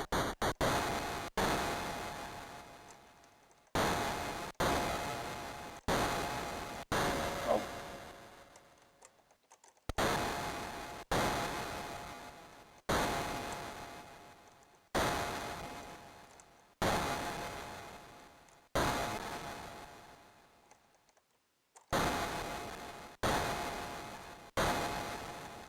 got a row of them.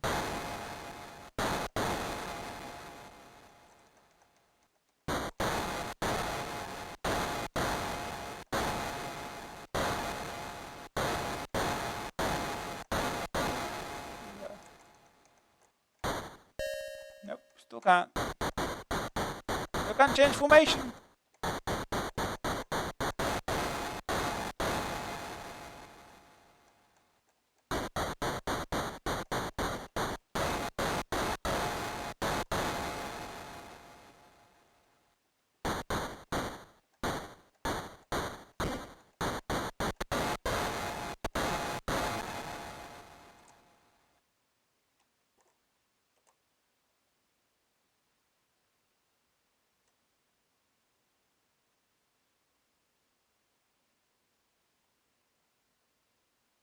Boss coming? Officially, I guess.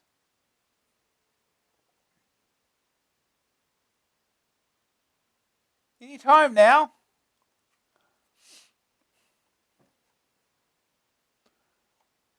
Oh no.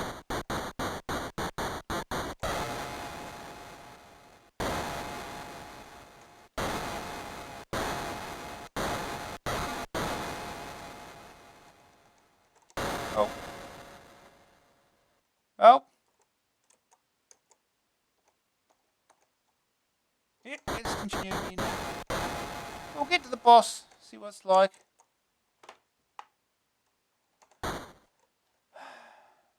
The boss is right up here, right? Right? Yep, here we go.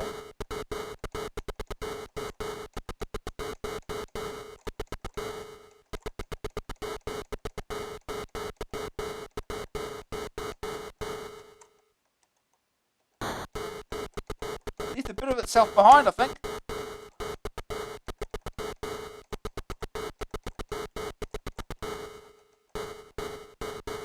Oh, second phase.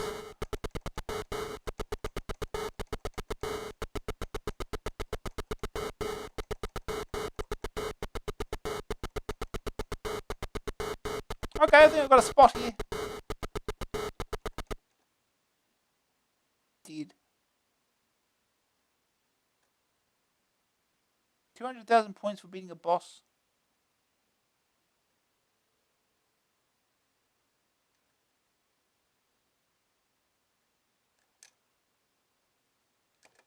We have a look at what stage 3 is like. It's probably no different than much else, really.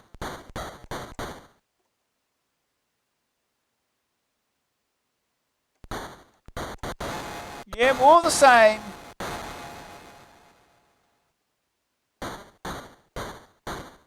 You can just continue it infinitely.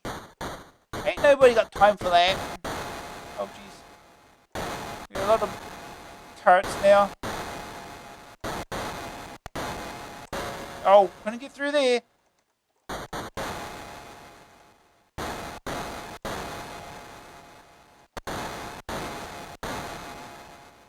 Anyway, I think we'll leave it at that. See a pause.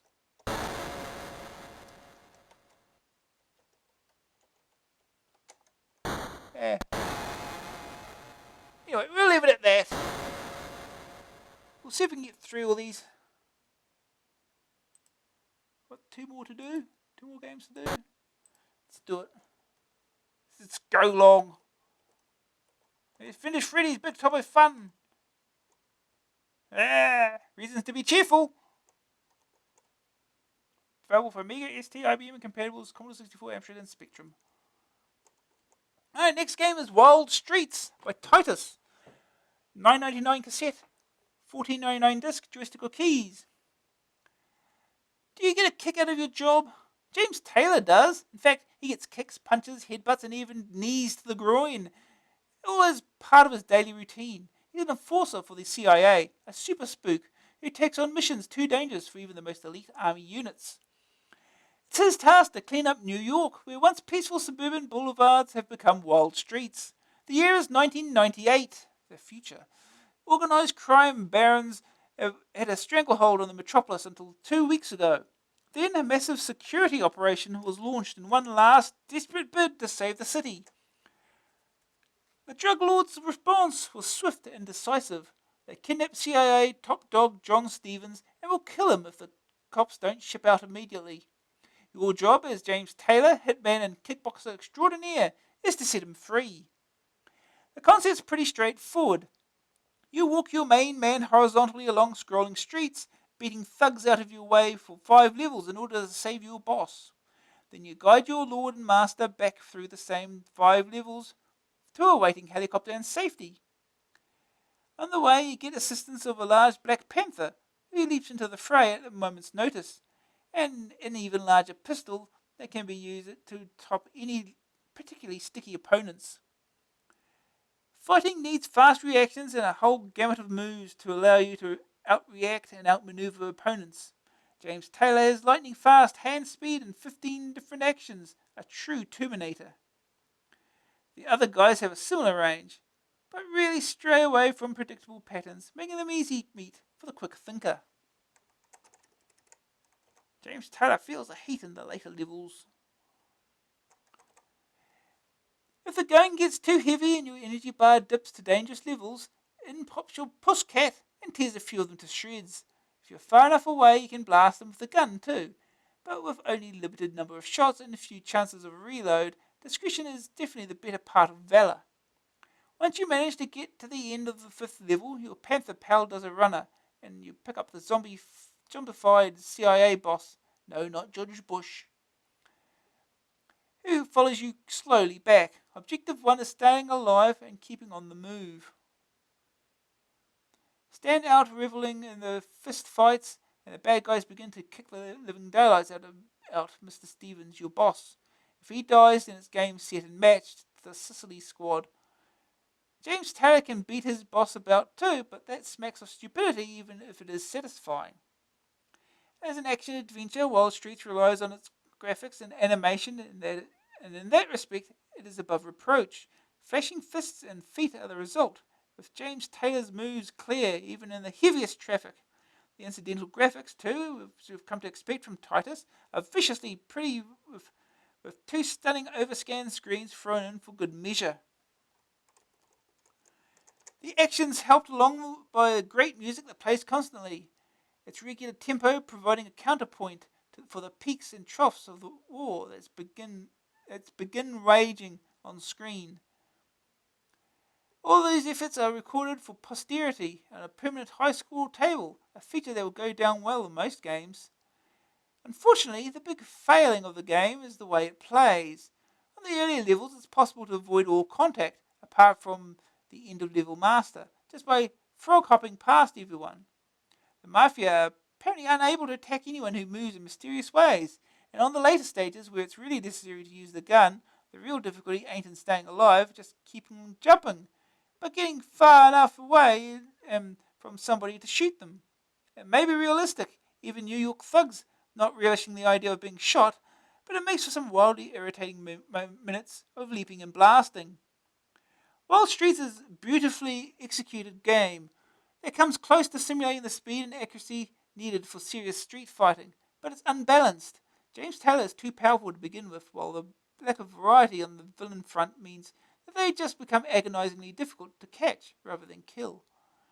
After a few quick and violent games, you'll realize that there are 2 ways to play: either cheat and go for the victory, or stand and fight.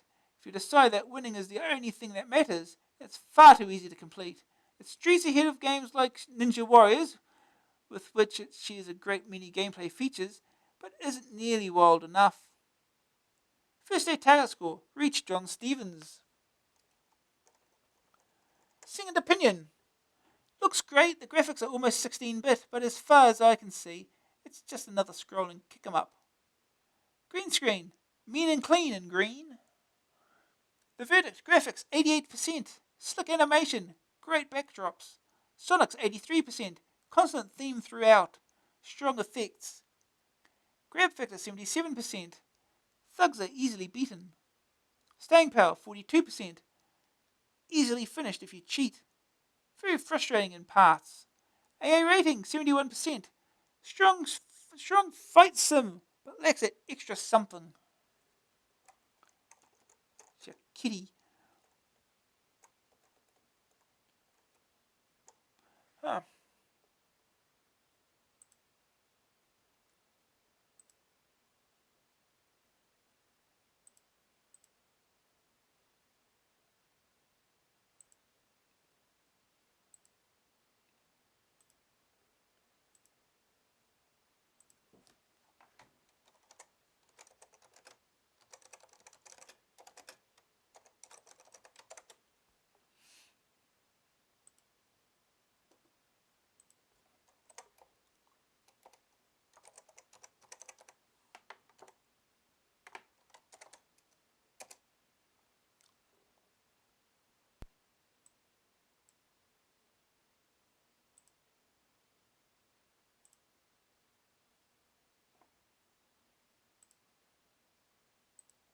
Alright.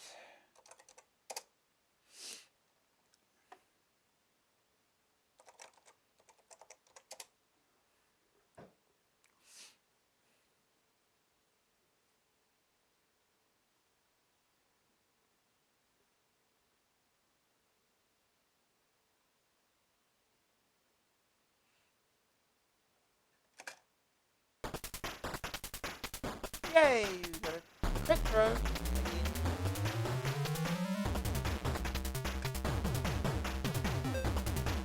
No, we're not cheating. Fault streets.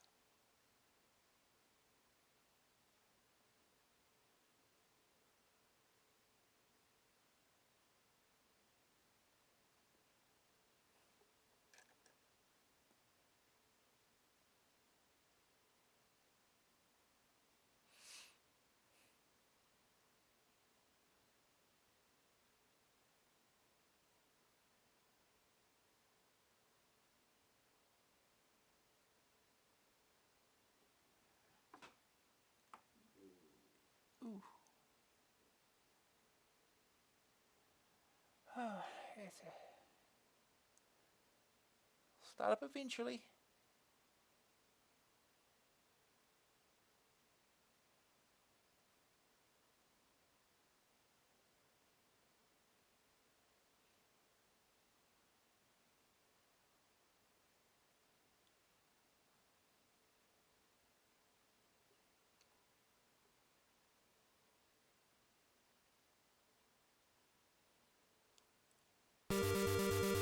Straight into the game we go. There's our dude. Okay.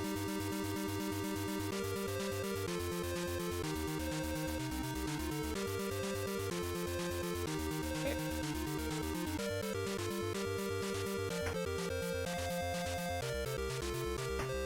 Oh, ow.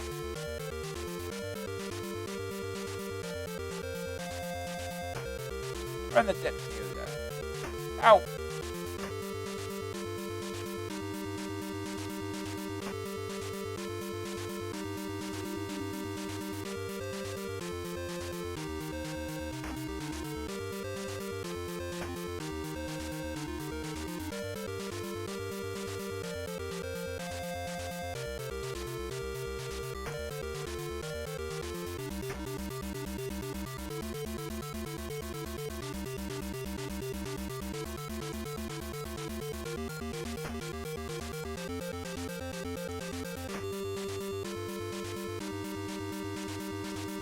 That's something. Is it reloading, is it? Ammo or something. We haven't used yet. He just fell over.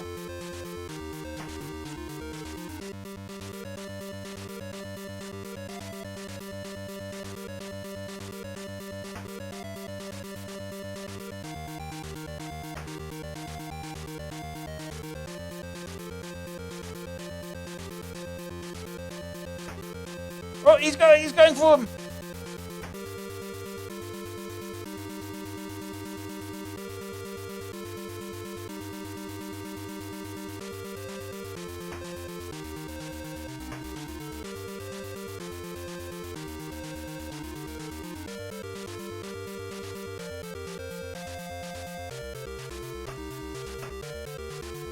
Oh, it didn't do it. Shoot him!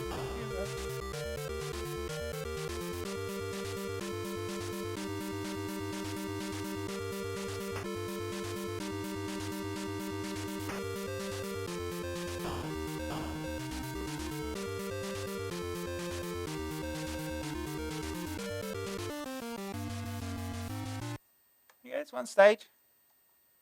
Try to be bitter.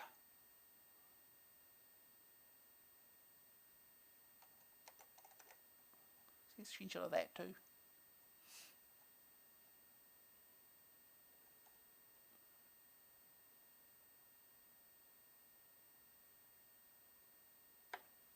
Next stage.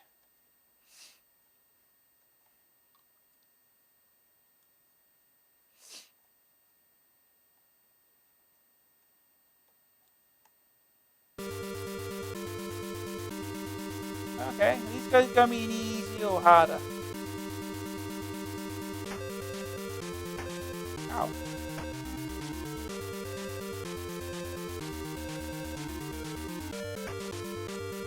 Maybe not.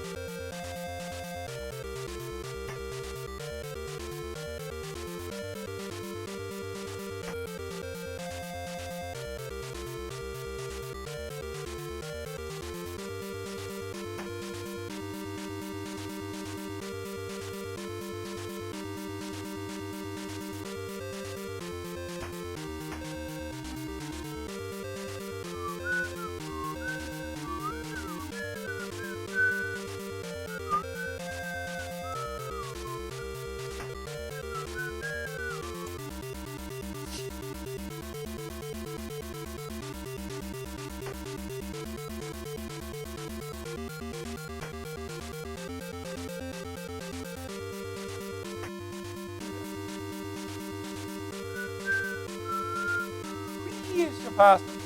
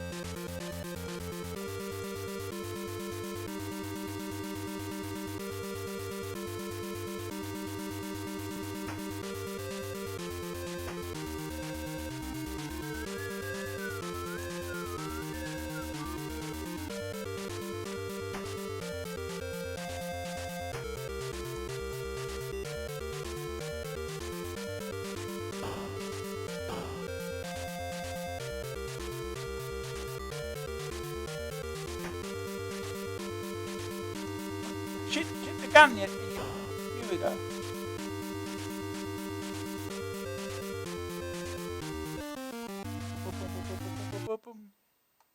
But you can basically just jump past everyone. Kind of makes it a little easy.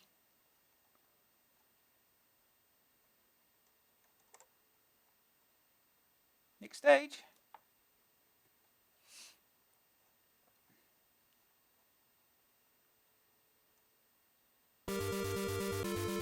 How do these guys, I wonder?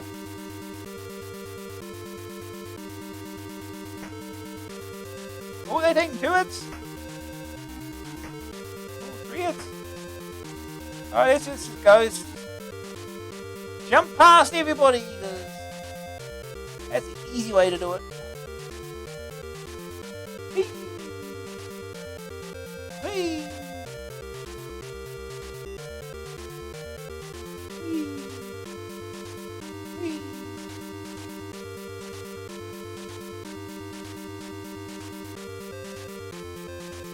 I don't know what to do when you're in the air.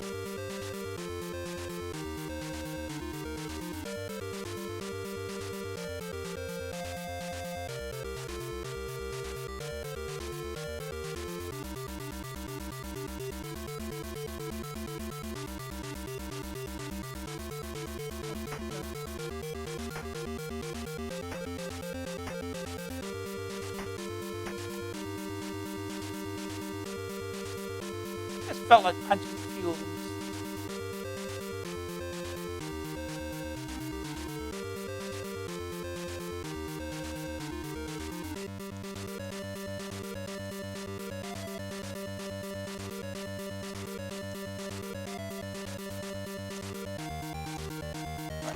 Shoot!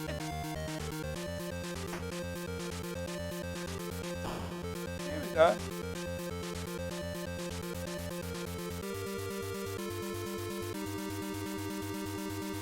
Shoot gun!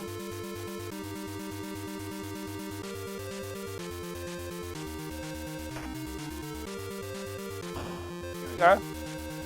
Shoot gun!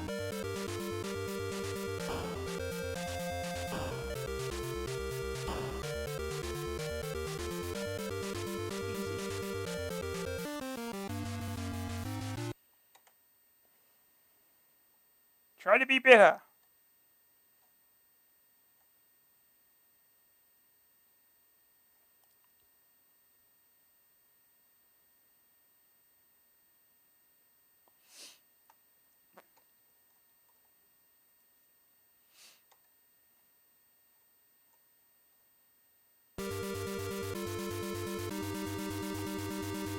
These guys.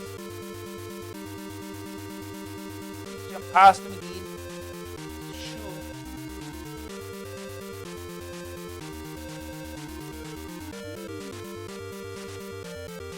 By far the easiest thing to do.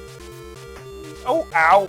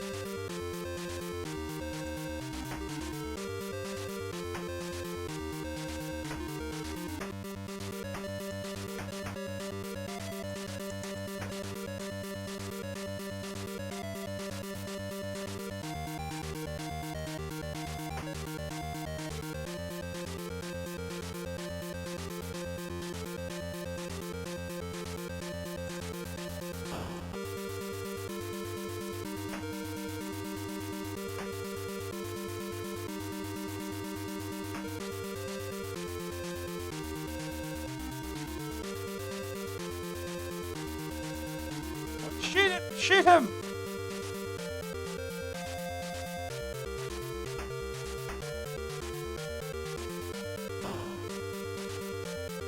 That should be enough. No.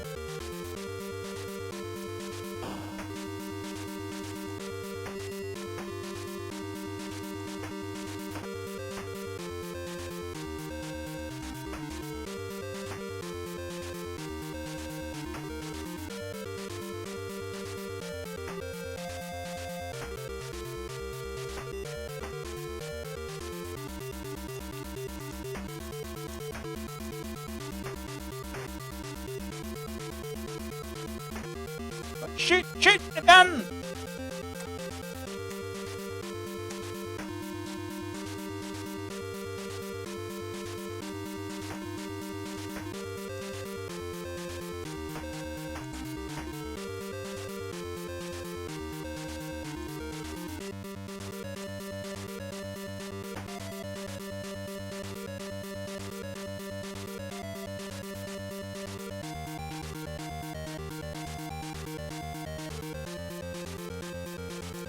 Okay.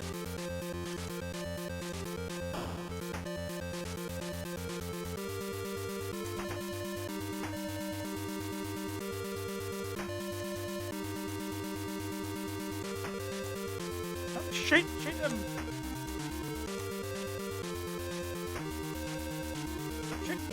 Shoot him!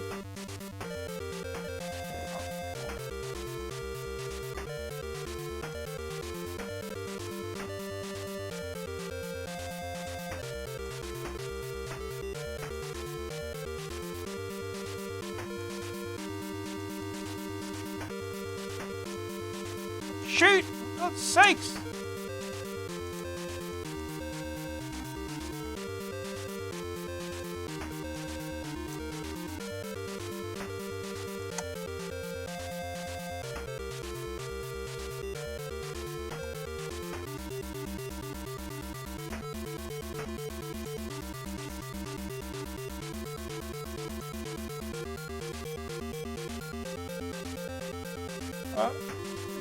Shoot!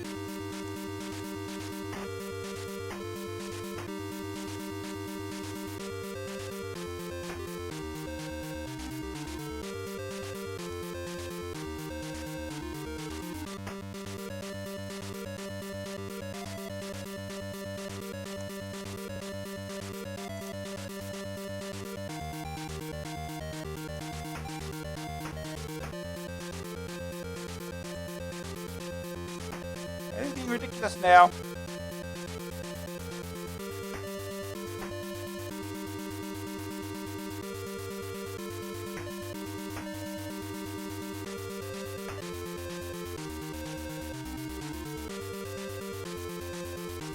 We don't kill this guy yet enough.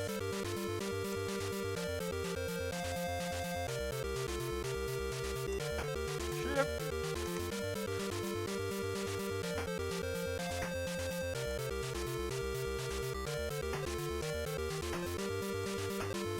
How many hits does he take otherwise?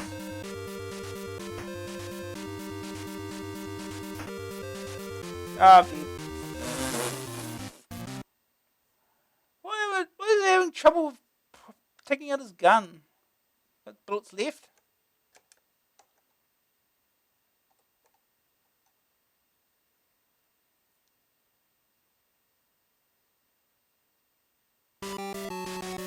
High scores 3,119. Wow! And yeah, the game fails. Game's probably because the disc is write protected. It's supposed to write the disc. Anyway, we'll move on.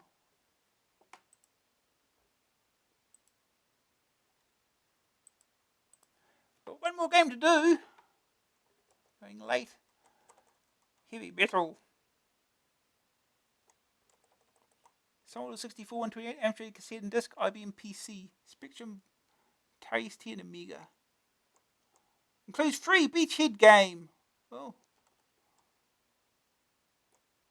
Alright, last game is Rainbow Islands by Ocean. $9.99 cassette, $14.99 disc. Joystick or keys. Somewhere over the rainbow, way up high, there's a little boy who wants to go adventuring. He wants to see the world of Rainbow Islands before it's flooded out of existence once and for all. A land so cute it makes My Little Pony and the Care Bears look like Detroit street gangs. The aim of the game is to work your way to the top of a platform world, avoiding all these big horrible beasties who are out to get you. To help you survive this ordeal, you have one special weapon. Not a gun, not a bow, not a bomb, not even the ability to toe-chock someone in the yarbles. Clockwork Orange? Stanley Kubrick? Oh, never mind. Just rainbows.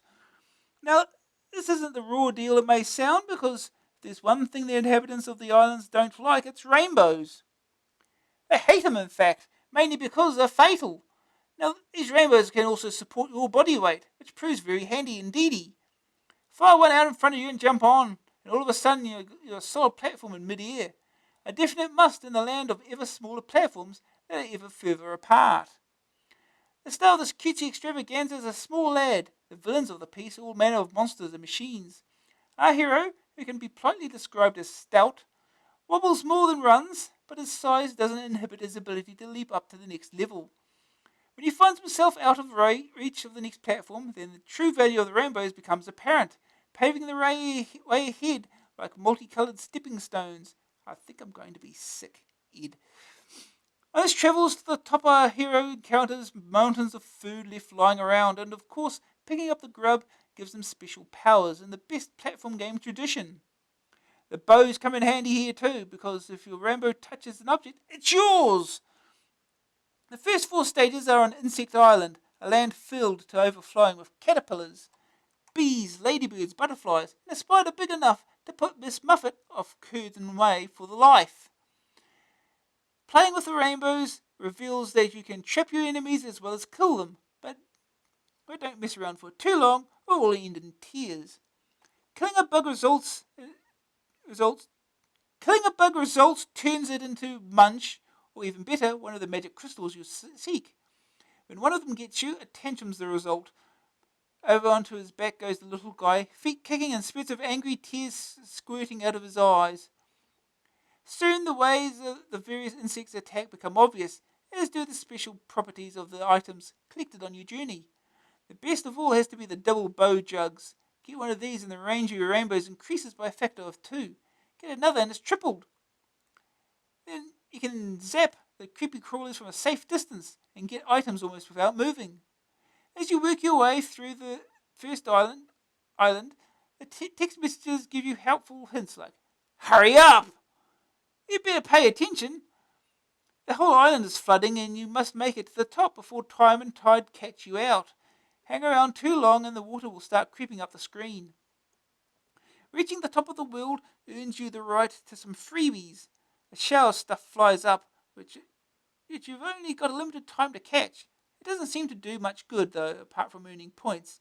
And points soon lose their importance as each level becomes an individual challenge that has to be finished no matter how many goes it takes.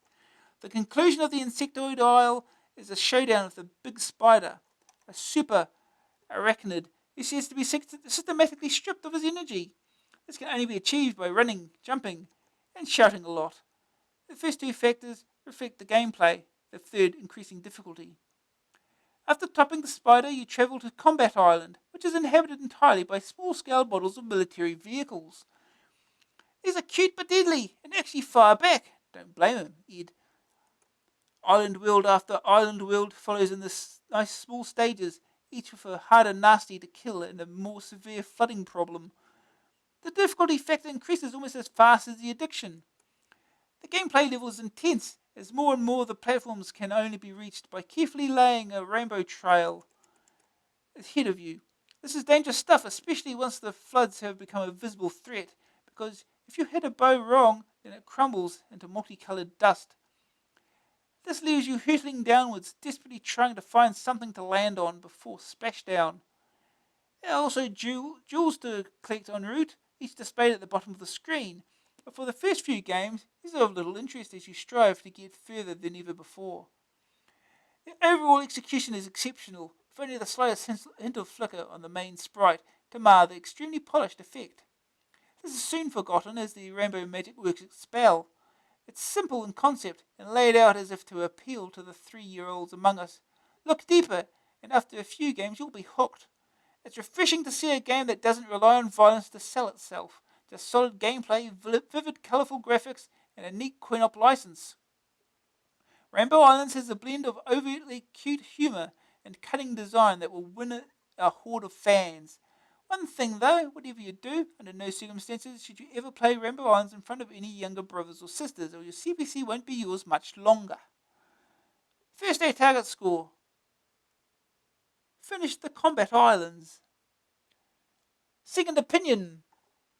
Nice graphics and very playable, a really good game. The soundtrack reinforces the cutesy style wonderfully, but how much cute can you stand? Green screen, a waste but perfectly playable. The screenshots. You kill a spider to proceed. The verdict, graphics, 90%. It's all so cute. The glorious Technicolor, eat your heart out. Sonic, 65%. Maddeningly twee and constant tune. Few effects. Grab factor, 94%. Instantly addictive. Simply played. Staying power, 92%. Technique is all important. You just have to finish the next level. A rating, 88%. Frighteningly fun and overpoweringly cute. Huh.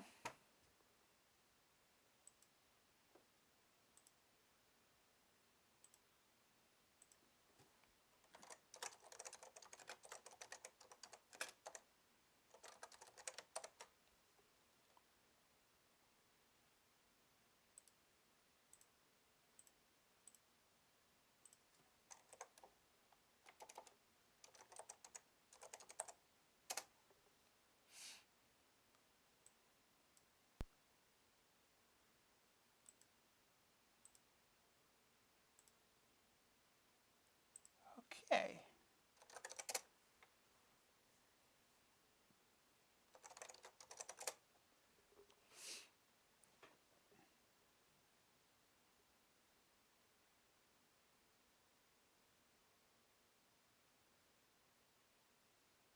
Rainbow Islands. Correct. Toto Corporation, 987. Graft Gold. All rights reserved.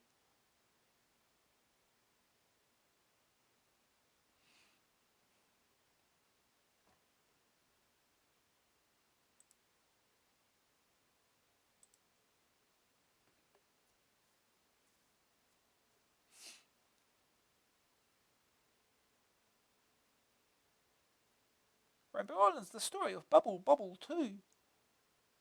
Correct. Toto Corporation, 987. Correct. Graft Gold Limited, 989. Insert some. Oh, Rainbow Project. Programmed by David O'Connor. Graphics by John Cumming. Sound by Steve Turner. Produced by Graft Gold Limited. Push up to insert some credits. We can't have more than 3. Off we go. Insect Island. Round 1 ready.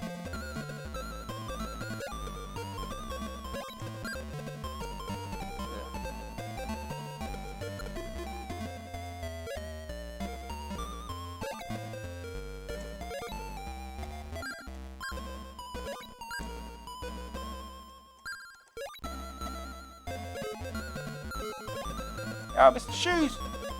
Diamond.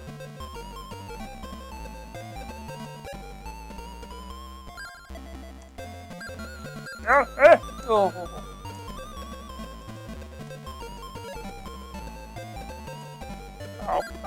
Missed everything.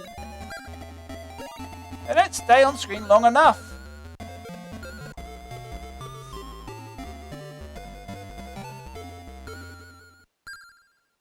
I did not push that.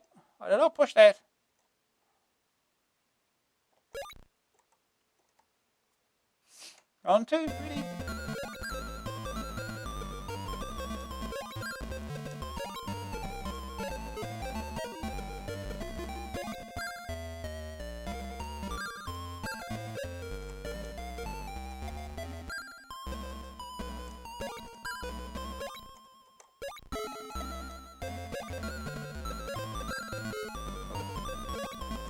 How is that thing still alive?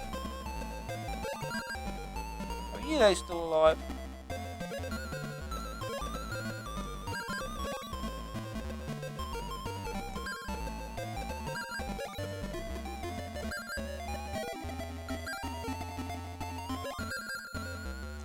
Oh no, time's running out already.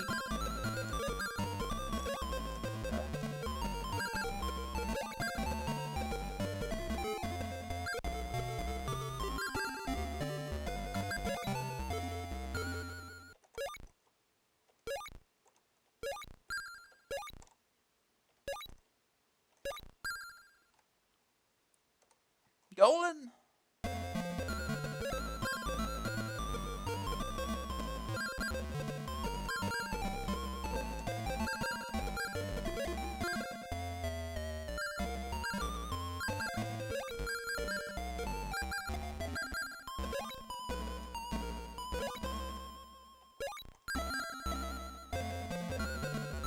Oh no, we're falling. Oh, this doesn't change.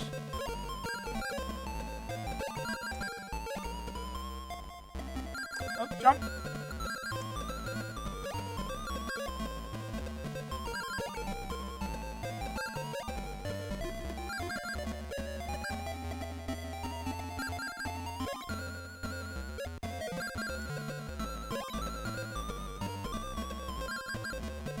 Running ring. Oh, time's running out.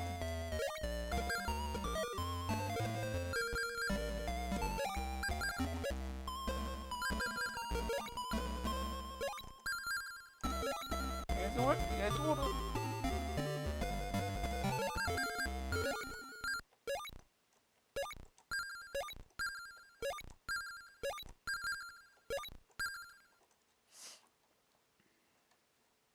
On 4 ready.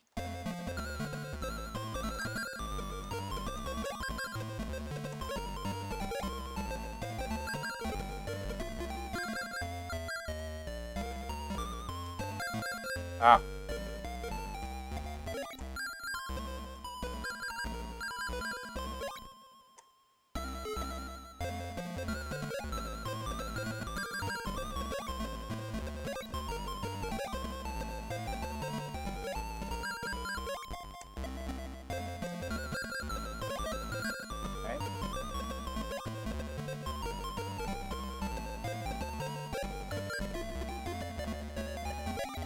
Here we go, completed. One up.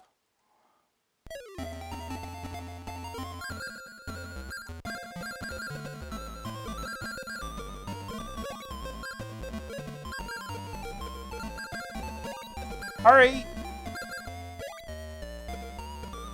Oh no.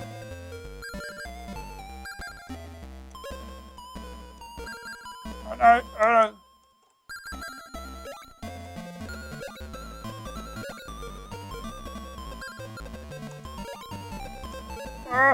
Oh no. Well, that's not the place to die, right before the boss.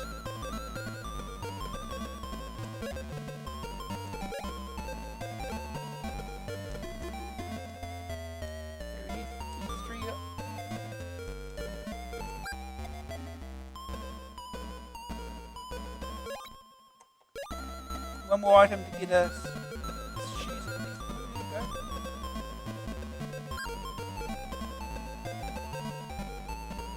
Oh, never mind.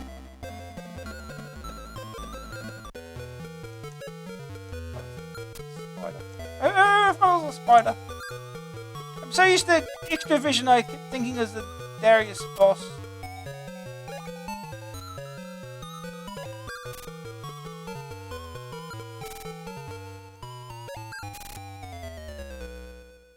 $1,000 points.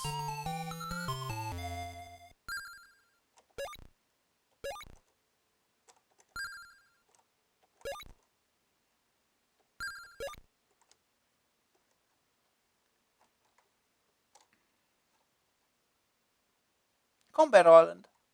Run 5. Ready. Okay,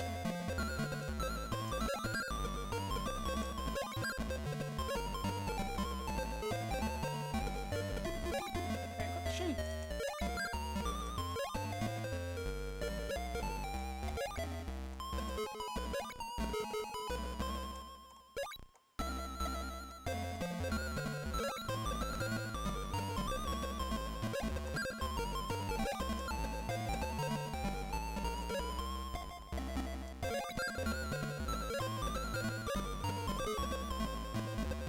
What, already?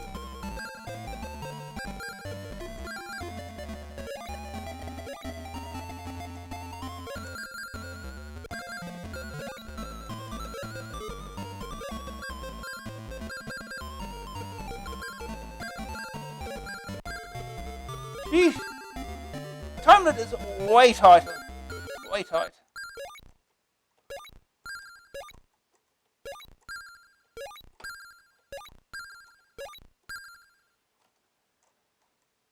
Round 6.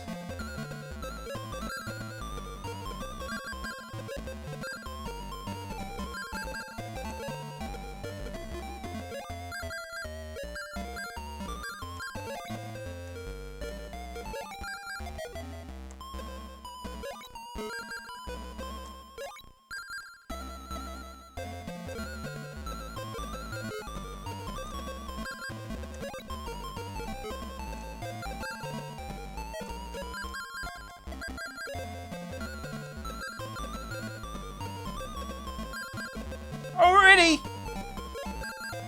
What is this? Oh no, don't fall down! Jeez. No! Stop falling!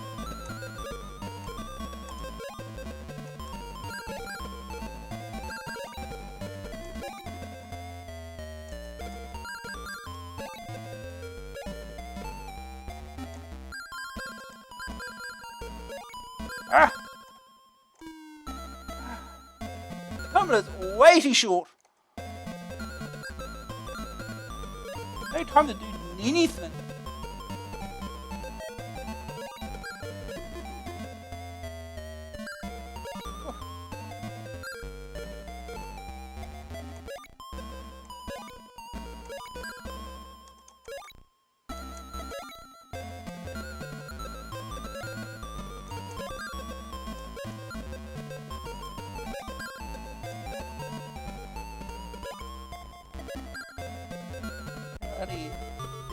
Fish.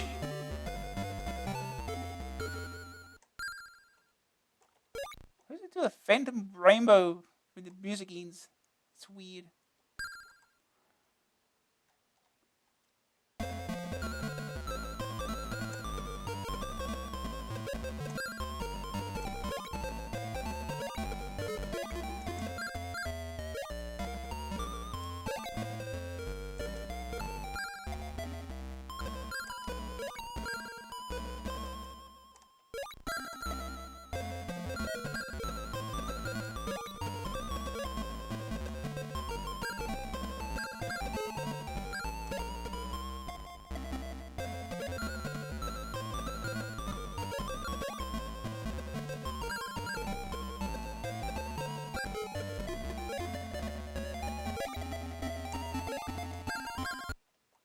Completed.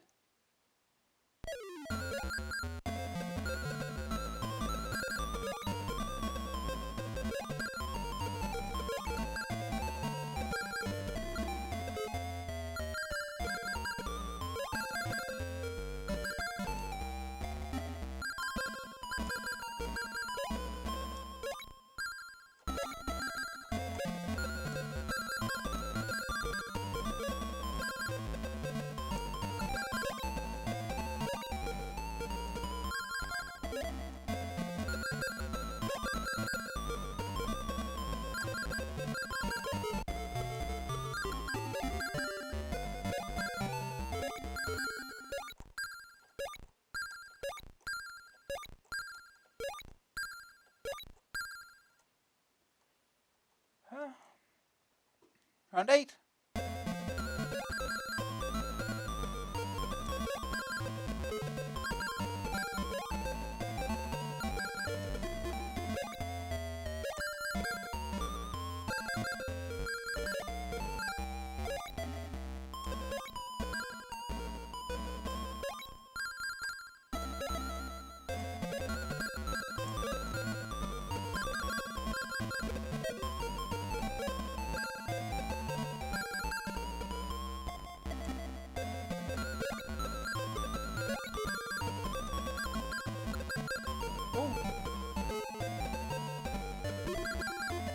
Oh, that jumping thing.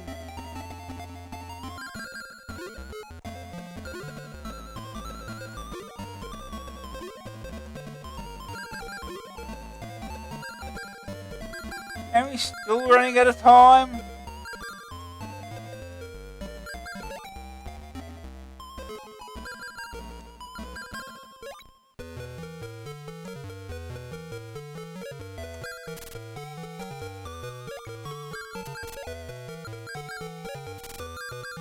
I just whack it like that.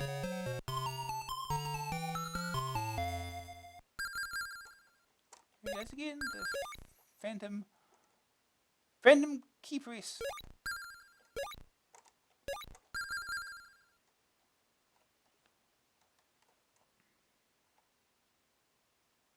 Monster Island.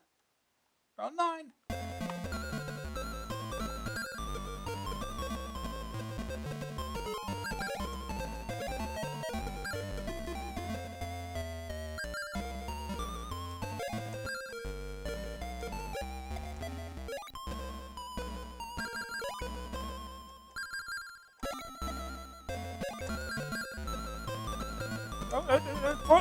Full length.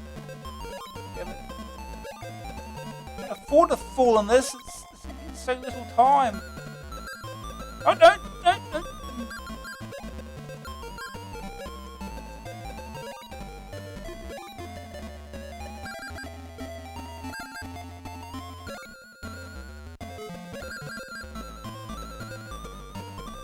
Oh, they're gone. Ah!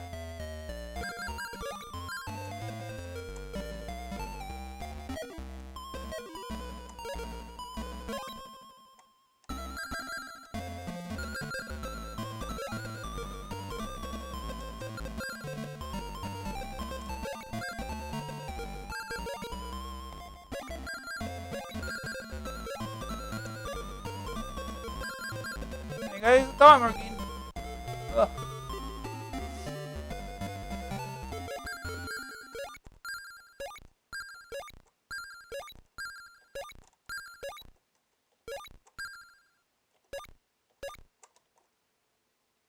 on 10.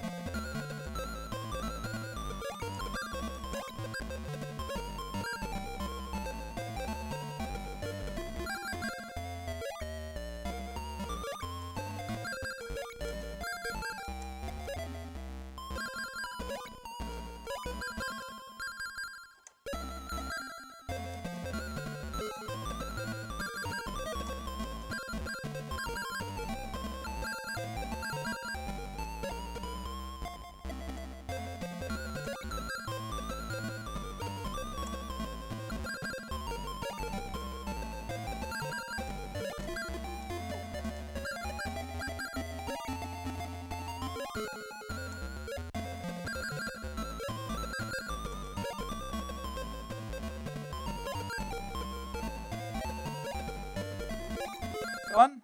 Here we go. Completed.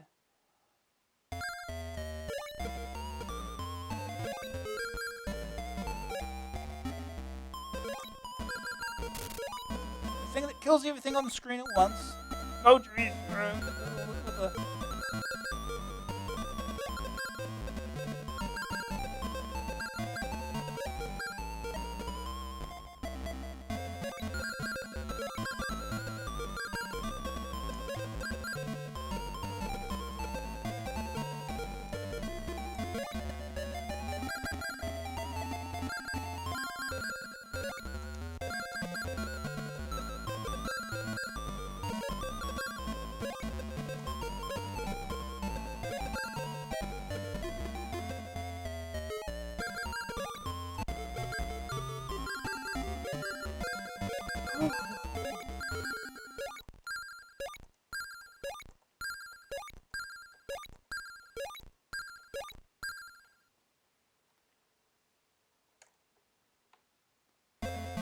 Oh.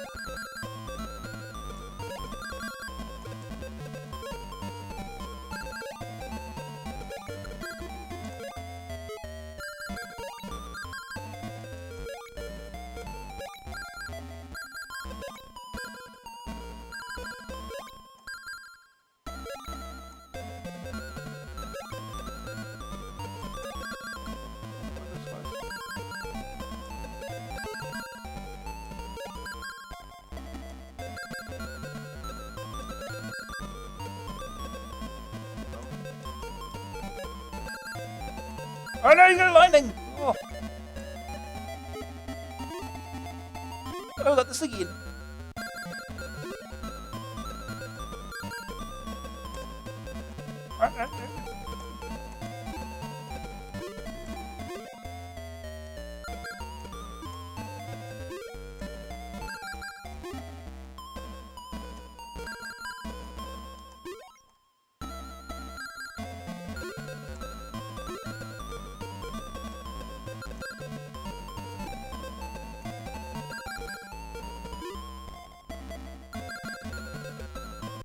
That's the place you want to get that.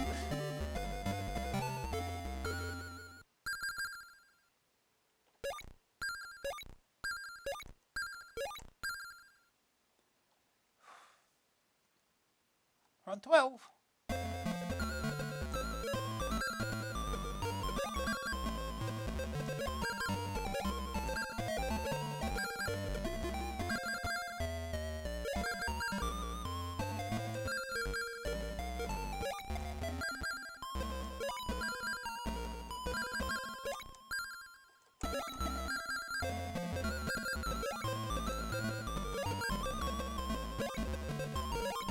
Oh.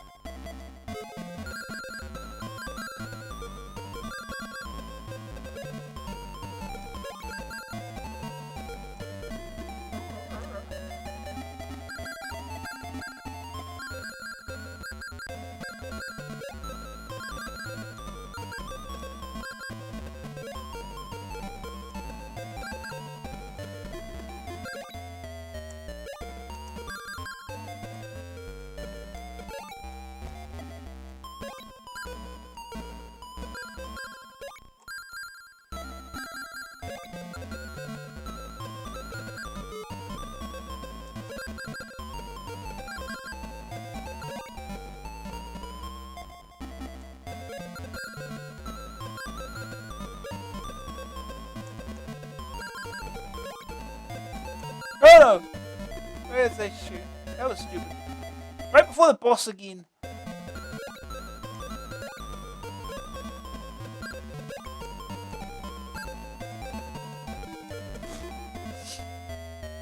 Ha!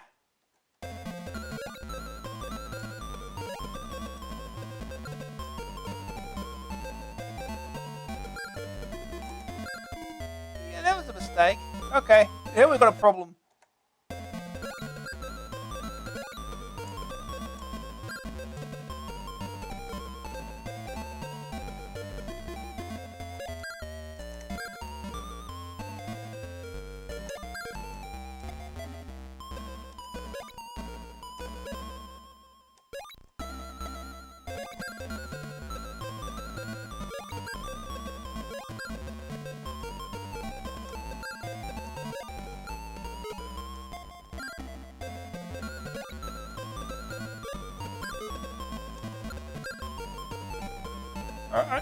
Up.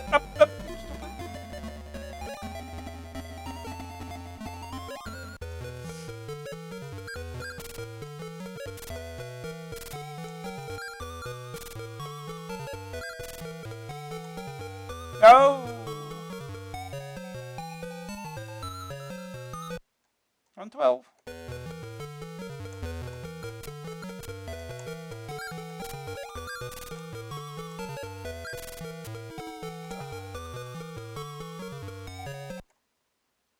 We really need the range.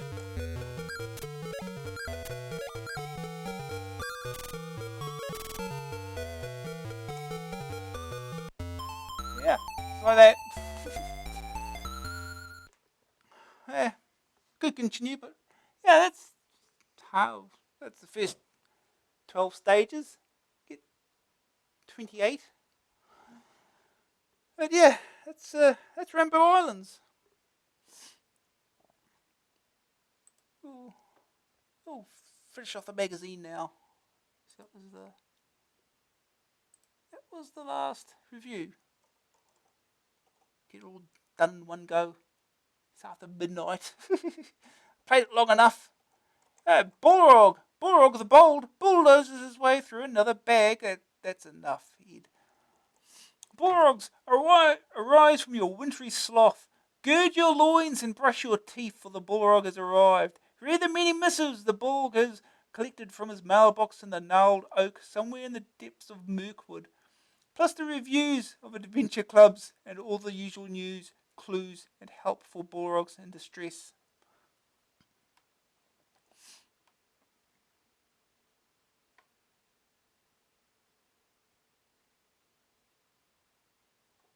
Arr, I've discovered another bug in Roigel's Revenge Club. Part 2 doesn't seem to work. Could you please give me Master Trunk's address so I can replace it? Daniel Tish. Master Trunk's address? Yeah, there you go. You just get Master Trunk's address just like that.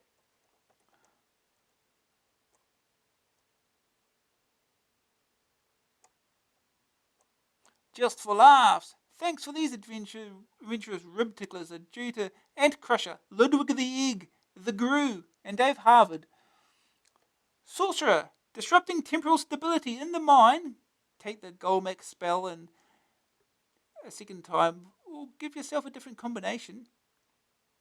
Don't cast Vardic on yourself before casting Swazo on Belboz. What? Aemphis, Hellistar, and Frobar. Okay. Suspended. Send Poet off to the east towards the filtering computers. He dies in the most eloquent way. Zork, just for fun, try fighting the mailbox. Zork 2, say plug.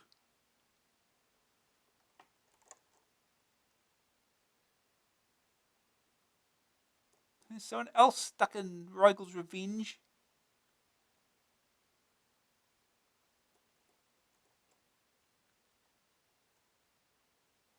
Contacting the Bolg.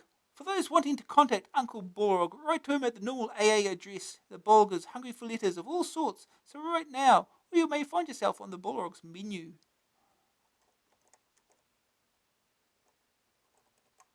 It's the bullrog, apparently. I guess. I don't know.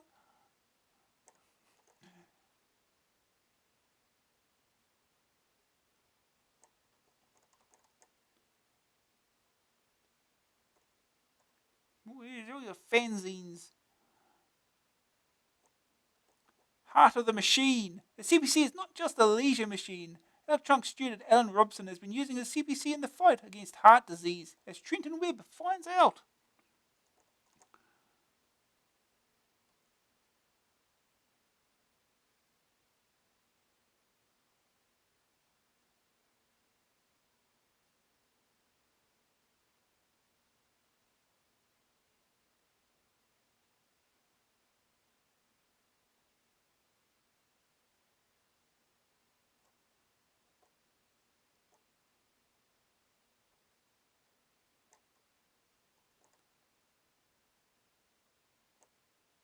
Newcastle University, home of Alan Robson's heart research project.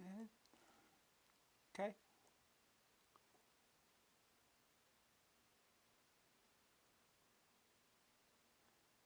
A single heartbeat showing huge levels of interference faced by researchers. The same beat, smoothed.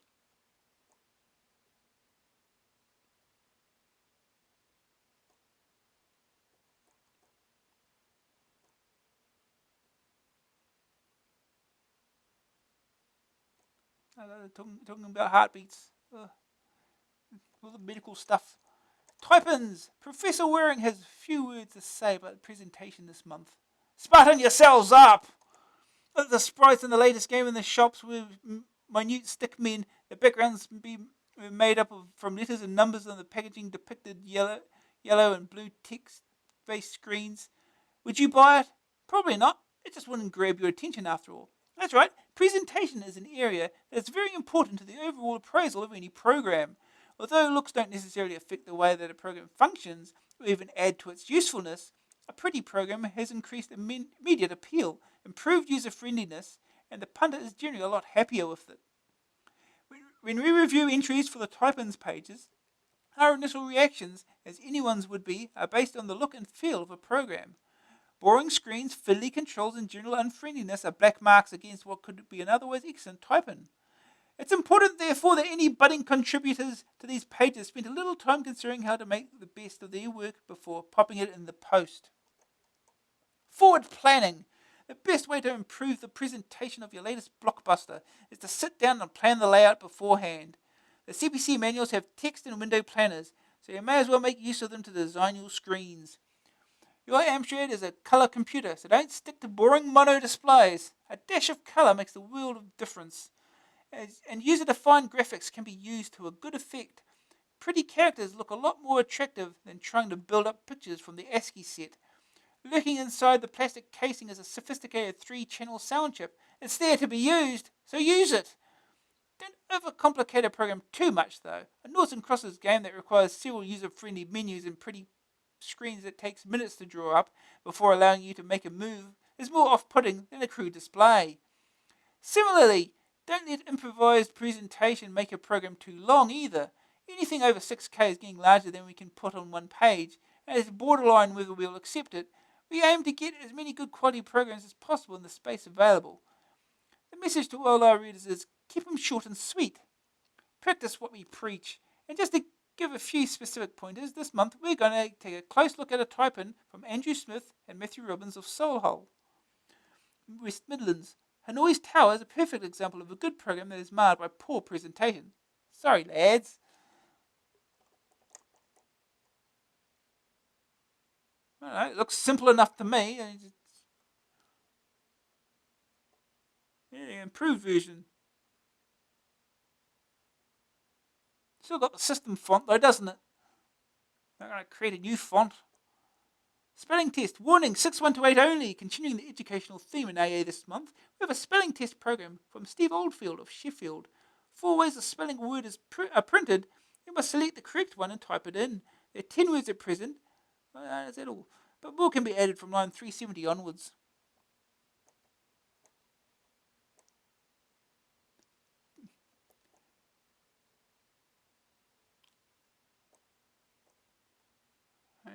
going dotty. Typewriter is so accurate that in can even distinguish the number of spaces in each line.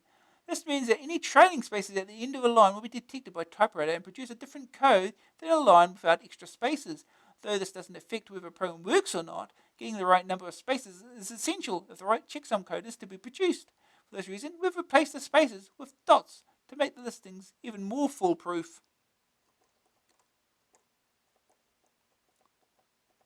Sprite Driver. Sean McManus of Stevenage Hertz has come up with a program in response to recent pleas within the pages of AA. His Sprite Driver program is just the thing to liven up your basic games. The sprites are full colour, XORed sprites, printed the same again to delete the original, and are limited to using text coordinates. The sprites are referred to as numbers from 0 to 126. They must first be created using the art package, programming language, or sprite definer, as long as they can be put up onto the screen from BASIC. The grab command can be used to lift the graphic from the screen and store it for use with the sprites. The information it needs is x coordinate, y coordinate, width in bytes, height in pixels, and address in memory to store it. The sprites are defined with sdef. It links each sprite number with the address it's been grabbed to.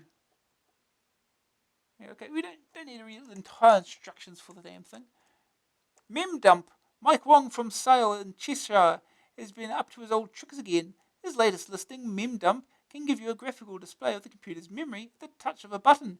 Well, 8 buttons actually. The program asks for an address to locate the routine. It defaults to 4000, but other good places are A500 below disk drive space, or AF00, where it will survive a system reset. Just type call AF03 to restore it. Execute the program with the RSX memdump. Each byte in memory is represented by a pixel. Programs tend to be shown as solid bands, whilst data has a more patchy look. TurboSoft.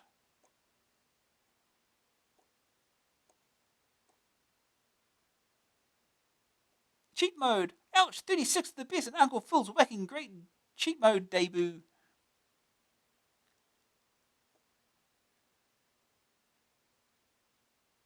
Well, we've got the code for the second side of Saigon Combat Unit. Just type in Starlight. The Lost Caves guy, he's happy.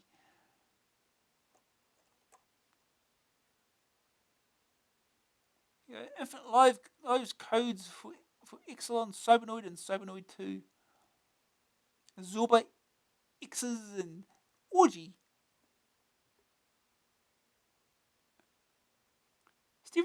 New Zealand Story and Druid. Stephen Troop, I think you will be seeing his name again, of King's Lynn suggests that by typing Fluffy very slowly on the title screen of New Zealand Story, you get infinite lives. Plus, by pressing the large enter return key, you can move to the next level. He also says that the Covenant, typed in the Druid's high score table, removes all the monsters from the game. The Untouchables. Oh. Stuart France of Hornchurch has found this cracker for the Untouchables. Type Humphrey Bogart into the high score table and test mode active will light up in the top left hand corner of the screen. Then by pressing the keypad keys 9, 6, 3 and dot and right arrow together, you'll move on to the next level. Ghostbusters 2. After the glorious Technicolor Ghostbusters 2 tips in the last month's cheat mode, here's a cheat which gives you infinite lives and the inedible ropes that Trent used but chose not to tell you. For the first level, press P to pause the game and then type Ackroyd. Get it? And P to return to the game. Dizzy 3. True to form as good old boys Oliver have struck a cheat word in Dizzy 3. It turns out that Dylan supplies more information than you think because that's the word. On the title screen, press the keys DYLA and N and space together to start the game. Keeping your fingers on DYLA and press Q and you're in. Keys K, M, Z and X move location and space returns you to the game. Nice one, lads. Andrew J. Scott tells us to type Livewire into the high score table of Super Stuntman for a never-ending supply of everything.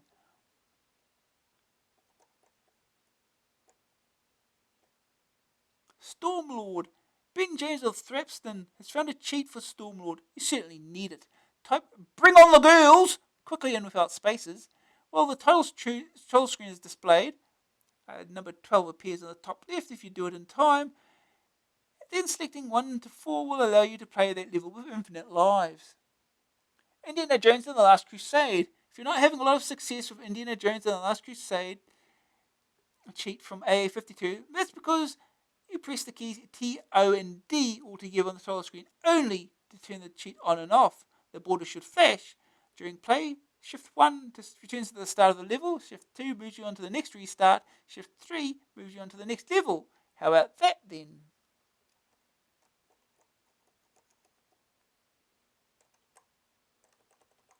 More tips for Ghostbusters 2. Into the Eagle's Nest. A much requested golden oldie is for Into the Eagle's Nest. Typing CHT into the high score table, you attain infinite health. Unfortunately, you can still run out of ammo. You can also still die by dynamite, if I remember correctly. Thanks to AA23 and Glenn Pinnock of Basingstoke for that one. Anatomy of an RSX. Relocating RSXs is a toughie, but in part 2 of his RSX tutorial, David Holmes reckons he has the answer. It's Smog again. Smogware Systems, which produces RSX Lib, reviewed AA51, are offering 5 free copies of the package to readers sending in their best routines. The rules are as follows. Prizes will be awarded to the suppliers of the best 5 machine code routines received by the 30th of April 1990. Best should mean most powerful, most useful, etc., and will be decided by the AA team. The winning routines must be RSX Libable, i.e. they must be capable of relocation by RSX Lib with and without the internal relocation option being used. Winning routines may be supplied as either called routines or as RSX routines, but in the form of a basic program with data statements, so that those without assembler programs can make use of it. If supplied as an RSX routine, it must be capable of disassembly by RSX Lib. A special additional modus promo gasp, a Smogware street shirt to go to one lucky winner. This is a Smogware shirt.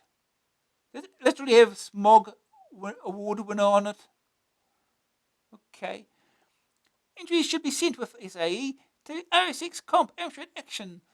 The competition closes on April 30th, so get cracking. Smogware is also playing a version 2 of RSX Lib.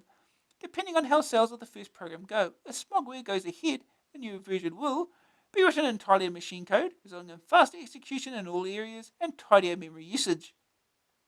It should also free more space for library entries. Make use of the extra memory on the 6128. Give a relocation report showing what code would be altered by internal relocation and how produced to screen or printer. Give a disassemble option to check for addresses outside the individual routine but within the RSX file, and report them as errors to make it easier to identify routines that share code, etc. Improve the existing 3052 RSXs and add further more adventurous ones. So saith Smog.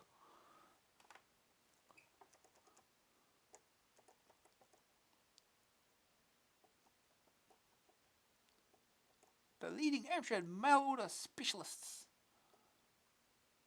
Tusker. What the hell is Tusker? Not sure I've heard of that.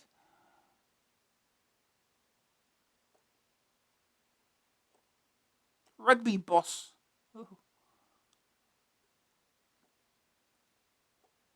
AA Buyer's Guide. This is the place to find what software and hardware is available for your CPC. List programs by category and provide producer, phone number, price, issue in which the item was reviewed, and last but not least, a brief description of the program's features and, where appropriate, shortcomings. But don't take our word for it. If you're in doubt, read the original review before you splash out, and make sure by asking the person you're buying it from that it meets your particular needs. Best of all is a tryout. If you can find a friend who has what you're thinking of buying.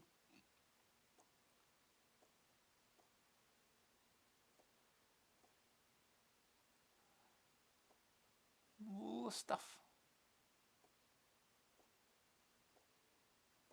ARC Education, designed by experienced teachers for use in school and home. Wide range of programs for Amstrad CPC, PCW, PC1512, Atari ST, Spectrum Plus 3 and Plus 2. Cassette £10 per set, disc $12.50 per set. Send SAE for list, stating Amstrad model and child's age. Loom software, Z80E toolkit. Excellent value for money. Brilliant package. This is what your Sinclair said about the Spectrum version of our toolkit. Now available for the Amstrad 464, 646, which doesn't exist, and 6128. 3 programs in one, copies to disk.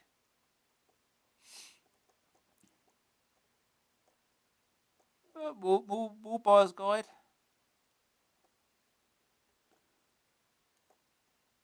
Afterthought. Want to know what sort of month we've had? Terrible. And we're going to tell you all about it. A56 is due to hit the streets in April the 12th.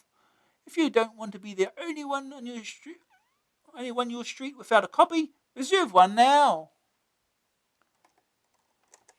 First of all, there was Rod's Paris trip to see Titus.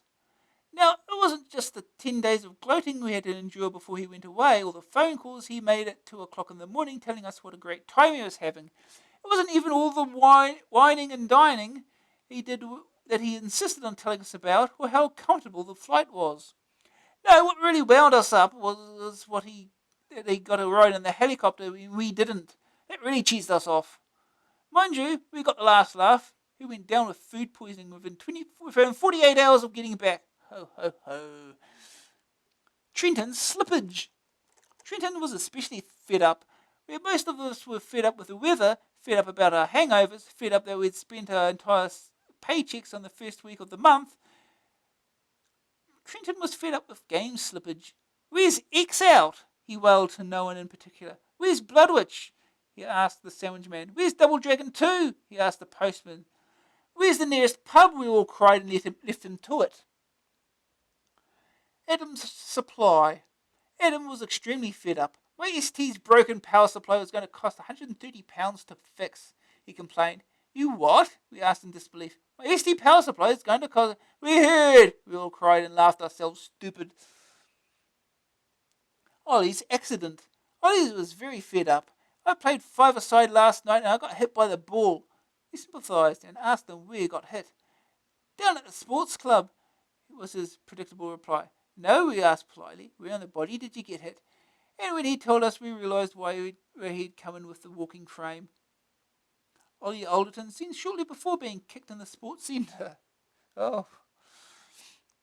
Yeah. CD winners. At last, the moment you've all been waiting for. The winners of the AA Winner CD Player competition from AA52. But first, we'd like to say a serious and big thank you to all those people without whose dedication, help and sheer persistence none of this would have been possible. Indeed. I'd like to give a special, shut your bloomin' neck and get on with it. Oh, yeah, yes, right. The winner is Daniel Barker of Middlesbrough. You lucky devil, Daniel. But wait, what about the runners-up? Oh, here we go. C. Fitzgerald of Manchester. Glenn Exhaw of Blackrock, Cork. Daniel Black of Billericay, Essex. Neil Well of Merseyside. A.E. Carpenter of Birkenhead. Andrew Wood of Brayhouse, West Yorks. Phil Richards of Fife. Lindsay Punchard of Ashford, Kent. Don't forget we're holding back 2 runners-up prizes for all our overseas readers who don't get their copies of AA until the Outer Mongolian customs men have finished reading them. Meanwhile, the list of winners is going off to Codemasters just as soon as we can stick a stamp on the envelope. Trenton, lend us 20p for a stamp, will you? Yeah. To the newsagent, Amstrad Action is distributed by Comag. Dear newsagent, please reserve me a copy of the April issue of Amstrad Action, due out on Thursday, 8th of March. 25% or more off, but all non-budget software. Cheat! Bend the rules, play the games to the end with the aid of cheats such as infinite weapons and immunity. Choice Cheats 1, Choice Cheats 2, and Choice Cheats 3.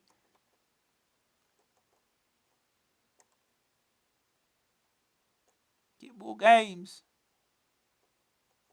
Or buy the games.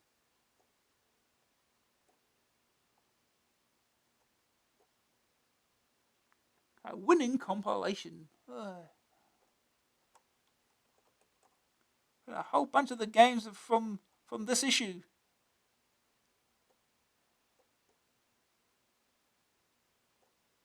Daytel Electronics.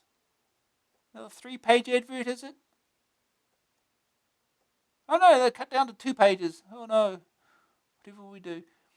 All these spectacular hits in a spectacular pack. It's got to be The Biz. Batman the Caped Crusader. Operation Wolf. R-Type and Double Dragon. The Biz, the greatest compilation ever.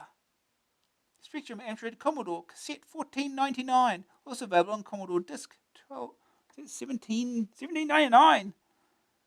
Stuff's getting expensive. And that's the end of the magazine. It is 12:30. Been going a long time. Ugh.